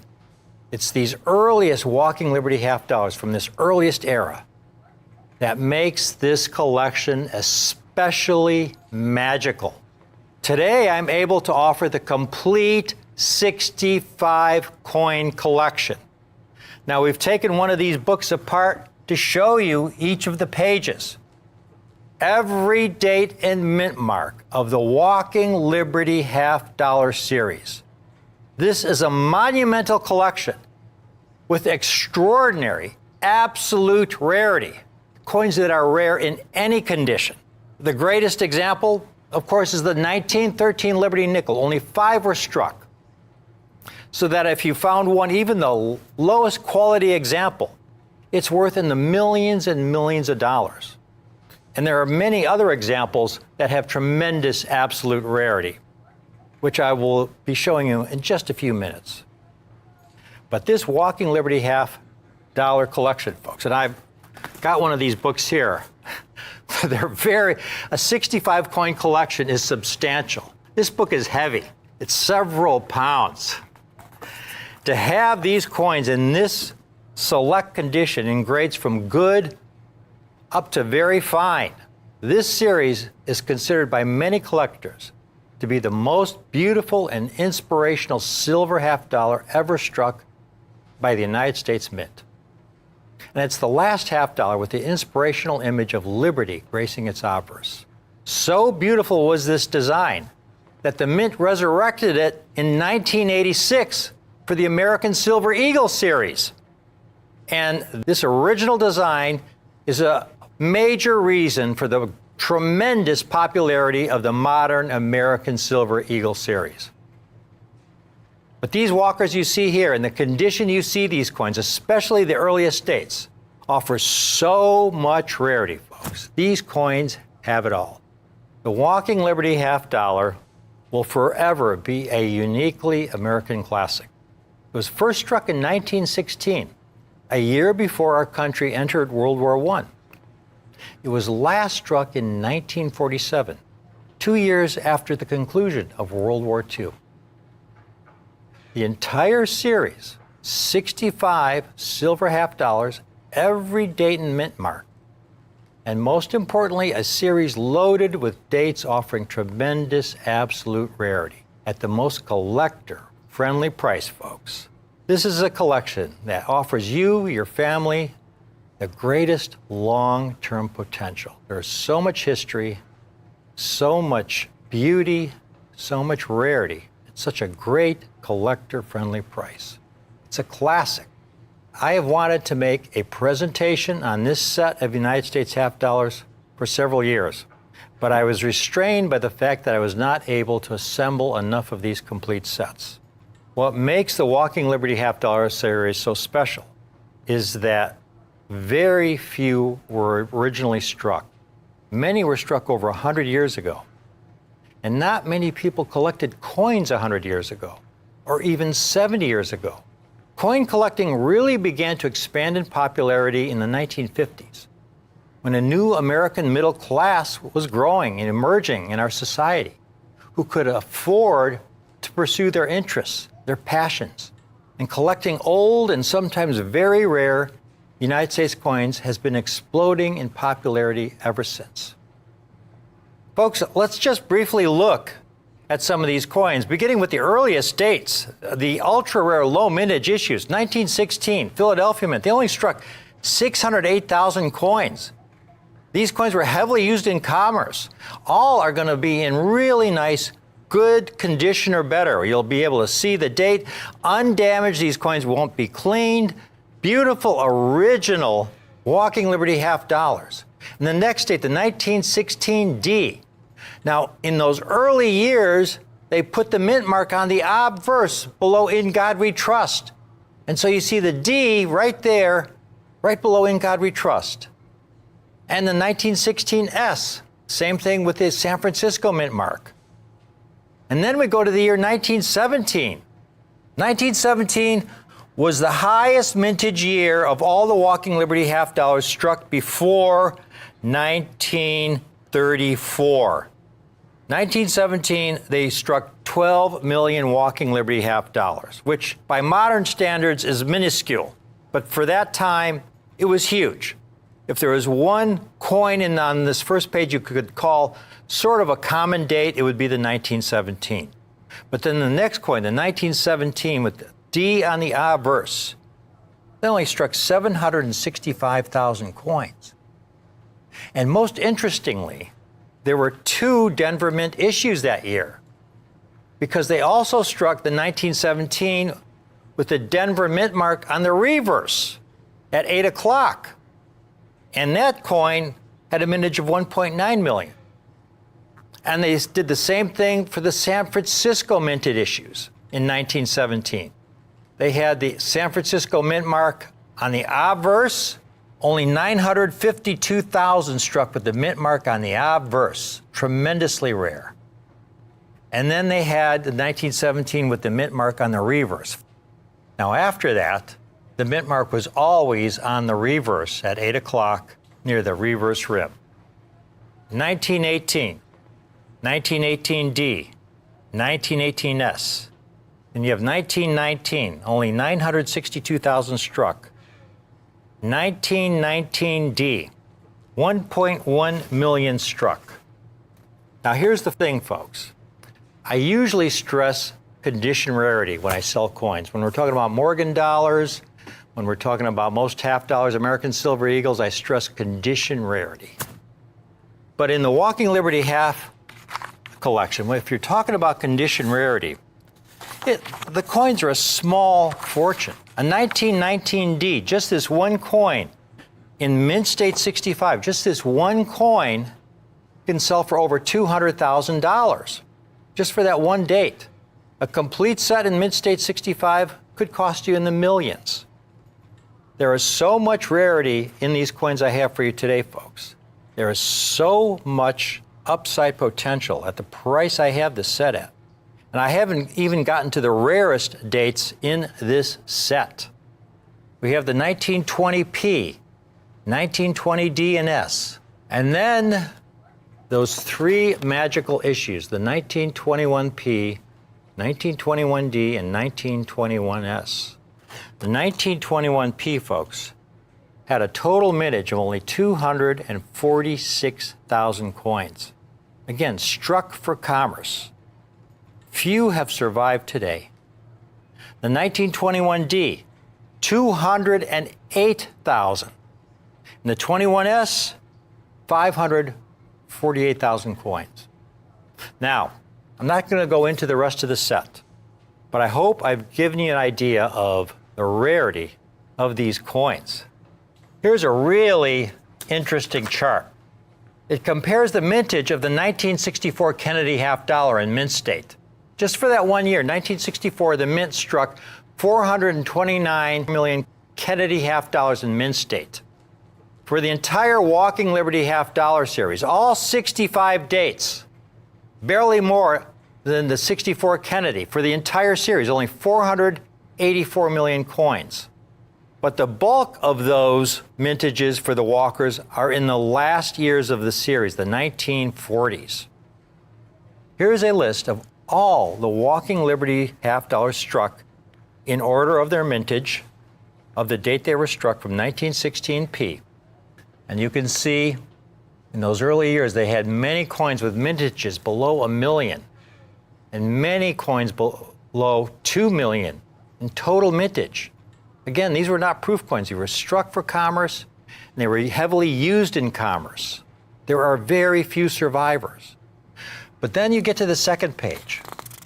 And what you'll notice on that second page, once you get into the late 30s and early 1940s, how the mintages really began to increase. Like that 1941D, that first Walker I ever got, had a mintage of 11 million. 41P before it, over 24 million. 42P, 47 million. 43P, 53 million. So most of the Walking Liberty half dollar struck in mint state condition were struck in the last 7-8 years of the series.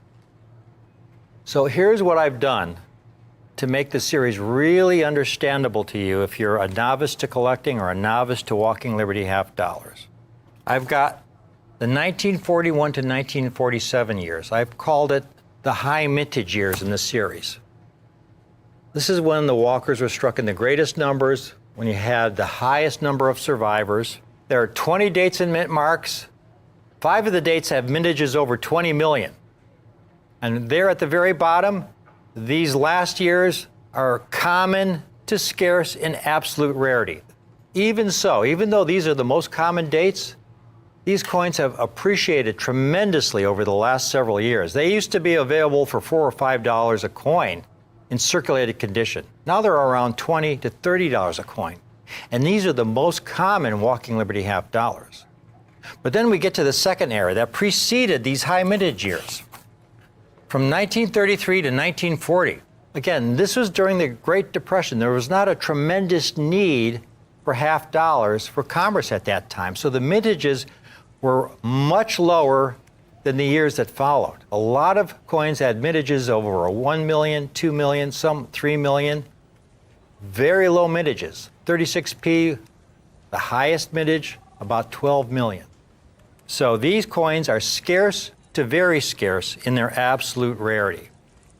And then you have part one of the set. I call it the low mintage early era, folks. when they were struck in very small numbers up through 1929. They were struck intermittently. The Mint missed many years. They didn't strike any half dollars in 1922, 1924, 25, 26, or 1930, 31, or 32. And with the exception of 2 years, 1917 and 1918, yes, they had mintages well under 10 million coins. And very few survivors in the condition you see these coins in these sets. These are all very scarce to very rare in their absolute rarity. That's what I want to emphasize at the very bottom. They're all very scarce or to very rare in their absolute rarity. To give you an idea of how truly undervalued these coins are, I've got this one final comparison for you. In this chart, I've taken some of the rarest coins, United States coins from the late 19th, early 20th century, with the lowest mintages, with tremendous absolute rarity, like the 1893 Morgan dollar. Only 7,000 of the 93S, the 1889 CC Morgan dollar. 1916 D Mercury dime, 9,500 coins, the rarest of all Mercury dimes in any condition. The 1916 piece Standing Liberty Quarter, the rarest Standing Liberty Quarter, around 2,000 coins. A minuscule mintage of only 52,000 coins. Look how few have been certified of those 4 extremely rare issues. And now we look at these early Walking Liberty half dollars with these very low mintages. The total number certified by PCGS in all grades. 1920D, just over 1,000 coins. 23S, around 1,100 coins. 19P, 1,100 coins. You go on down the list, folks. It's not until you get to that 1917P, the most common coin from that era with the highest mintage, where you have over 4,000 coins certified. So you have this entire page, all these Walking Liberty half dollars with tremendous absolute rarity. And the best part is the price. Because if you go shopping around for any of those 4 coins you see at the top of the page, for example, the 93S Morgan dollar, here's one, good details, damaged. It's been improperly cleaned. The lowest possible condition. It's still over $2,000. Here's another 93S. It's scratched. Fine condition, over $8,000 for a damaged 1893S. The 1916 D Mercury dime, only 264,000 coins struck. PCGS has certified around 9,400 examples. Here's one AG3, not even good condition, very heavily worn. It's still $1,400. That's about the lowest possible grade. Here's one in better condition, very good condition. It's around $2,200. Here's one, fine but details. It's been cleaned. It's $3,000. And again, this is a coin. It's very, very rare. The key date in the Mercury dime series. But there are so many Walking Liberty half dollars of greater rarity. And finally, we have the 1916 piece Standing Liberty Quarter. One of the great rarities of the 20th century, only around 2,000 certified. Here's one in poor 01 condition. You can barely read the date. It's the lowest possible grade, poor 01, and it's still over $2,600. You want one in a little better condition? Here's a VG. It's $6,000.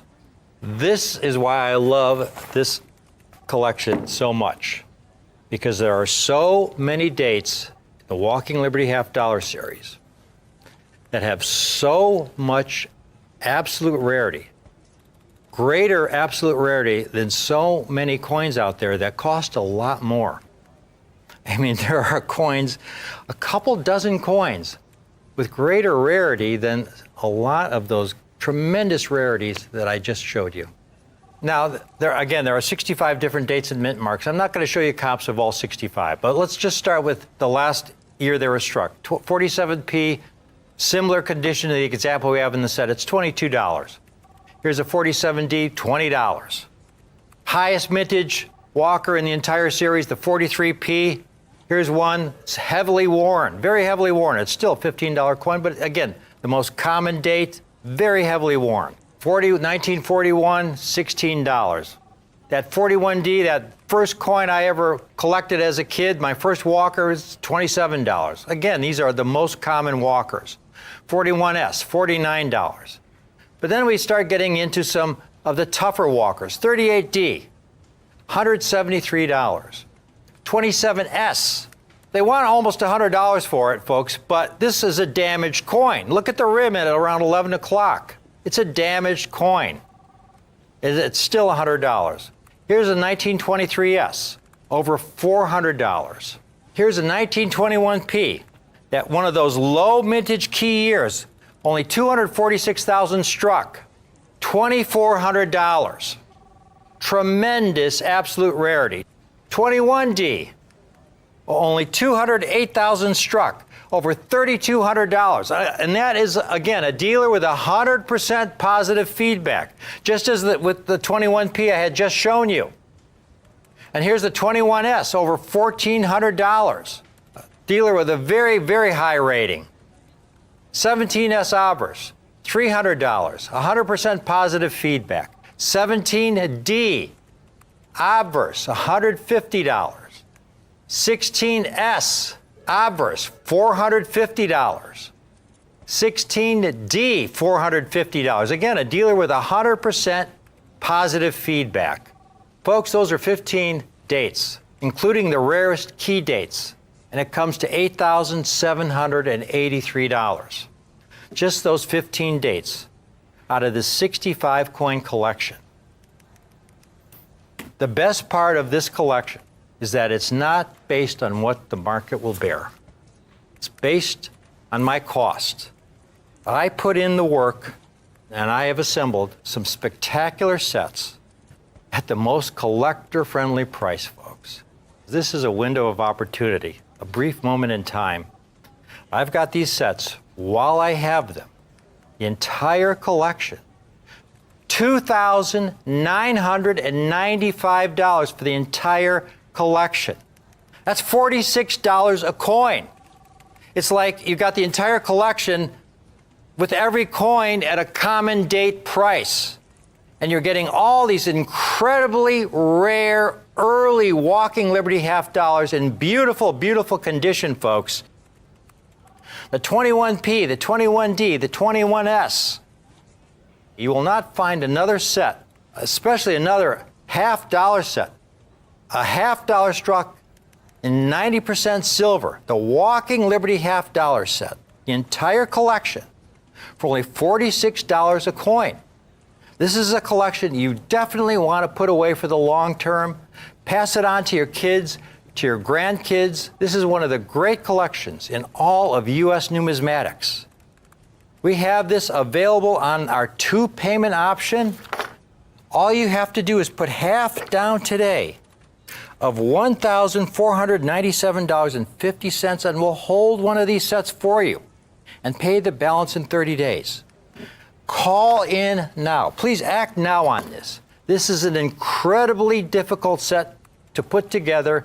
Every coin, all 65, in grades from good to very fine. This is the only set I can think of in all of United States coinage where you get so many coins with so much absolute rarity. And silver half dollars, silver classics, the Walking Liberty half dollar, with these incredibly low mintages in beautiful condition for only $46 a coin. This set is a national treasure. The Walking Liberty half dollar series, first struck in 1916, last struck in 1947. So beautiful was the design on this coin that the Mint resurrected it in 1986 to use for the American Silver Eagle series. So it lives on today. But this original collection, this original half dollar collection, has incredible absolute rarity. I mean, this is so rare. The coins are so beautiful. And at such a collector-friendly price. Again, 2 payments of only $1,497.50 for the entire, complete 65 coin collection. I hope you can take advantage of it when you get it in the mail and you get it in your hands.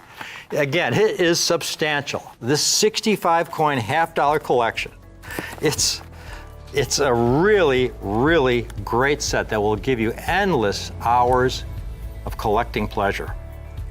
I want to thank you for watching this presentation. There's a lot to digest, but it is worth it. It is really, really worth it. Thank you for watching.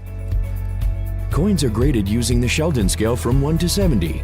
These 65 coin completed sets of Walking Liberty half dollars that Rick is offering today come in good to very fine quality. Most Walking Liberty half dollars were heavily circulated, making them highly collectible in any condition. Compared to other half dollars like the Franklin series as well as the Kennedy series, the Walking Liberty half dollar has the most low mintage dates for the 20th century, with 9 different issues falling below 1 million coins struck. Now that's what Rick calls absolute rarity.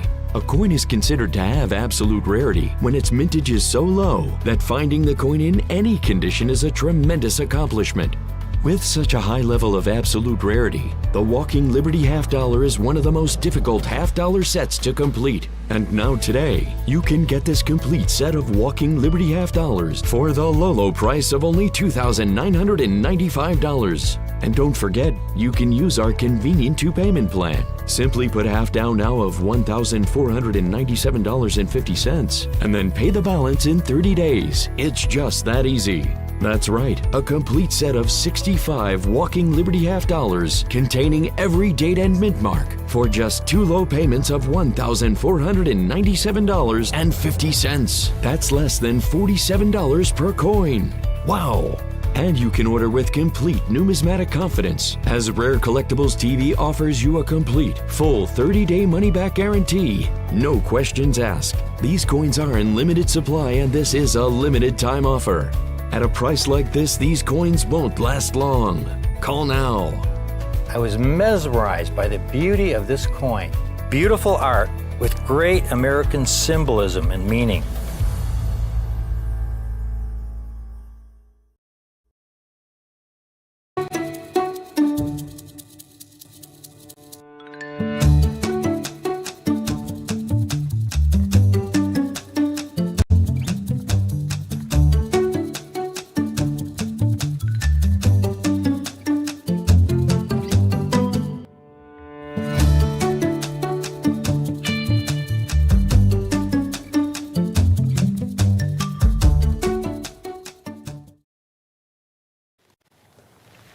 Welcome back to Rick's U.S. Coin Show, and again, welcome to our new studio.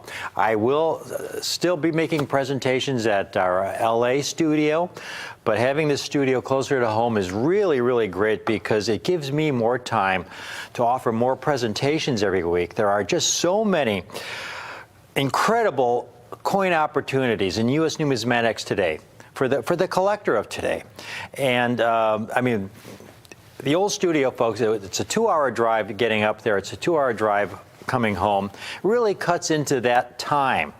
And this studio that's closer to home, it gives me so much more opportunities to focus in and acquire those coins that offer the collector of today, again, just tremendous future potential. And what I have is so exciting. I gave a presentation recently on the last year, the Wheatback Lincoln series, the 1958 D-Mint Lincoln. I had them in MS66 red. And I told you the story about these Wheatback Lincolns and why they are so rare in uncirculated red condition because of their copper content. The coins, unless they were perfectly stored, would very quickly tone. Sasha has a roll here of some, your typical, this is an original roll of 1958 D uncirculated Lincoln cents. And this is how they typically appear on the average roll that has been put away over, again, many decades. Here you have a roll that's about 60 years old. And Sasha's going to just take out the top few coins. So you could see what to expect. Even the roll has never been in circulation, it has been in a carefully stored all these years. You can see the toning that develops on these coins. And the thing is with copper, they can't be conserved to remove that material. You can conserve a silver coin a lot of times, but not these copper coins. And you can see some of the original mint luster there, but then again, you have areas where there's a lot of heavy toning. So when you send a coin like that in to get graded, it may come back MS66, but it'll come back either BN for brown or RB for red brown. Ideally, when you want to get a Lincoln cent, one of these wheatback Lincoln cents, you want to get it graded in red condition, RD standing for red. For example, Sasha's got a 1954 to show you there. That's an MS65 red. And the coin's an MS65, but look at the beautiful original luster that it still has. And that's where the value is. On the other hand, here's a 1955 that she's going to show you that, has, toned a bit, and it's now a red brown. And when it goes from red to red brown, folks, the value drops tremendously. Unless it has some kind of incredible vibrant color, which again, usually when a penny tones, it goes from this beautiful bright copper to this brown tone, and that's a red brown, and then the ultimate, of course, is brown, like you normally see these cents. Now, and that's you saw a roll, and that was a 58D roll you looked at, folks.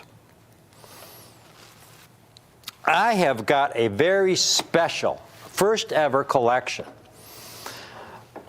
of wheatback Lincoln cents that I've never been able to offer before in extraordinary condition. We're going to go back in time. We started out with the 58D wheatback Lincoln, the last wheatback Lincoln of the series. The Lincoln with the wheatback reverse was struck from 1909 to 1958. That was the last year. I've got a set from the Philadelphia Mint from the 1930s. It's the Hard Times collection.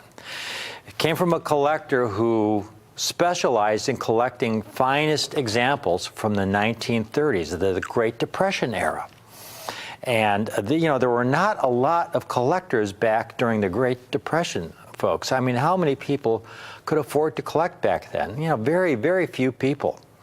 And the 1930s coinage is so elusive and in extraordinary condition for that reason.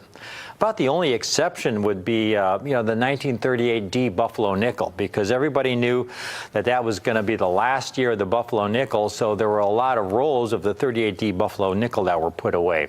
Just about everything else, though, is really, really elusive to find in really nice, carefully stored, uncirculated condition. And I remember, my wheatback Lincoln cent books. There were two books that comprised the wheatback Lincolns. You had the book that went from 1941 to 1958, but then you had the first book that went from 1909 to 1940. And my first book had a lot of holes in it. I was never able to find a 1909 VDB. I had some dates in the 1930s, but certainly, only maybe half of them. And you could see how they were all, circulated condition. And these Lincoln cents, folks, from the 1930s are just diamond in the rough, I'll call it, because I have them at such a great price for you today. They are so rare, and in my opinion, so undervalued. They are a truly great opportunity for the collector of today. Now, you find these wheatback Lincoln cents in high-grade condition. They go for a lot of money. To get these, you saw a 1954p in 6.5 red. You get it in 6.5 red, that's a rare coin. But here's a 1954 in MS66 red, folks. And it's, $900. And this is a 1954. Again, the collection I have for you today is a Hard Times collection, the Lincoln cents from the 1930s, the Great Depression era. Here's a 1954 in 6.7 red. Now, 6.7 red, folks, is the grade I have the Hard Times collection in. 67 red. If you think that might be a fluke, well, here's 54p for over $23,000. one of the tougher dates from the 50s, but here's a 1957 P graded by ANAX. And you notice these are the P mints. The P mints, for whatever reason, seem to be especially difficult to get in really high-grade red condition. Here's a 1953, $14,000. In 1951, $10,000. And by the way, this isn't unique to Mint State Lincoln cents. We have the same problem with the proof Lincoln cents. For example, if you wanted to build the ultimate 1941 proof set with every coin in proof 67 condition, the Walking Liberty half dollar, the Washington quarter, the Mercury dime, Jefferson nickel, and the Lincoln cent, the Walking Liberty half dollar in the 6.7, and a really nice one would be about $2,000. Washington quarter, again, a really nice one might be $1,000, maybe a little less. The Mercury dime, in that same range, between $500 and $1,000. The Jefferson nickel, maybe $500. So right there, you're $4,000 or $5,000 for those 4 coins. But the Lincoln cent, just for the Lincoln cent, folks, it's the key date in the set because, again, it's copper. And getting a copper coin that's this old, so well preserved that it still has its original bright mint color is what makes it so valuable. Here's one that's sold in auction. This is not an asking price. This is what sold in auction. It could have sold to a dealer, and most of the time these are sold to dealers. $18,000. Here's one that sold a few years later. $28,000. Please take a look at these stunning Philadelphia Mint Hard Times Depression-era Lincoln cents I have for you today from the Philadelphia issues from 1934 through 1939. Every coin in MS 67, not brown, not red, brown, red condition. These are among the finest known. These are extraordinary, folks. I have a limited number of these, but especially of the 1934. I have the fewest of the 1934. The good news is that if you want to just buy individual examples, I am able to offer individual examples of every date you see there except for the 1934 because of the limited numbers. But the really good news is if you get the entire set, you get the 1934P. Look at these. Let's get a hand shot at a couple of these, Sasha. These are just absolutely stunning. Let's start with the last date, the 1939. Look at 1939. Again, these can't be conserved. It has to be perfectly stored. There's no carbon spots. To get it in MS67 red, folks, these are so very, very rare. Look at that coin. Yeah, it's magnificent. Here's a coin that's over 75 years old. How does it stay so beautiful? It really is a miracle. It's a miracle. That's the last coin in this set. Let's take a quick look at the first coin in this set, the 1934. The earlier years of the Depression era. Look at this 1934P, MS67 red. Well, now what's really going to blow your mind, folks, is that, again, these are among the finest known. There are no MS69s. Look at this coin. And you ask, well, why didn't it grade MS68? Here's the 1935. 1935, MS67 red. I'm going to briefly read the pops to you, folks. The 39, the first coin you saw, they've only graded 1,300 examples in 6.7 red. But get this. That's PCGS and NGC combined. They've only graded 5 higher. The 34, they've only graded 732 examples, 22 higher. This 35P, 1,010 examples in 6.7 red. That's it. Only 9 higher, 1,000 examples. The next date, the 1936, only 921 examples, only 1 higher. PCGS and NGC combined. Look at this coin. It is I just love these wheatback Lincolns when you could get them with this beautiful original color without carbon spots. You know, one thing you have to understand, again, they're copper coins. The only thing that has to happen is somebody carelessly touch the surface of the coin with their finger. And the coin at that point is essentially ruined, because what will happen once you touch the surface, the obverse or the reverse, with your finger, the oil from your finger will eventually create a fingerprint toning spot on the coin. So this coin has to have been perfectly handled for this length of time and perfectly stored.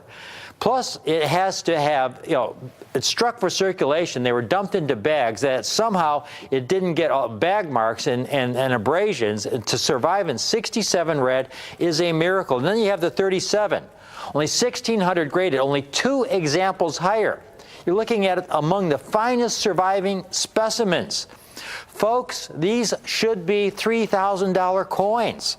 They have the potential to be $15,000, $20,000 coins. Today is the time to take advantage of this Depression-era coinage. The Hard Times collection gives you that opportunity. And then we have the 1938p, only 895 graded, folks, and only 1 in 6/8 red, 1 higher. Look at this, absolutely gorgeous. And again, these coins were struck for circulation.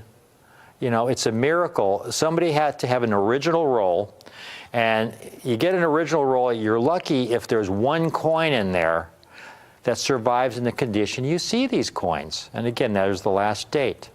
I mean, here's the mintages of these coins. You look at these mintages, by modern standards, nowadays they strike Lincoln cents in the billions. In 1964, for example, they struck about, at the Philadelphia Mint, they struck about 2.6 billion Lincoln cents. During the Depression era, mintages were way down. 34p, they only struck 219 million examples. Again, they all went into circulation, folks. Occasionally you'll get an original roll, and you saw the 58D original roll we had. They're usually terrible quality.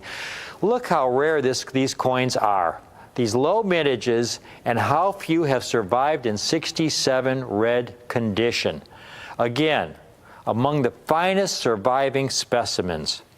You saw what some of these coins can go for. Some of those dates in the 1950s go for tens of thousands of dollars. Now get ready for the prices. Again, the 34p is only available as part of the complete set. I have limited numbers of the 34p. The 35p, first date, Sasha. Someday, I hope you're TiVoing this or recording it, because someday these are going to be so much more money than what I have for them today. This Hard Times collection is absolutely extraordinary, because this is a coin that, don't be surprised if you see it down the road for $2,500 or $3,500. Today, folks, while I have these, they're not even $9.95 or $7.95 or $5.95. I've got this 35p, 6/7 red, $359. I have a limited number of each of these dates, fewer than 20 of each of these dates, folks. So call in now. Only 1 per customer on each of these dates. If you want to buy individual dates, there is a limit of 1 per customer of the individual dates, because I can't have somebody calling in and buying, say, 15 35Ps, because then I wouldn't be able to offer sets to all the other people who are now calling in. The 36P, same price, $359, 67 red, essentially ultimate condition. Stunning. I hope you're as excited about this as I am. First time ever on Rick's US Coin Show. This is the first time ever, I would say, in the history of Coin TV that anyone has been able to offer these Philadelphia Mint Lincoln cents from the Great Depression, this series, in this condition. The next date, the 37p. Now, this is a buy if you just buy 1 coin. If you can only afford 1 coin, folks, if you can only afford 1 coin, you can own a 37p for only $229. Only because I've been able to get it through this Hard Times collection. It's available today for only $229. Look at this beautiful honey gold original mint luster. It's like these coins were just struck yesterday, so perfectly preserved in pristine condition. And then we have the 38p. The 38p, of which there are only 895 graded, only one higher. $329. That's it, $329 for the best surviving specimens from the Great Depression. Wow, I love it. I love these coins. And finally, the last coin from the 1930s, the 39p, folks. Only 5 graded higher. And another coin that, again, is only $229. $229. Call in now. Again, limit of 1 per customer of the individual dates. You can get a 35p, 36p, 38p if you want, but you can only get 1 because, again, I'm offering the complete set. Now get this, if you do want to get the complete set, which will include the 34p. The 34p, and let's go back to that 34p. That's a coin, if I were offering it, would be somewhere in the neighborhood of $500. Again, they've only graded 732 examples of the 34p. So that would put this set, folks, at around $2,000 if you bought them individually. I've got the entire set for only $1,795. I've cut about $200 off the entire 6-coin set if you get them as a set. $1,795. If you get a second, it's also $1,795, folks. I've really cut this as close as I can because I want to make these available to as many people as possible. This is such an exciting set to be able to own. First time I've ever been able to offer the Wheatback Lincoln Cent series from this era, the Philadelphia Mint issues from 1934 through 1939, the Hard Times collection. In the future, I'm getting some 1938 Jefferson Nickels, actually, in 67 condition. That'll also be offered to you. We're getting some D mints and S mints from this era as well. But this is the first group coming out from the Hard Times collection book. This is really, really exciting times in U.S. numismatics. You know, here we are, and we're looking at coins that are 75, 80 years old that look like they were just struck yesterday. Very few have survived in red condition. I mean, there may have been 10,000, 15,000 that survived in red condition with this original mint luster. But of those, how few have survived in MS67 red? Because most of them grade MS63, MS64, some MS65s. MS66 red is an extraordinary condition. And MS67 red is absolutely phenomenal. So one last time, let's run through it. If you want a 35p, of which there's only 1,010 graded, only 9 higher. They're only $359. We've got a lot of folks calling in. I'm going to have to end it real quickly here because, again, I have a very limited number of these. The 36p also, only 921 graded, only 1 higher. Also only $359. The 37p, 1,600 graded, only 2 higher. It's only $229. $229 for this beautiful Wheatback Lincoln from the Great Depression. 38p, only 895 graded, 1 higher. You'd think this would be a $2,500 or $3,500 coin. It's only $329. And the last coin in the series, the 39p, only 1,300 graded, 5 higher. Again, $229. And the best part of all, if you get the set, that would include the key date 1934p. You can own the entire set, folks, for only $1,795 from Sasha and I. Thank you for watching this extraordinary collection of Wheatback Lincolns from the Hard Time Collection. First here on Rick's U.S. Coin Show that I'm really proud to be able to offer. You'll be seeing other Wheatback Lincoln presentations in the future as I key on this series and I key on more coins from this extraordinary collection. This one has been a thrill. Another first here on Rick's U.S. Coin Show. Again, thanks for watching.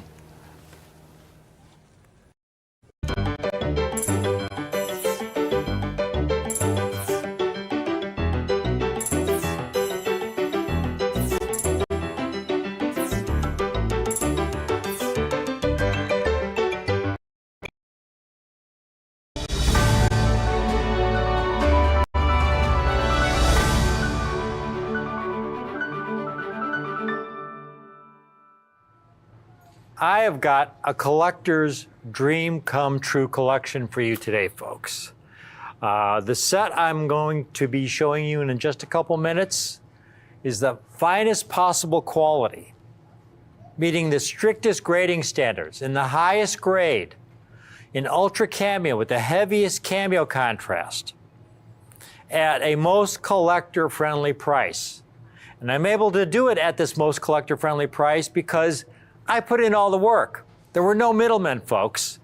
It was just our labor and some help from a few very valuable employees. And we worked together to be able to make this presentation to give you this opportunity.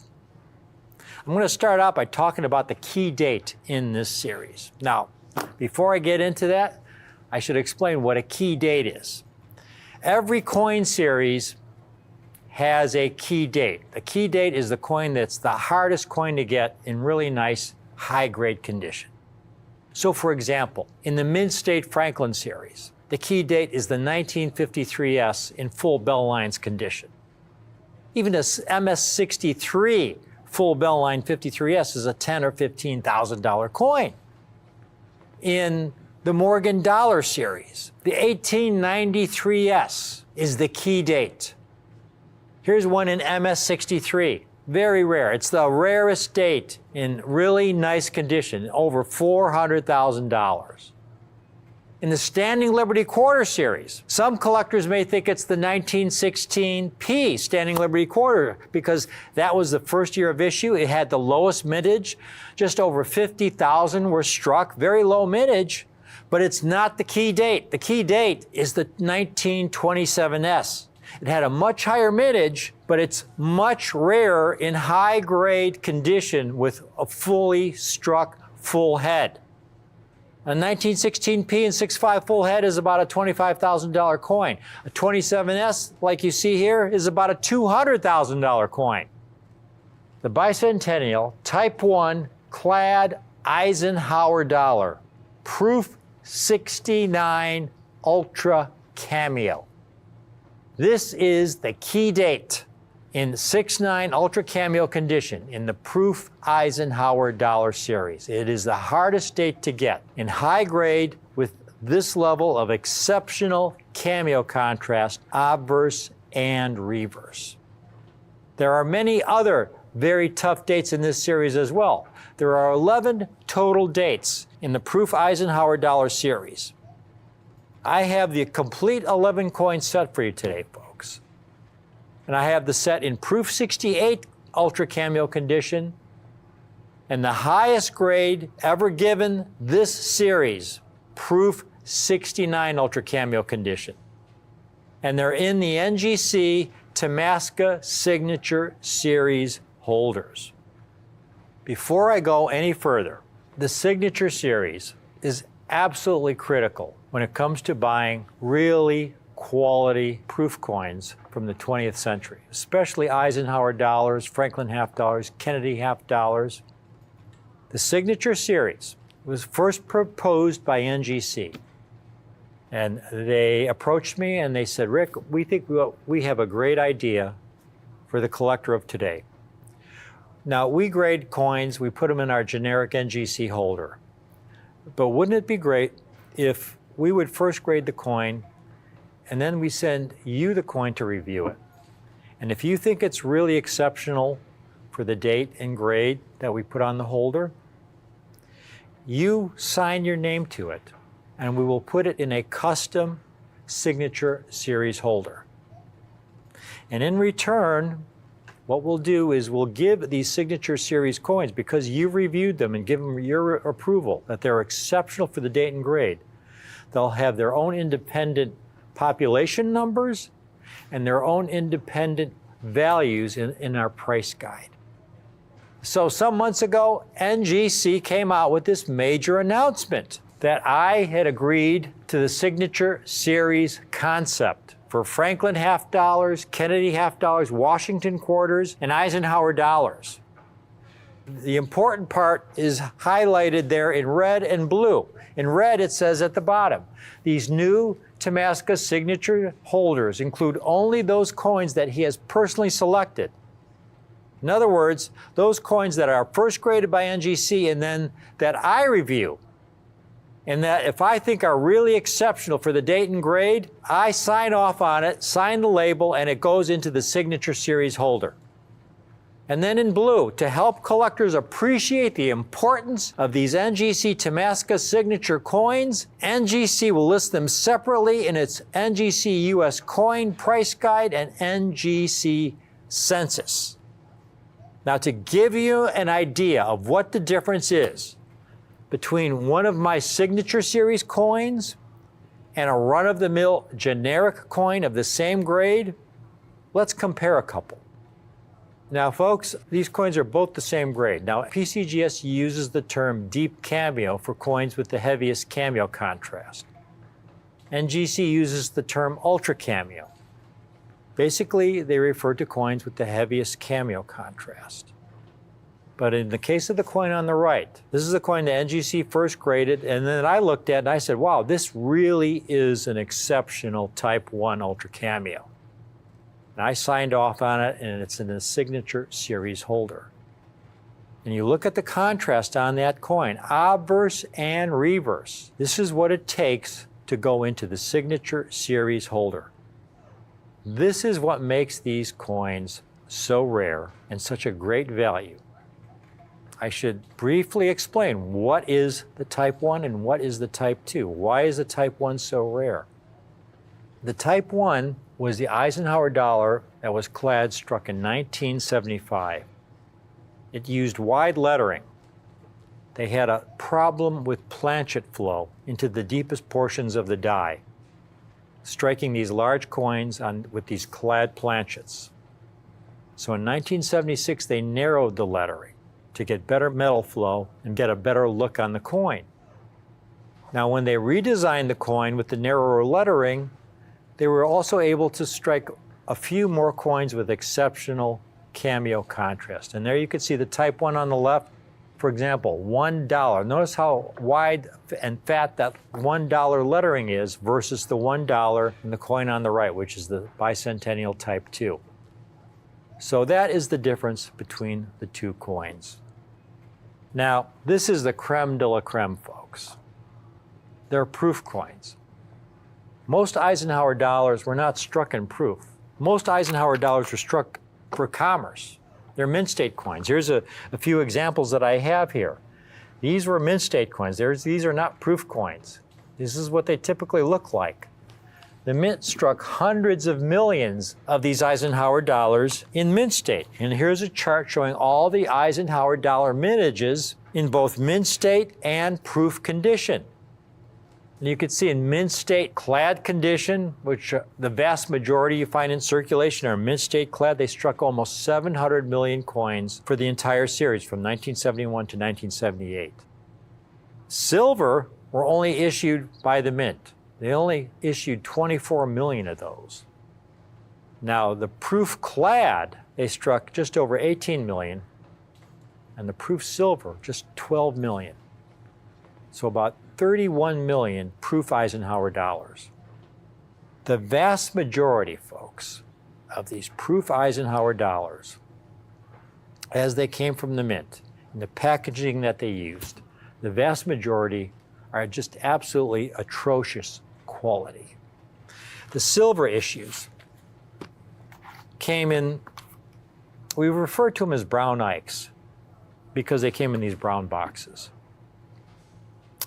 These are really body bags. They're the worst possible storage material for Eisenhower dollars.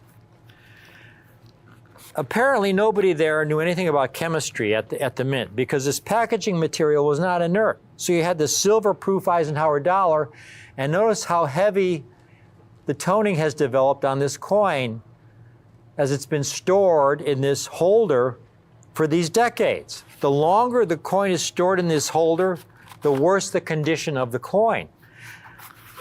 Coin after coin, absolutely destroyed. Here the mint goes to all this work to make a proof coin. A proof coin is supposed to be the state of the art, the finest possible quality the mint's able to produce given the technology of the day. And so they prepare these dies to polish them to a very high degree. They feed the planchets into the die. They strike them at least twice under higher pressure to bring out every possible detail. They individually handle the coin. And then they put them in this packaging, which just absolutely destroys the coin when stored in this material for any length of time. And these were the silver issues. Now, the clad issues came in packaging which was equally as poor. Here's a 1973 set with the 1973 Ike. And notice the heavy toning on this coin as well. This hazy toning that's developed over the surface of the coin. Here's a 1975 set of the Type 1.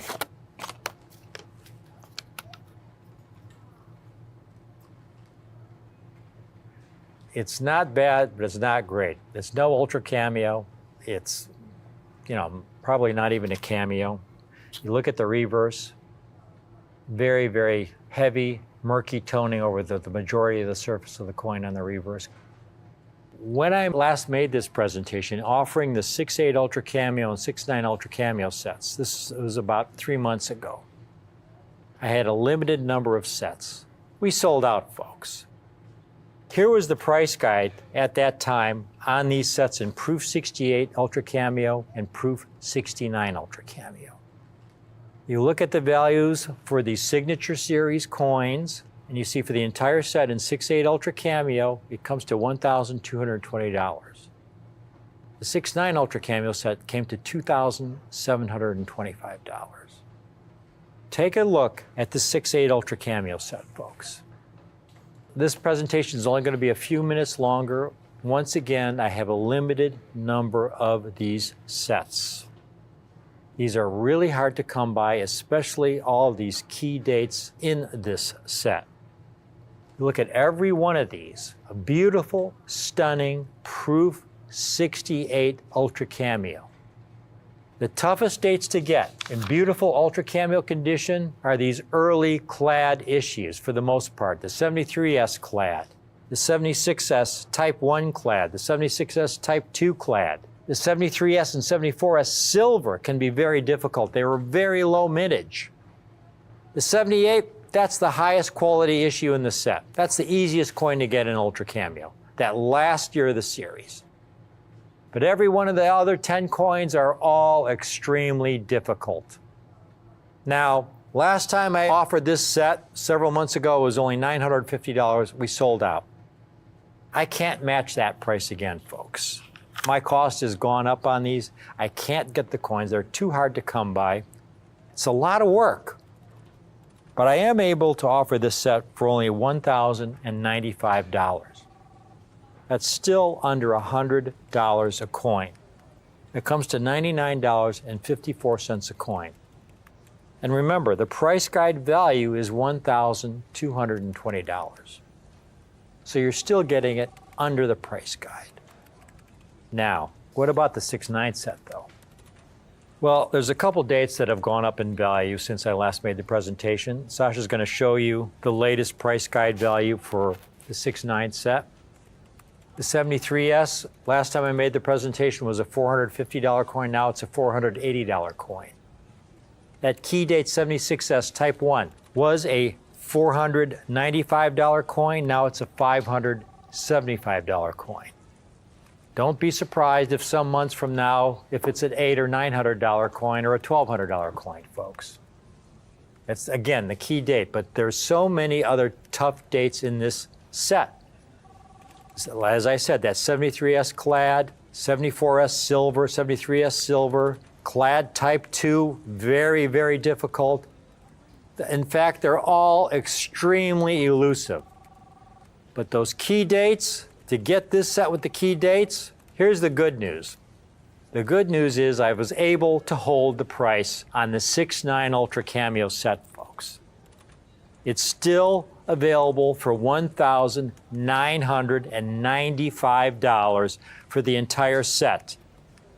Even though the value has gone up over $100, I acquired several of these coins before this price increase took place, so I'm offering at the original $1,995.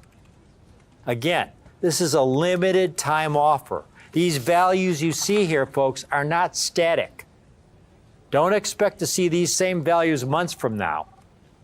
The demand far outstrips the limited supply of these coins in exceptional ultra cameo condition. This is a fabulous set, a top-of-the-line set. Think about it. You're getting the entire 11-coin set for $181 a coin. These beautiful top-of-the-line rarities with the key date Type 1 for $181 a coin. Every one hand-signed by me, reviewed by yours truly, for offering exceptional eye appeal and quality for the date and grade. The sets are tremendously challenging to put together. This is the highest grade given in a signature series holder. You look at the populations on these coins. There are no proof 70s. The 71S has the highest population, 104 coins. 72S, only 40. You get the 73S clad, there's only 50 examples. You get the 76S Type 1 clad, again, only 29 examples. We have a limited number of sets, 29. About half of those were sold in my previous presentation, folks. So again, this is a limited time offer. I've got this complete set for only $1,995.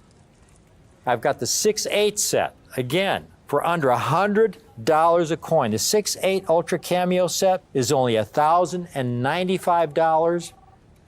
This is a set I'm incredibly proud to be able to offer. You've got this amazing holder. I love the Eisenhower dollar holder because there on the obverse you have the portrait of Ike with his I Like Ike button, Eisenhower as president of our country. But then on the reverse, you have this iconic image of Ike addressing the troops on D-Day, June 6, 1944. Eisenhower was the supreme Allied commander of the Allied forces on the European front. He had to make the call for that D-Day invasion, and he knew on that day that thousands of our troops would perish. And that was on his shoulders, and he took full responsibility.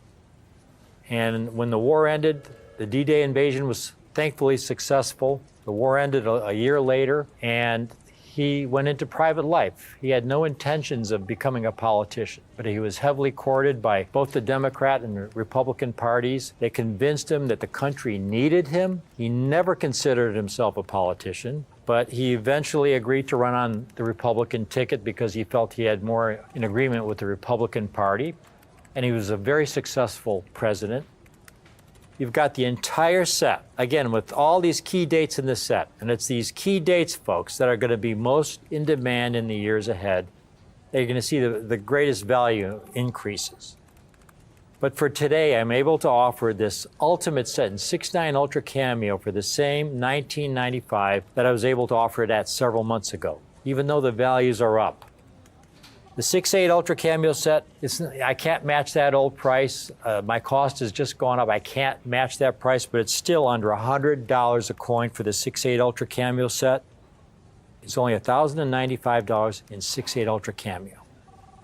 But if you can swing the ultimate set for only $181 a coin, coins that offer you the ultimate in eye appeal, the ultimate in quality, incredible condition rarity, at such a collector-friendly price. Again, there are no middlemen here. We did all the work. And that work means savings to you. And that's what I'm offering you today, the chance to own the most magnificent proof Eisenhower dollar collection it is possible to own. If you can swing more than one, get more than one. I have a limited quantity. We've got a lot of people calling in. I'm going to have to close it right here. But this is one of my favorite series, proof series, in all of United States coinage in terms of bang for your numismatic dollar. Please take advantage of it while I still have them at these collector-friendly prices.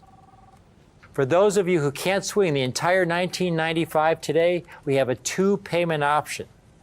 So all you have to do is put $997.50 down today, and we will put one of these 6/9 Ultra Cameo sets aside for you. With your name on it, put it in our vault, and you pay the balance in 30 days. And that is so very important, folks, when it comes to a series like this, where the demand is so much greater than the limited supply. Take advantage of it. We want you to own one of these sets. I know how much work it is putting a set like this together. My signature series collection. This is a legacy set that I want to leave the collector, not just of today, but of future generations. So a collector who owns one of these sets 20, 50, 100 years from now, they know they have among the finest proof Eisenhower dollars in existence. Thanks for watching.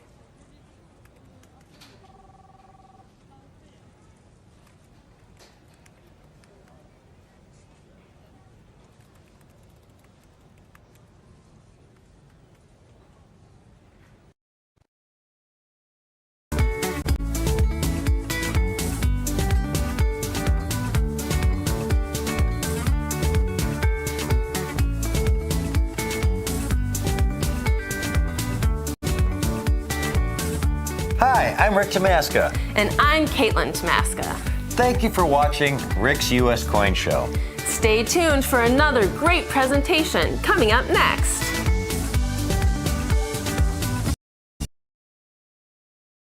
Fellow collectors, welcome to Rick's U.S. Coin Show on Rare Collectibles TV. I'm your host, Rick Tamaska.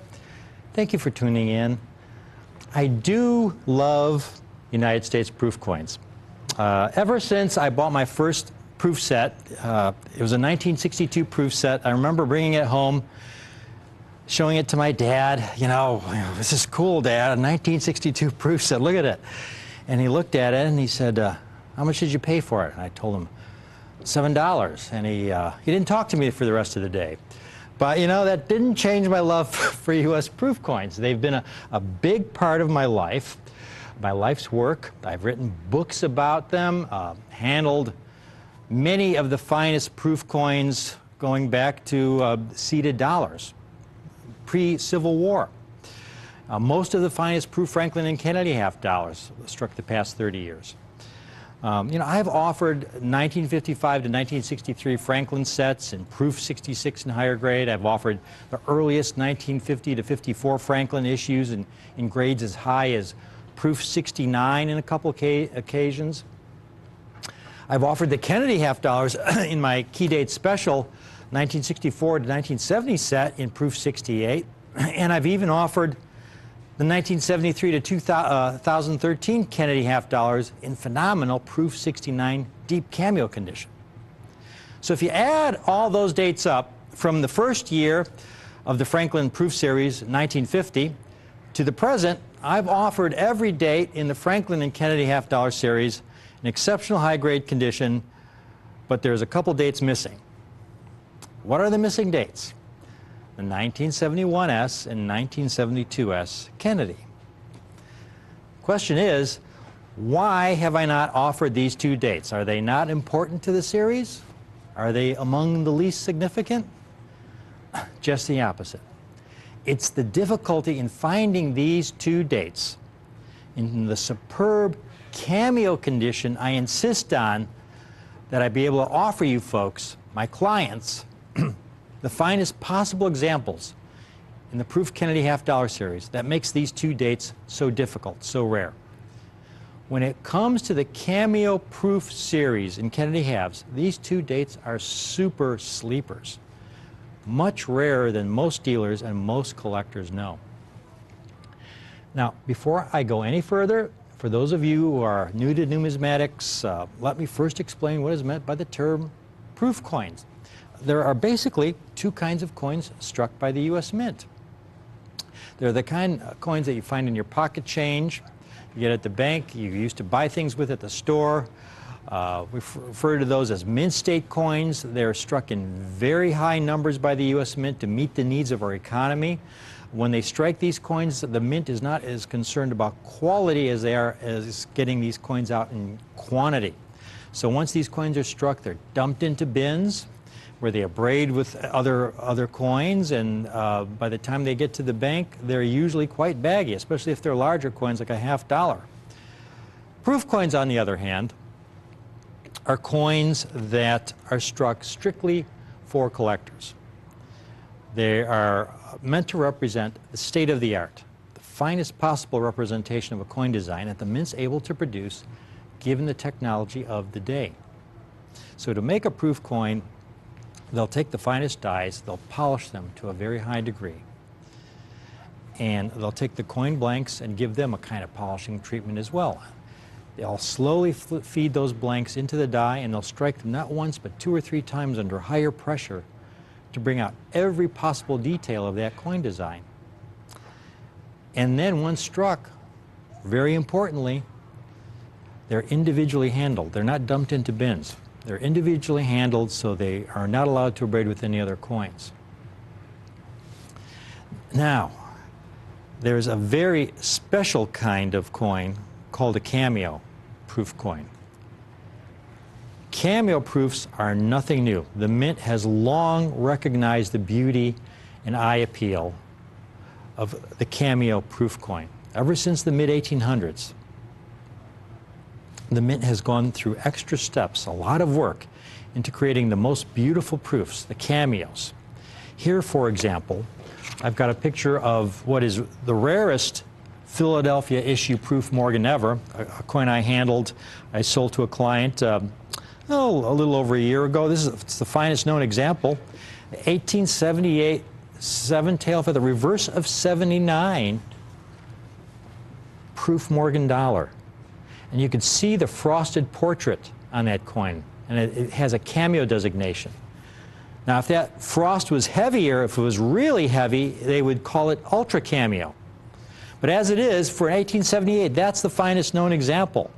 Now, it's the reverse of 79, by the way, because the reverse of the coin has the rounded breast that you see on 1879 and later Morgans. And I've got a picture of the reverse of the coin so you could just see it. But there's only about a half a dozen of these coins thought to exist in all grades. And this is what I believe to be the finest known 1878 reverse of 79. So cameo proofs, they're just stunning when you get them like that. They're just absolutely beautiful when you have that cameo portrait. Here's a picture of my first Whitman book where you see a beautiful cameo Franklin on the cover.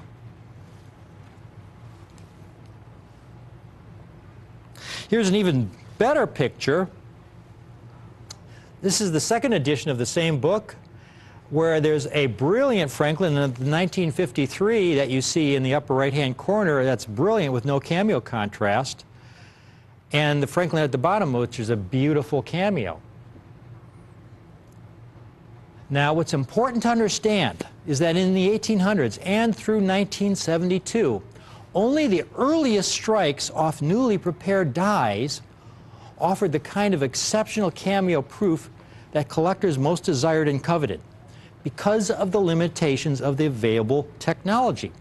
Prior to 1973, the way the Mint would create a cameo die in this earlier era, I call it the old-fashioned way, because this is technology that had been used for generations. They would take the die, they would dip it in a bath of 5% nitric acid, 95% alcohol. And that acid bath would give this die a frosted acid-etched appearance, and then they would buff the fields to a mirror-like finish. And so the first proof coin struck from that die would have this two-tone cameo effect. The recessed portion of that die, that acid-etched die, didn't receive the buffing because it was recessed. So the first strikes would have this beautiful cameo effect transferred to the planchet. And unfortunately, these acid-etched cameo dies used prior to 1973 were very, very delicate. You can imagine this acid-etched cameo die with 200 tons of pressure used to strike a $50 coming down, striking it twice. That acid-etched cameo effect wore away very, very quickly. And so for most years, to get one of the earliest strikes, say an ultra cameo, you're talking about far less than 1%. You're talking about maybe 1/10 or 1/20th of 1% of $50, for example, that would be a full ultra cameo prior to 1973. 1973, everything changed. In 1973, the Mint recognized they had a problem because one collector would order 10 sets from the Mint, and the sets would come to him, and all the coins would be these brilliant proofs. And he would be, you know, satisfied. He got some nice proofs. That's what he ordered. But then his buddy might order just one set, and in that one set, he might have gotten a beautiful cameo. You know, he was just lucky. It was what it was, lucky. And so you had a lot of unhappy customers because the one guy who ordered 10 sets didn't get a cameo, and here this guy gets a cameo. So the Mint started working on new technologies where they began to sandblast the dies to really create an intense cameo effect in that die. And then again, they would polish the fields, and they would chrome plate the die to give it added durability. And they began doing this in 1973.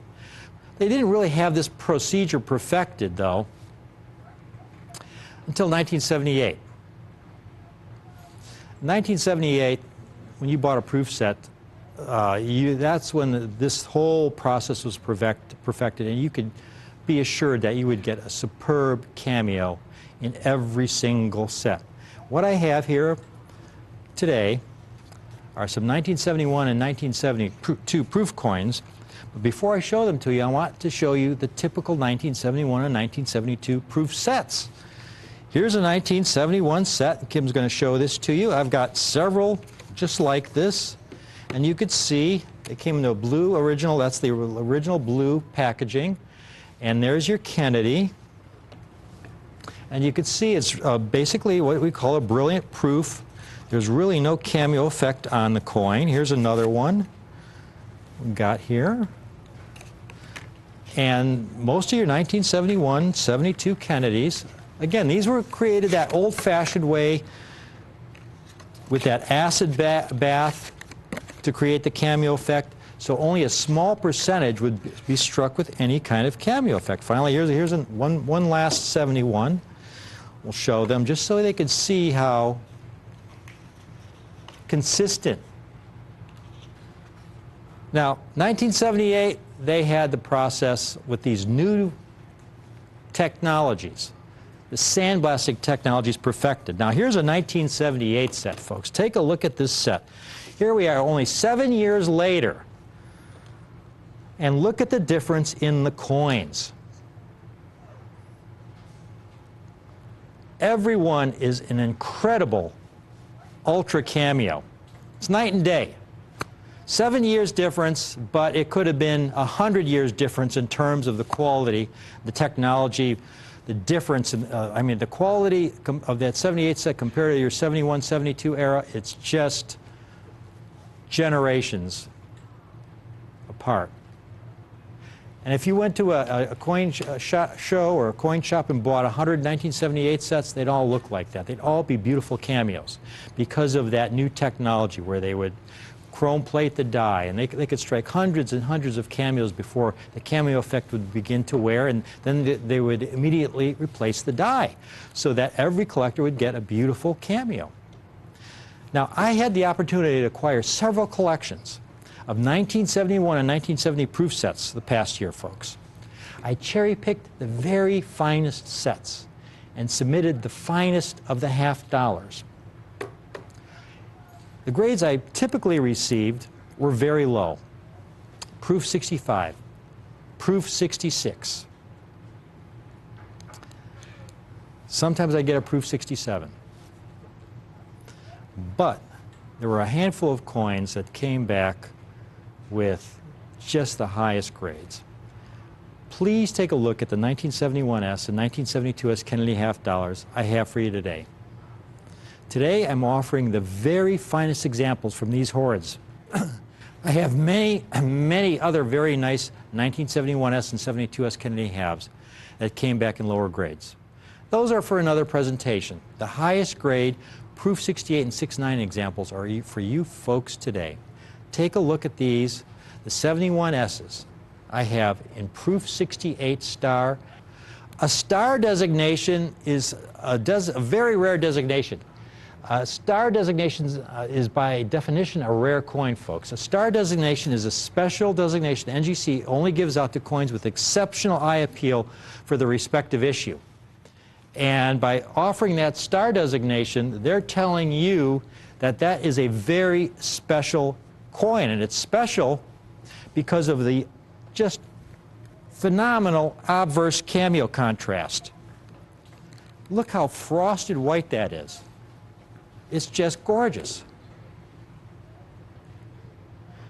Now, here's some of the others that I sent in for grading. If you compare that coin to this coin, and it's night and day. You could see the cameo effect on that proof 68 star. And then I have these, a handful in proof 69 star. Take a look at this piece. This is just, for a 71S,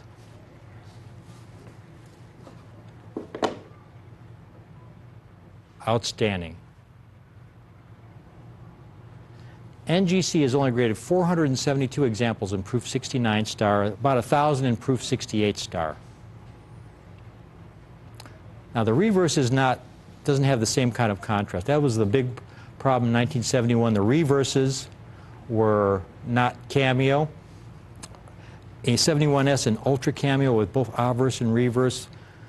That frosted is, they've only graded a handful in that grade, something like 40 coins. This 69 star is really top of the line. These are the finest examples from this magnificent hoard that I acquired.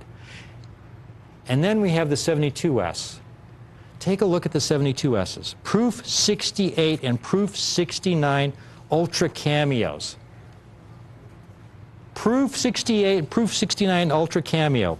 NGC is only graded in proof 68 ultra cameo 447 coins. That's the best possible designation. That's a coin that has the heaviest possible cameo contrast on both the obverse and reverse. In proof 69 ultra cameo, they've only graded 447 examples.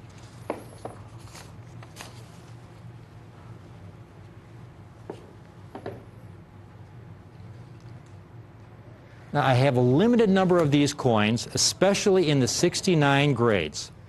If you want a 1971S in proof 68 star, only 1,010 examples graded, certified in proof 68 star with that kind of beautiful, beautiful obverse cameo contrast. I've seen these priced on eBay and at shows for up to $250. I've got these coins in proof 68 star for only $59. And if you want a 71S in that highest grade, the proof 69 star, folks, they're only $189. Only 472 graded, $189. On the 72S, if you want one in proof 68 ultra cameo, only 447 graded out of a mintage of about 3.2 million. They struck 3.2 million coins. Only 447 have been certified to date in proof 68 ultra cameo. That's how rare these coins are. This is not a $1,000 coin or a $500 coin or a $300 coin. $90. And then the 72S in proof 69 ultra cameo. Only 346 graded out of a total mintage of 3.26 million. 346 coins. This is not a $3,000 coin or $2,000 or $1,500. It's only $349. We've got people calling in already on these. I do offer a combination. Also, we save a few dollars. If you want one of each date, you could get the 71S and 6/8 star and the 72S and 6/8 Ultra. You save $9. You get both for only $139. And if you want two of those sets, you save another $3, $275 for only for 4 coins, two 71Ss in 6/8 star and two 72Ss in 6/8 Ultra. The top grade set, the 71S 6/9 star, 72S and 6/9 Ultra, for only $495. $495. If you get the pair in that ultimate grade, we're getting calls. We have one set of 2 and 6/9 star. Thank you. And if you want two of those sets, I have a special. You get 2 sets for only $979. A 6/8 Ultra Cameo. Thank you. Where do we get? Who's? Miss P. Miss P in Iowa. Thank you, Miss P. It's great to see a lady collector out there. There's not too many women collectors out there. We're getting a lot of calls coming in. A lot of you folks are going, well, it looks like it's about even between the 6/8 grade coins and the 6/9 grades. 6/9 Ultra Cameo, 72Ss. I only have about, I think, around 25 of the 6/9 Ultra Cameos. And in the 71Ss and 6/9 star, I've got around 30 of those. We have a limited amount of those coins. I have about double the amount in the lower grades. We're selling these really quickly. We're down to about, looks like we're already down to about 20 of the 6/9 star 71Ss. And less than, oh, down to about 15 of the 72Ss and 6/9 Ultra.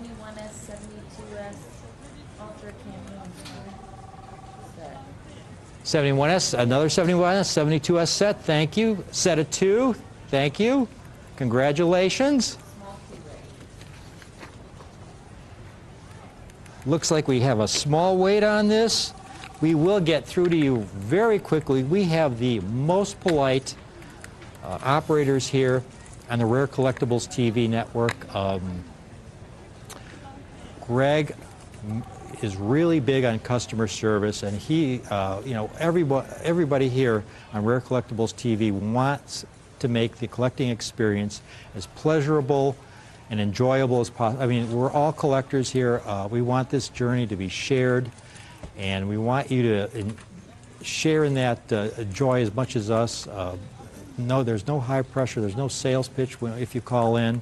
You have a 30-day guarantee, you know, no questions asked, as long as you return the coin in the holder, of course. We just have customer service that is the best.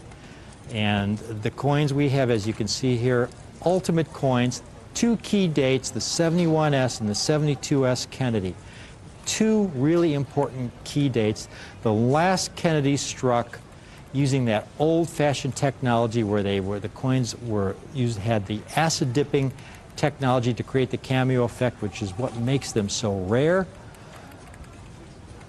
and what makes this opportunity here, these coins, so special. In the condition you see these, they're just a very, very tiny percentage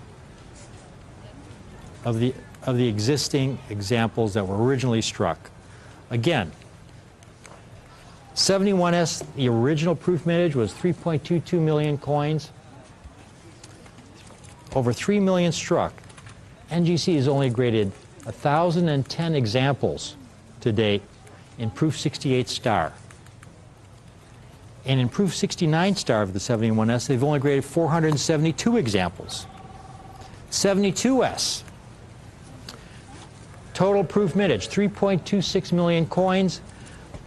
NGC has only graded 447 in 6/8 Ultra and 346 in 6/9 Ultra.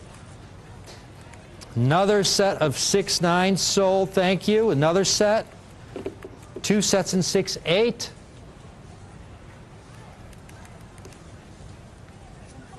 We're getting low very quickly on the 69s. Looks like we're down to about 10 of the 72Ss in 6.9 Ultra. This is not an item that, folks, that we can back order. If you watch any of the other shows on any of the other TV stations where they sell their usual products, those are coins you make a couple phone calls and you can get hundreds of them. These coins, you know, we sell out on these. If I sell out on the 72 and 6.9 Ultra, the 71 and 6.9, it could take me several months to get another example. They're really hard to get in these kinds of top grade conditions. It's not something I can just make a phone call and hope to get one or two pieces. They're just not out there. This is why I like to present these. This is why this is such an important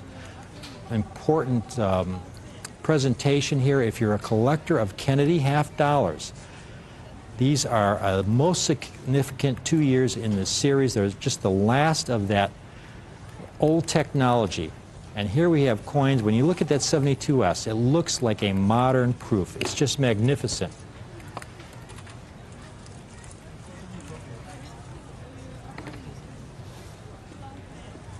So if you just tuned in, again, we have 71S and 6.8 star, only $59. The 71S and 6.9 star, $189.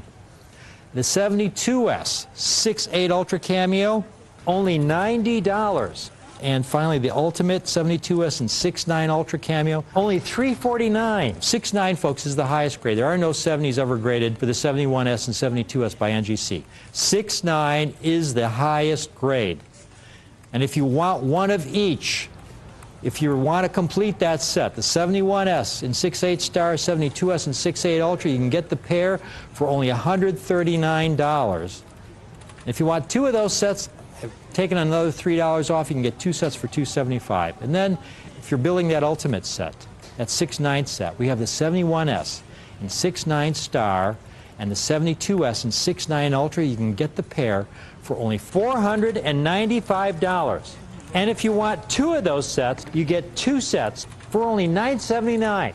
So again, we're getting low on the 69s. I only have maybe 4 or 5 of the 72Ss left in 6.9 Ultra at this time. So we're gonna just give this about 1 more minute, because again, this is not an item I can back order. Set of 2 and 6.8 Ultra? A set of 2 and 6.8 Ultra, all right.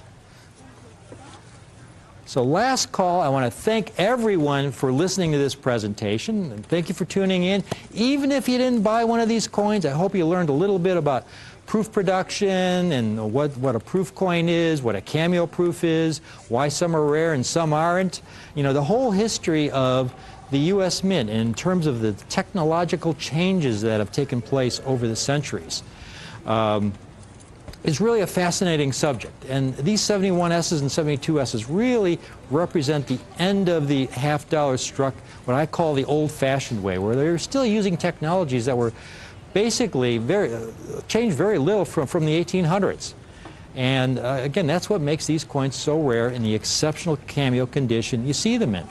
That all changed in 1973 when they introduced some radically new technologies designed to create more cameo coins. So 71S, 72S special. Thank you for everyone. I really appreciate you tuning in. I'm your host here, Rick Tamaska, on Rick's U.S. Coin Show on Rare Collectibles TV.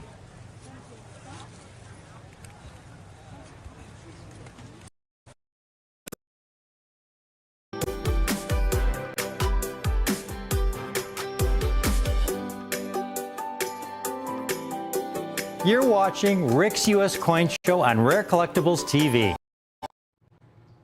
From Kimberly and I, Rick Tamaska here. Welcome to Rick's U.S. Coin Show. And have I got a great collector special for you folks today. Jefferson Nichols. Jefferson Nichols. One of the great things about collecting Jefferson Nichols is the challenge in getting them in high-grade condition. Mainly because of the hardness of the nickel planchet. It's a very difficult coin to really get a full strike on. And today, I've got some Jefferson nickels from the early era in proof making, the Philadelphia Mint era, when the Philadelphia Mint was striking proof coins. This was 1964 and earlier, when they were in charge of proof production at the U.S. Mint. After 1964, the San Francisco Mint took over, and the quality improved because the technology improved in proof making. And I've got some beautiful, extremely high-grade proof Jefferson nickels from this early Philadelphia Mint era, folks. I've got them in proof 68 condition. There are no proof 70s from this early era. They don't exist. Okay, and now, first of all, these are proof coins. Proof coins are supposed to represent the state of the art, the finest possible quality the Mint's able to produce given the technology of the day. They're struck strictly for collectors. You can't get them at your local bank or anything like that. You have to order them directly from the Mint. Nowadays, when the Mint makes proof coins, they really are state of the art. As I said, they're made at the San Francisco Mint today. The technology used nowadays is extraordinary. So when you get a proof set, this is the original packaging. This is a 1991 set, 25 years old. 1991 set, and you pull it out of the original government package there. This is the original government plastic case. And you've got 5 extraordinary, stunning proof coins. These are probably all proof 69s. But, this is the technology of the modern era. Here's a proof set from the Philadelphia Mint era, 1964 and earlier. 1956 to 1964, they came exclusively in these, what we call flat packs, these manila envelopes. And they were mailed like this. You could see this. Here's the original mailing address. Shipped third-class mail. And this is what blows my mind, folks. This is what blows my mind, because a proof coin, to make a proof coin, there's a lot of work involved. The Mint takes the finest dies and they polish them until the dies have a mirror-like finish. They take the coin blanks, they put them through a polishing, kind of polishing treatment as well. And they slowly feed those blanks into the die, and then they strike them not once, but at least twice under higher pressure to get every detail of that coin design struck up. And then once struck, they're not dumped into bins like Mint State or commercially struck coins. They're individually handled. So they're not allowed to abrade with any other coins. So there's a lot of labor involved. And with all that labor involved, there's a lot of cost involved with that labor. Then they use this packaging. Now, they had hard plastic packaging back then. Why they didn't use it, I don't know. But they were shipped in these envelopes. And here's your proof set. This was a 1956 set. But from 56 to 64, they all came in the identical same kind of cellophane envelope as you see here. And you could see this cellophane is pliable. In other words, the cellophane rubs up against the surface of the proof coin because the cellophane is pliable. It's not rigid like hard plastic. The problem that creates is the problem of what we call hairlines, light little scratches on the mirrored surface of that proof coin. And it's those light little hairline scratches that really lower the grade of proof coins, especially from this early era. Now, proof coins in the Philadelphia Mint era were struck in really limited numbers. Kimberly has a chart here to show you the mintages of the Jefferson nickels from 1955 through 1964, how many were struck in proof condition and how many were struck in Mint State condition for commercial use. And you can see that first year of 1955, they only struck 378,000 proofs, over 82 million for commercial use. In those early years, collecting, folks, was kind of on the back burner for a lot of people. There were a lot of collectors out there, but not a lot of people could afford to collect. This was only 10 years after World War II. You had a lot of XGIs, a lot of young families, a lot of people who were just beginning to accumulate some savings.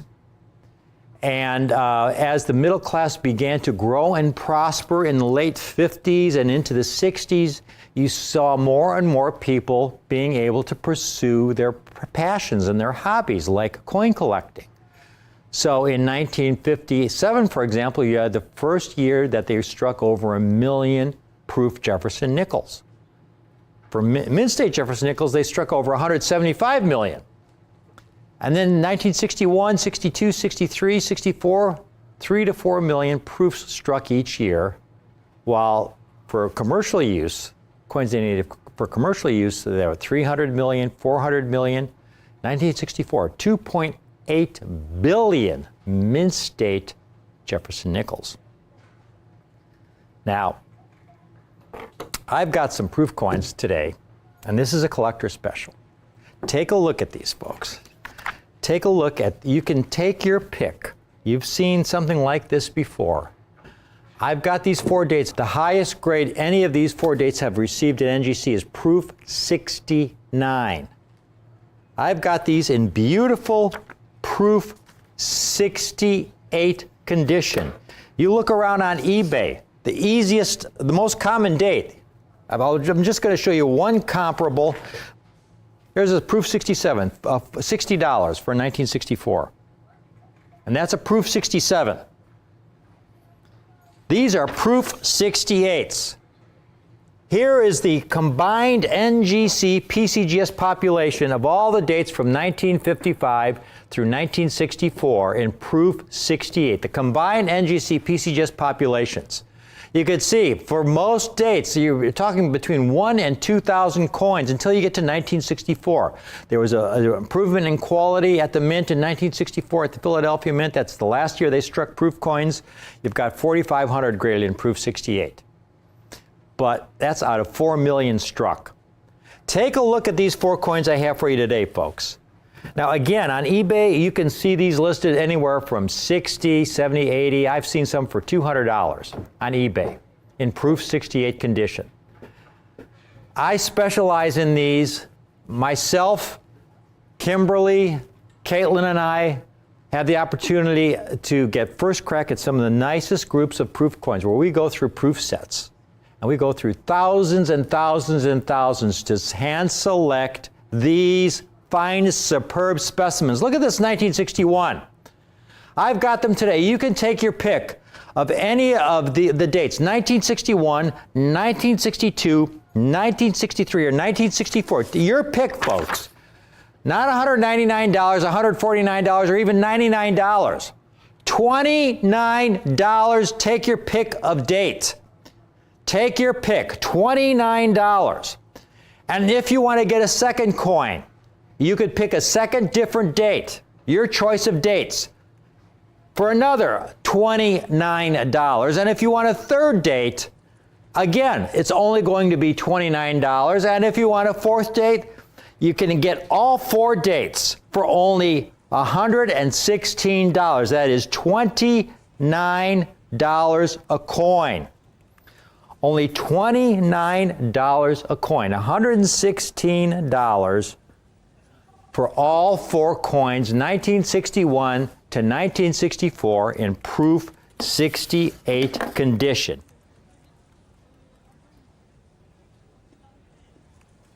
And now we get to the 1960. Here's a coin that is tougher to find. The mintage was considerably lower. Only 1.6 million proofs were struck in 1960. So this is a tougher coin. But in this special, you can add this 5th coin, folks, for an additional $29. In other words, you get all 5 coins for only $145 for all 5 coins. We've got a lot of people calling in already on this. Now we're going to get into some dates from into the 1950s. Here's where prices can really skyrocket. Take a look at this. Here's a 1959. This is a P&G dealer. 50,000 happy customers. A P&G dealer. A 1959 proof 68. $199. Here's another dealer. Over 54,000 happy customers for a 1956 in proof 68. $200. So just those 2 coins, $399 for just those 2 coins. Take a look at this. If you want to get the 9-coin set, I can add the 1956, the 1957, the 1958, and the 1959. That's 9 coins. Now, other dealers might want to charge or ask $200 a coin. That's $800 for just those 4 coins. And you add them to those, the 1960 to 1964, you're almost at $1,000. You can own all 9 coins for only $249.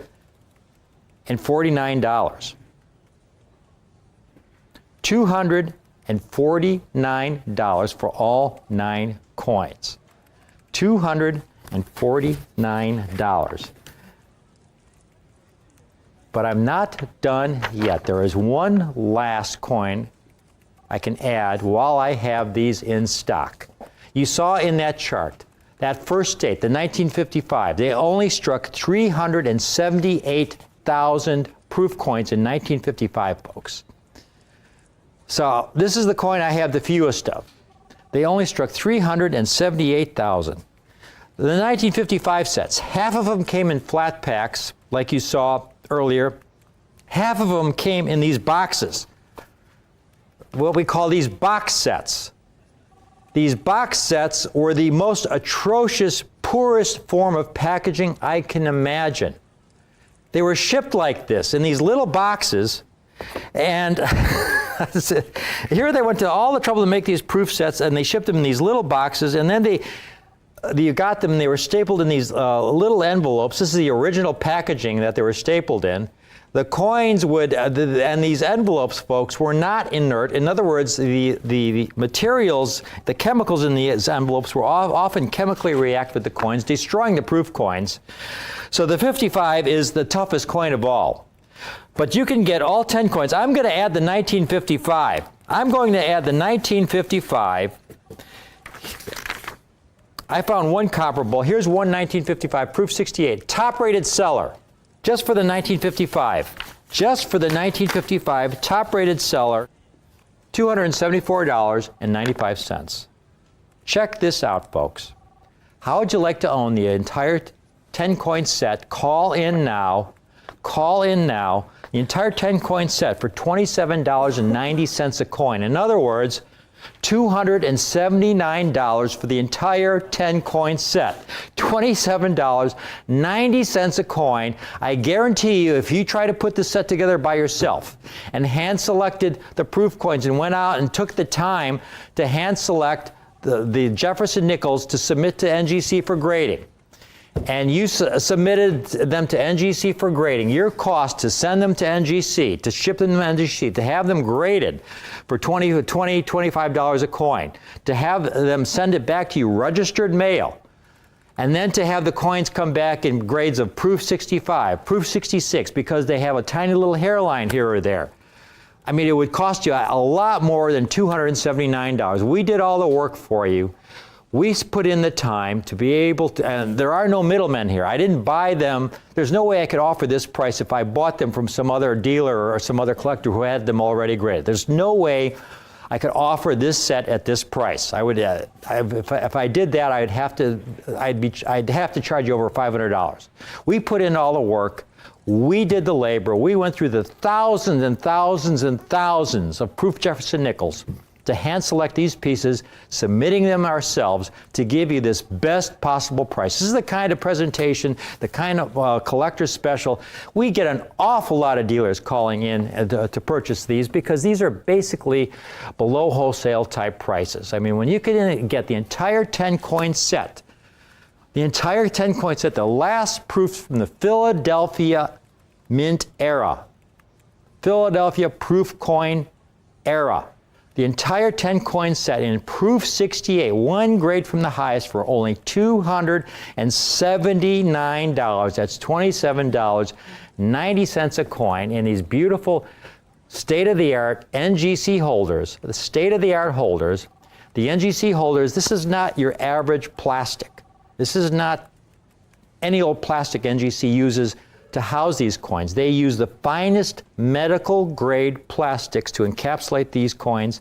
The holders are airtight. They're the same kind of materials, the same kind of technology NGC uses to house the coins in the Smithsonian Institute.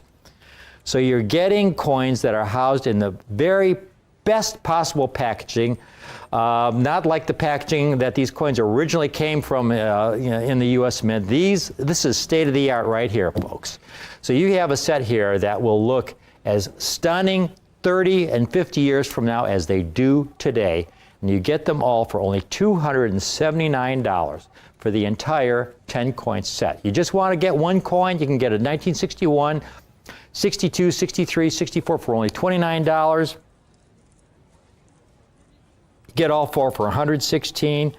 But most of you, it looks we got a lot of folks calling in. Almost everyone is getting the entire 10-coin set. It is truly a bargain for only $279. Got a lot of folks calling in. We do have a queue on this. Just stay on the line. We will get to you as soon as possible. The limiting factor on this, the most limiting factor, again, is that 1955. Hardest to get. They're all tough, but once you get into the 50s, when the mintages drop considerably, and at 55, when they only struck 378,000, a lot of those, have not survived in gem condition. Very, very tough coin. Only 1,800 graded PCGS and NGC combined of that 1955, and the entire set for only $279. Thank you for watching this brief collector's special. Hope you're able to take advantage of it. It's always a thrill to be able to offer some really great, eye-appealing, high-quality, rare numismatic coins at this kind of great, great price. Thanks again for watching.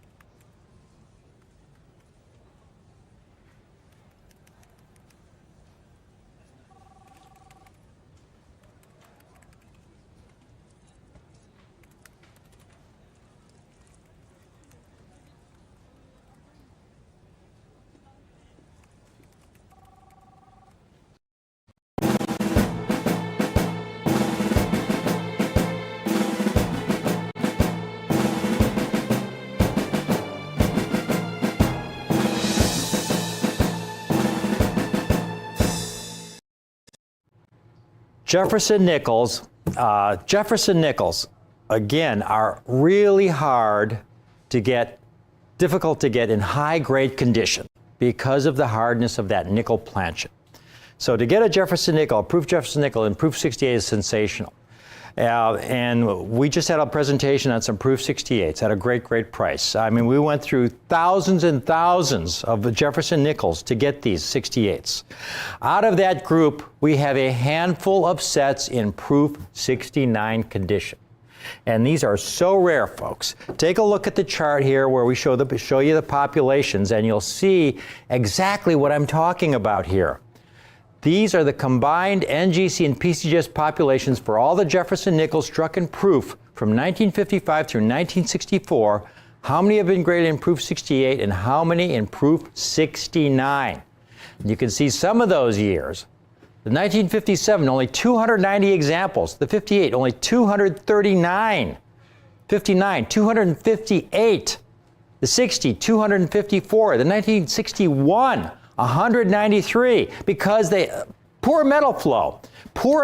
They would strike the coins because the hardness of the planchet, you wouldn't get all of the metal flow into the deepest parts of the die, so you get some bits, a little bit of pitting in the high points. And so if there's any kind of pitting whatsoever, you can't get a proof 69. 64 is the best quality. They've graded about 2,500 examples. Take a look at this set that I have for you. I only have a handful of these sets in proof 69 grade. Again, if I had to buy these already graded from a dealer or a collector, our prices would be about triple of what you're going to be offered this set at.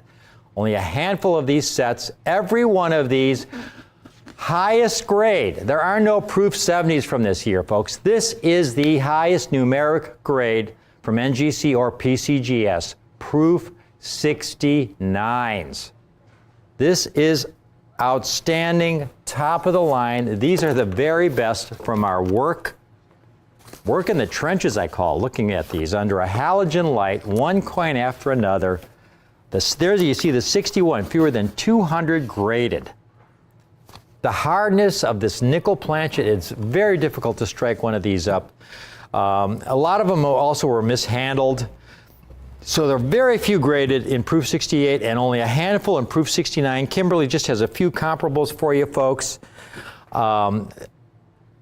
And just to give you some idea, these are top-rated sellers on eBay. There's a top-rated seller with a 1955 proof 68, $274 for a proof 68, 1955.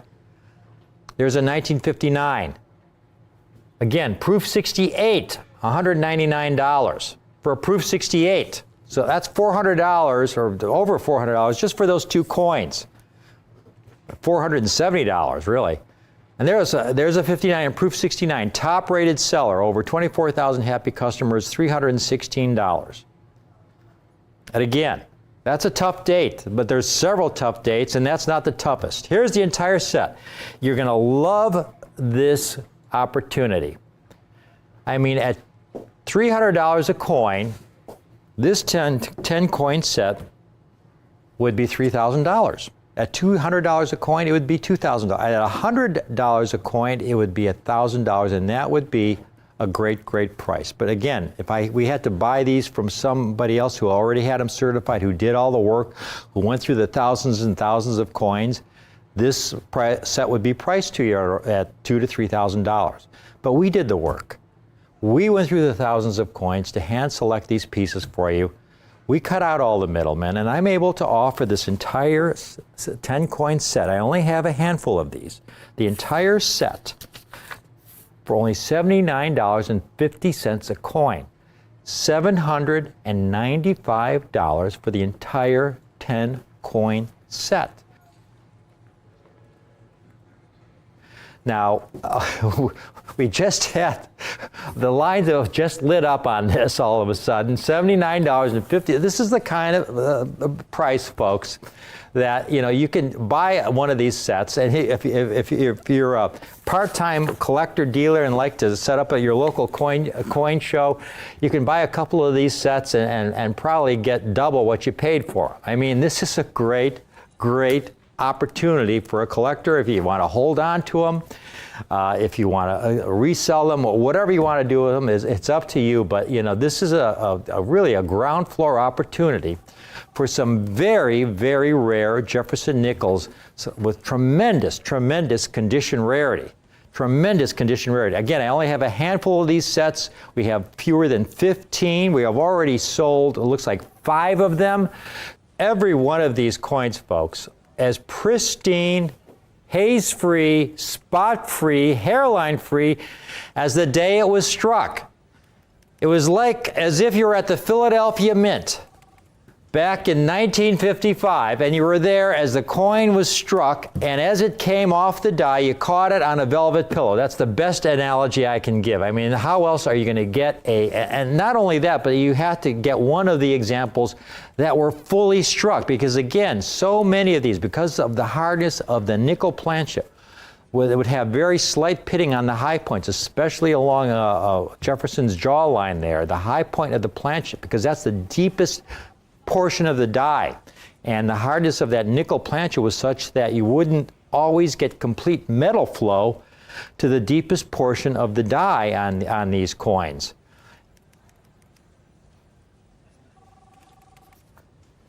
There you're looking at a 1962, only 311 graded, none higher, 1962. Let me go through the pops once more. The 1964, better quality, 1964, 2,491 graded in proof 69. That 1963 you're looking at, or you just saw 436 graded, 1962 only 311 graded.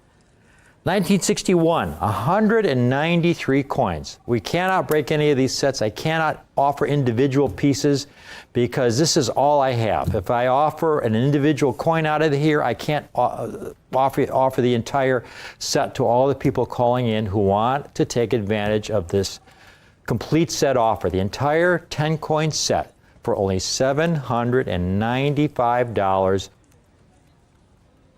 Again, we only had to have a handful of these available. We were already sold more than half of them.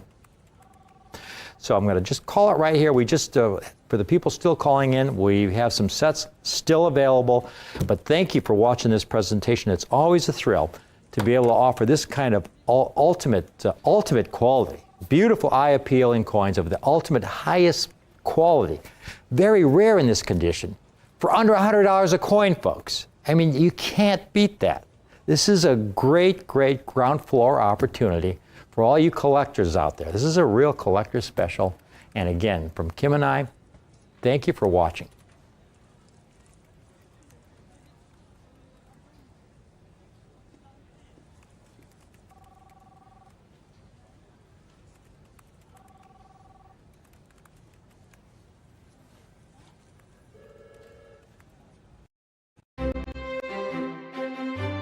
From everyone here at Rare Collectibles TV, I would like to wish you and your family a happy and safe Thanksgiving holiday. The following is a paid presentation furnished by Rare Collectibles TV, LLC. The Morgan Silver Dollar is without a doubt the most iconic coin in United States numismatics history. Designed by United States Mint assistant engraver George T. Morgan, this silver dollar series was minted from 1878 to 1904, and then again for 1 year in 1921. The Morgan dollar is nearly an ounce in weight and has a 90% silver content, thereby containing over 3/4 of an ounce of pure silver. The first Morgan dollar was struck at the Philadelphia Mint on March 11th at 3:17 p.m. in the year of 1878. Later that same year, the Western Mints in San Francisco and Carson City began minting Morgan dollars. The New Orleans Mint started production for this series in 1879, and the Denver Mint produced Morgan dollars for only 1 year in 1921. The Morgan dollar had originally stopped production in 1904, when there appeared to be an abundance of coins. Then, due to the Pittman Act in 1918, 270 million Morgan dollars were melted into bullion. After a few years, there was a shortage of silver dollars, and the Morgan dollar was struck for 1 more year in 1921. It was replaced by the peace dollar later in that same year. The obverse of the Morgan silver dollar depicts a profile portrait representing Lady Liberty. Designer George Morgan used an American woman rather than the usual Greek-style figures for the Liberty head design. He used schoolteacher Anna Williams as his model, and soon thereafter this famous coin design was created. The word Liberty is written on her headband, and the words E Pluribus Unum surround the top of her head. 13 stars arc along the bottom of the coin and are divided by the date. The reverse of the Morgan dollar depicts an eagle with wings outstretched. Its feet are clasping arrows and an olive branch. The inscription, "In God We Trust," is inscribed above the head of the eagle. Among the most popular Morgan dollars in the entire series are those which were struck at the legendary Carson City Mint of the Wild West. In total, the Carson City Mint only produced Morgan dollars from 1878 to 1885, and once again from 1889 to 1893. With only 13 years of mintage, Morgan dollars that display the illustrious CC Mint mark of the Carson City Mint are notoriously difficult to acquire for collectors. And here to tell you more about the Carson City Morgan Silver Dollar Hoard is coin expert and numismatic author Rick Tomaska. Rick is a coin collector with an extraordinary passion for numismatics. Rick Tomaska has written 6 books on rare coins. His first book helped to establish the Cameo and Deep Cameo standards used by PCGS today, as well as the Ultra Cameo standard currently used by NGC. After the success of his first book, dealers began calling him the Cameo King. His second book was the catalyst for establishing the full bell line standard for mint state Franklin half dollars. He was also awarded a Numismatic Literary Guild Award for his fourth book on Franklin and Kennedy half dollars, citing extraordinary merit. Many of Rick's clients own some of the finest proof and mint state coin collections in the United States. Rick Tamaska is also one of the best coin buyers in the country. This translates into huge savings for his clients. And here to tell you more about the Carson City Morgan Silver Dollar Hoard is coin expert and numismatic author Rick Tamaska. What I have today is simply the finest two-coin set. Two coins ranking among the very lowest mintage silver dollars in the entire 100-plus Morgan dollar series. And they were struck at a legendary mint. Morgan dollars from this mint rank among the most desirable among collectors and dealers. It is the Carson City Mint. Folks, the two coins I have from the Carson City Mint shouldn't even exist, especially in uncirculated condition. The last Carson City dollar was struck in 1893. These Carson City dollars that I have are the lowest mintage Carson City Morgan dollars in mint history, and among the lowest mintage Morgan dollars in the entire Morgan dollar series. Now, I have a very limited quantity of these coins. These coins, again, should not exist. 1881 and 1885 Morgan dollars struck at the Carson City Mint in brilliant uncirculated condition. They were stored in mint bags for almost 100 years.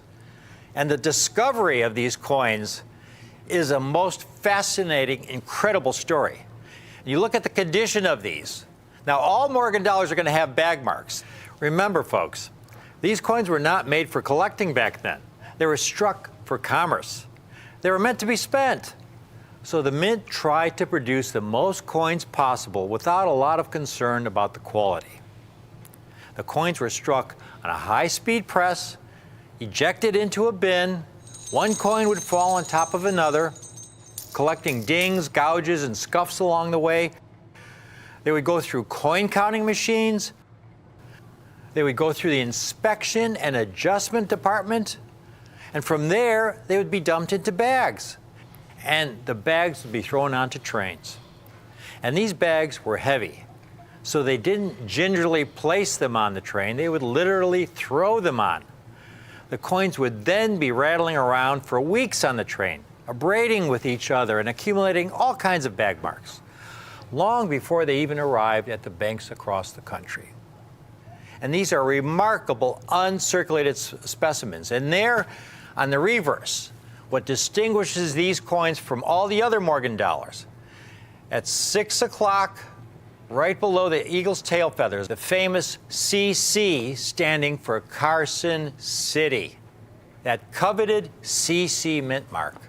Now, Jack and I spent some time at the Carson City Mint. Folks, by mint standards, the Carson City Mint was probably about the size of the cafeteria for the Philadelphia, New Orleans, and San Francisco mints, which were responsible for the lion's share of the Morgan dollar struck. But I've got some pictures of all four of these mints. We've got a picture of the Philadelphia Mint, and it's an imposing building and what you would expect from a mint that's striking millions of coins of every denomination every year. And here is the San Francisco Mint. Even though it was what we refer to as a branch mint, it was a very imposing building, very large. And here's the New Orleans Mint. Jack and I spent some time at the New Orleans Mint. It was originally built in the 1830s, very large structure. And then we get to the Carson City Mint. Now, folks, when you place it next to these other mints, it's a tiny, tiny mint structure. Now, Jack and I knew that the Carson City Mint was a very, very small mint, but we didn't realize it was this small. It's a very small building, and the relative output was minuscule compared to those other mints. When you look at all the Morgan dollars struck by mint, over 600 million Morgan dollars were struck over the entirety of the series. And here's the breakdown by mint. Philadelphia had the lion's share, over 300 million coins. New Orleans, 186 million. San Francisco, 131 million. Denver, only 20 million. However, the Denver Mint didn't open until 1906. It only struck Morgan dollars for 1 year in 1921. And just in that 1 year, they struck over 20 million Morgan dollars. The Carson City Mint struck Morgan dollars over 13 different years. And the entire mintage was only 13.8 million coins, folks. And the Carson City dollars I have today are the lowest mintage Carson City dollars for the series. Take a look at this mintage chart that shows all the Carson City Morgan dollars struck. The highest mintage was the 1890 CC with 2.3 million. And you see as they get progressively lower, 1879 CC, they didn't even strike a million coins, 756,000. And there at the very bottom, the 1881 CC, 296,000 coins. And there at the very bottom, the 1885 CC, only 228,000 folks. Now, it was believed that all the Carson City dollars either went into circulation or were melted down in 1918 as a result of the Pittman Act, when 59% of all the Morgan dollars struck were melted down for bullion, over 270 million coins. And here you can see the total mintage for all the Morgan dollars over the entirety of the series, 656 million, 270 million melted down. That's left 386 million coins. And the vast majority of those went into circulation. They were used for commerce. Only about 6.5 million have been certified in uncirculated condition. That's about 1.7% of the entire mintage of the surviving coins. And usually when you see Morgan dollars, they look like the coin I have here. They were heavily used for commerce. And then, in the early 1960s, what happened next is so implausible, inconceivable, unbelievable. Only the federal government could concoct such an improbable plot twist. It turns out that deep in some remote corner of one of their cavernous coin vaults at the United States Treasury were some dust-covered original bags of Carson City silver dollars, folks. This was in the 1960s that they discovered these coins, struck at the Carson City Mint, which last struck coins in 1893. But here they were, original Carson City Mint bags with Carson City dollars struck between 1878 and 1893. And this hoard included the two lowest mintage Carson City dollars in the mint's history, the 1881 and the 1885. Now, when they discovered these coins, the question was what to do with them. Well, they considered melting them back down, just like they did in 1918 in the Pittman Act, melting them back down for bullion.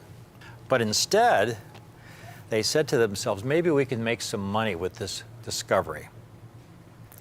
And so they hired some expert numismatists to help sort the coins. And all the examples that were deemed to be badly damaged, heavily oxidized, were set aside. The finest uncirculated examples were encapsulated in the early 1970s in what we now refer to as the GSA, Government Services Administration hard plastic holder, guaranteed uncirculated by the United States Treasury, never going into circulation, stored for almost 100 years in mint bags. And they were offered to the public for sale for a substantial premium at the time. And here we see a brochure that was issued by the GSA when they were selling these specially encapsulated Carson City dollars talking all about the legendary mint, how historic it is. It is, without question, among Morgan dollar collectors, the most coveted mint in the Morgan dollar series. Folks, and that's what I have today. A very limited quantity of the two lowest mintage Carson City silver dollars, guaranteed uncirculated by the United States government in the original GSA holder issued in the early 1970s. You take a look at these coins. They should not exist. They were supposed to have been melted down. They were supposed to have been in circulation, heavily circulated, but here they were in original mint bags in the United States Treasury. Now, the Carson City Mint operated for a very short time. Silver was discovered in Nevada in 1859. And this was monumental, folks. This vein of silver came to be called the Comstock Lode. In response to all the silver being mined, the Treasury built a small branch mint located in Carson City. They built it in 1865. This Carson City Mint had a very limited production capacity. Now, the Carson City Mint didn't begin striking any coins until 1870.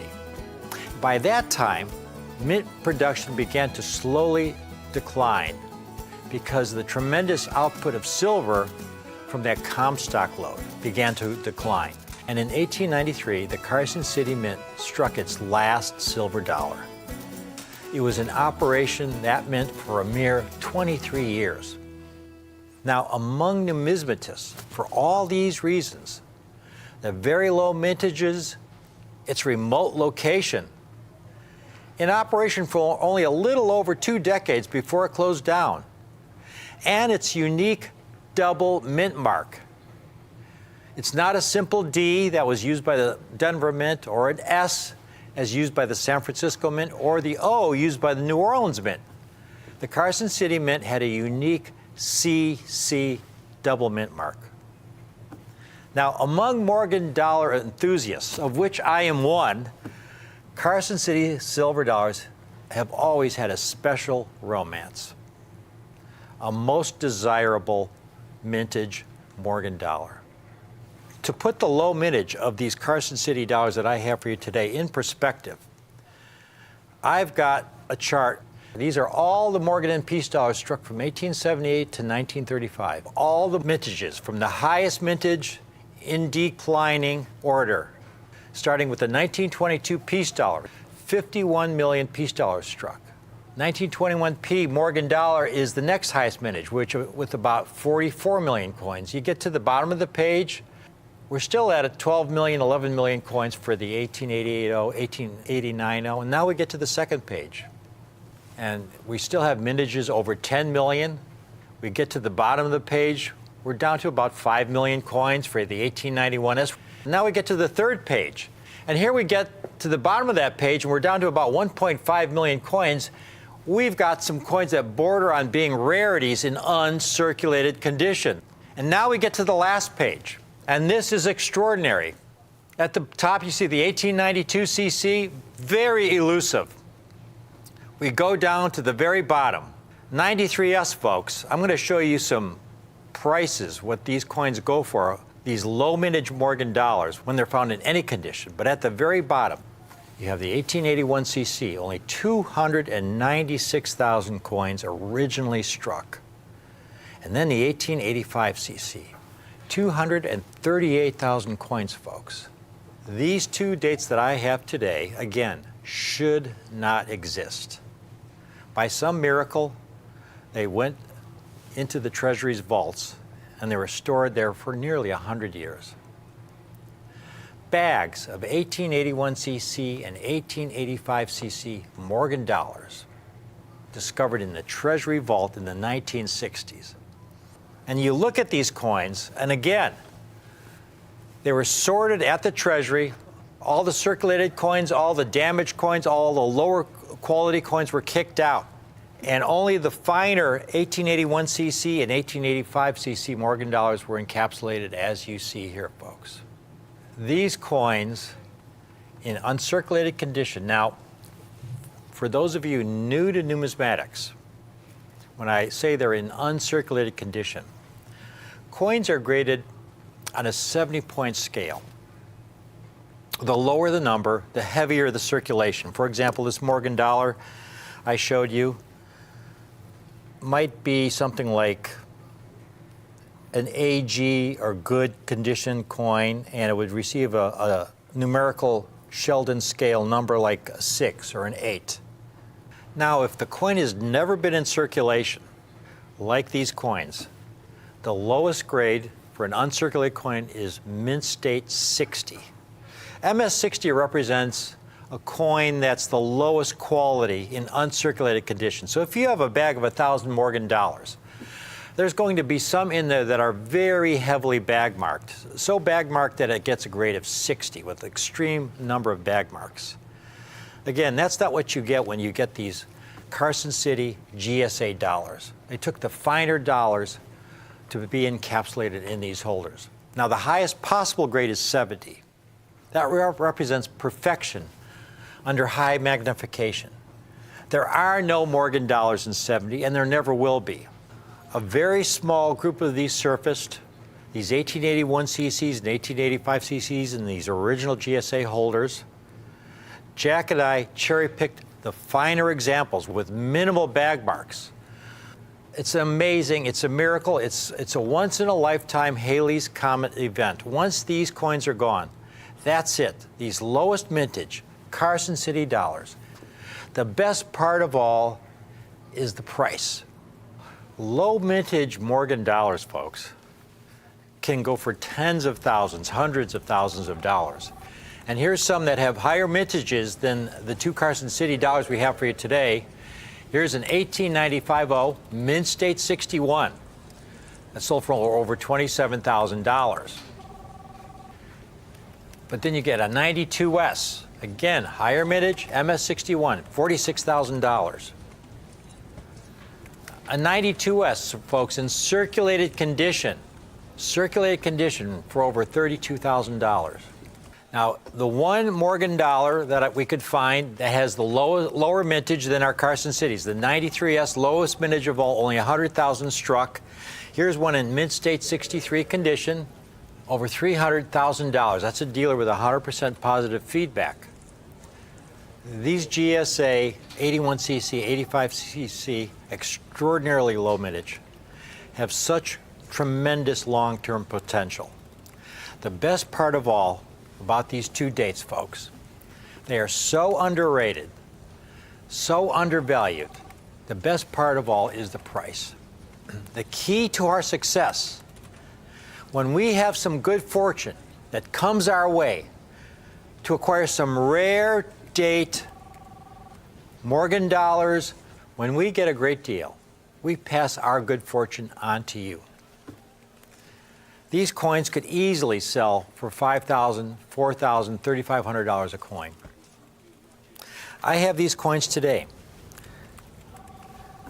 The GSA 1881cc, a limited time offer. We have these available for only $1,150. The fourth lowest mintage Morgan dollar in the entire Morgan and Peace dollar series, folks. In the original GSA holder. It doesn't get any better than this.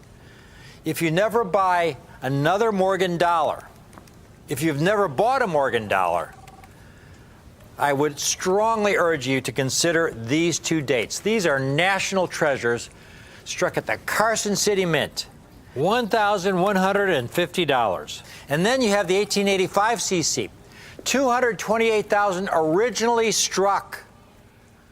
It's rare in any condition, folks. And it's only $1,395.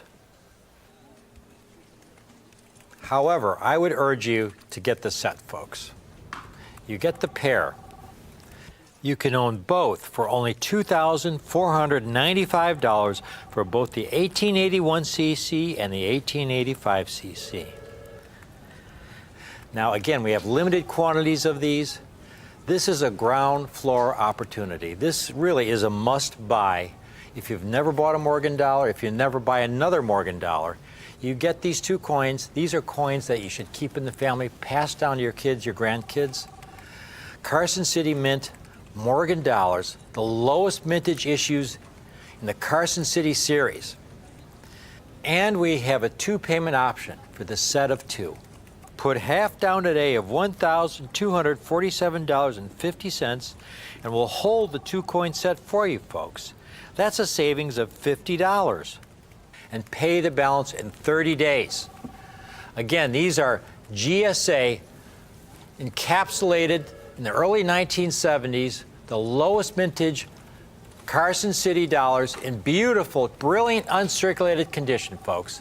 Coins that should not exist, that were discovered in a treasury vault in the 1960s in original mint bags, similar to what you see here.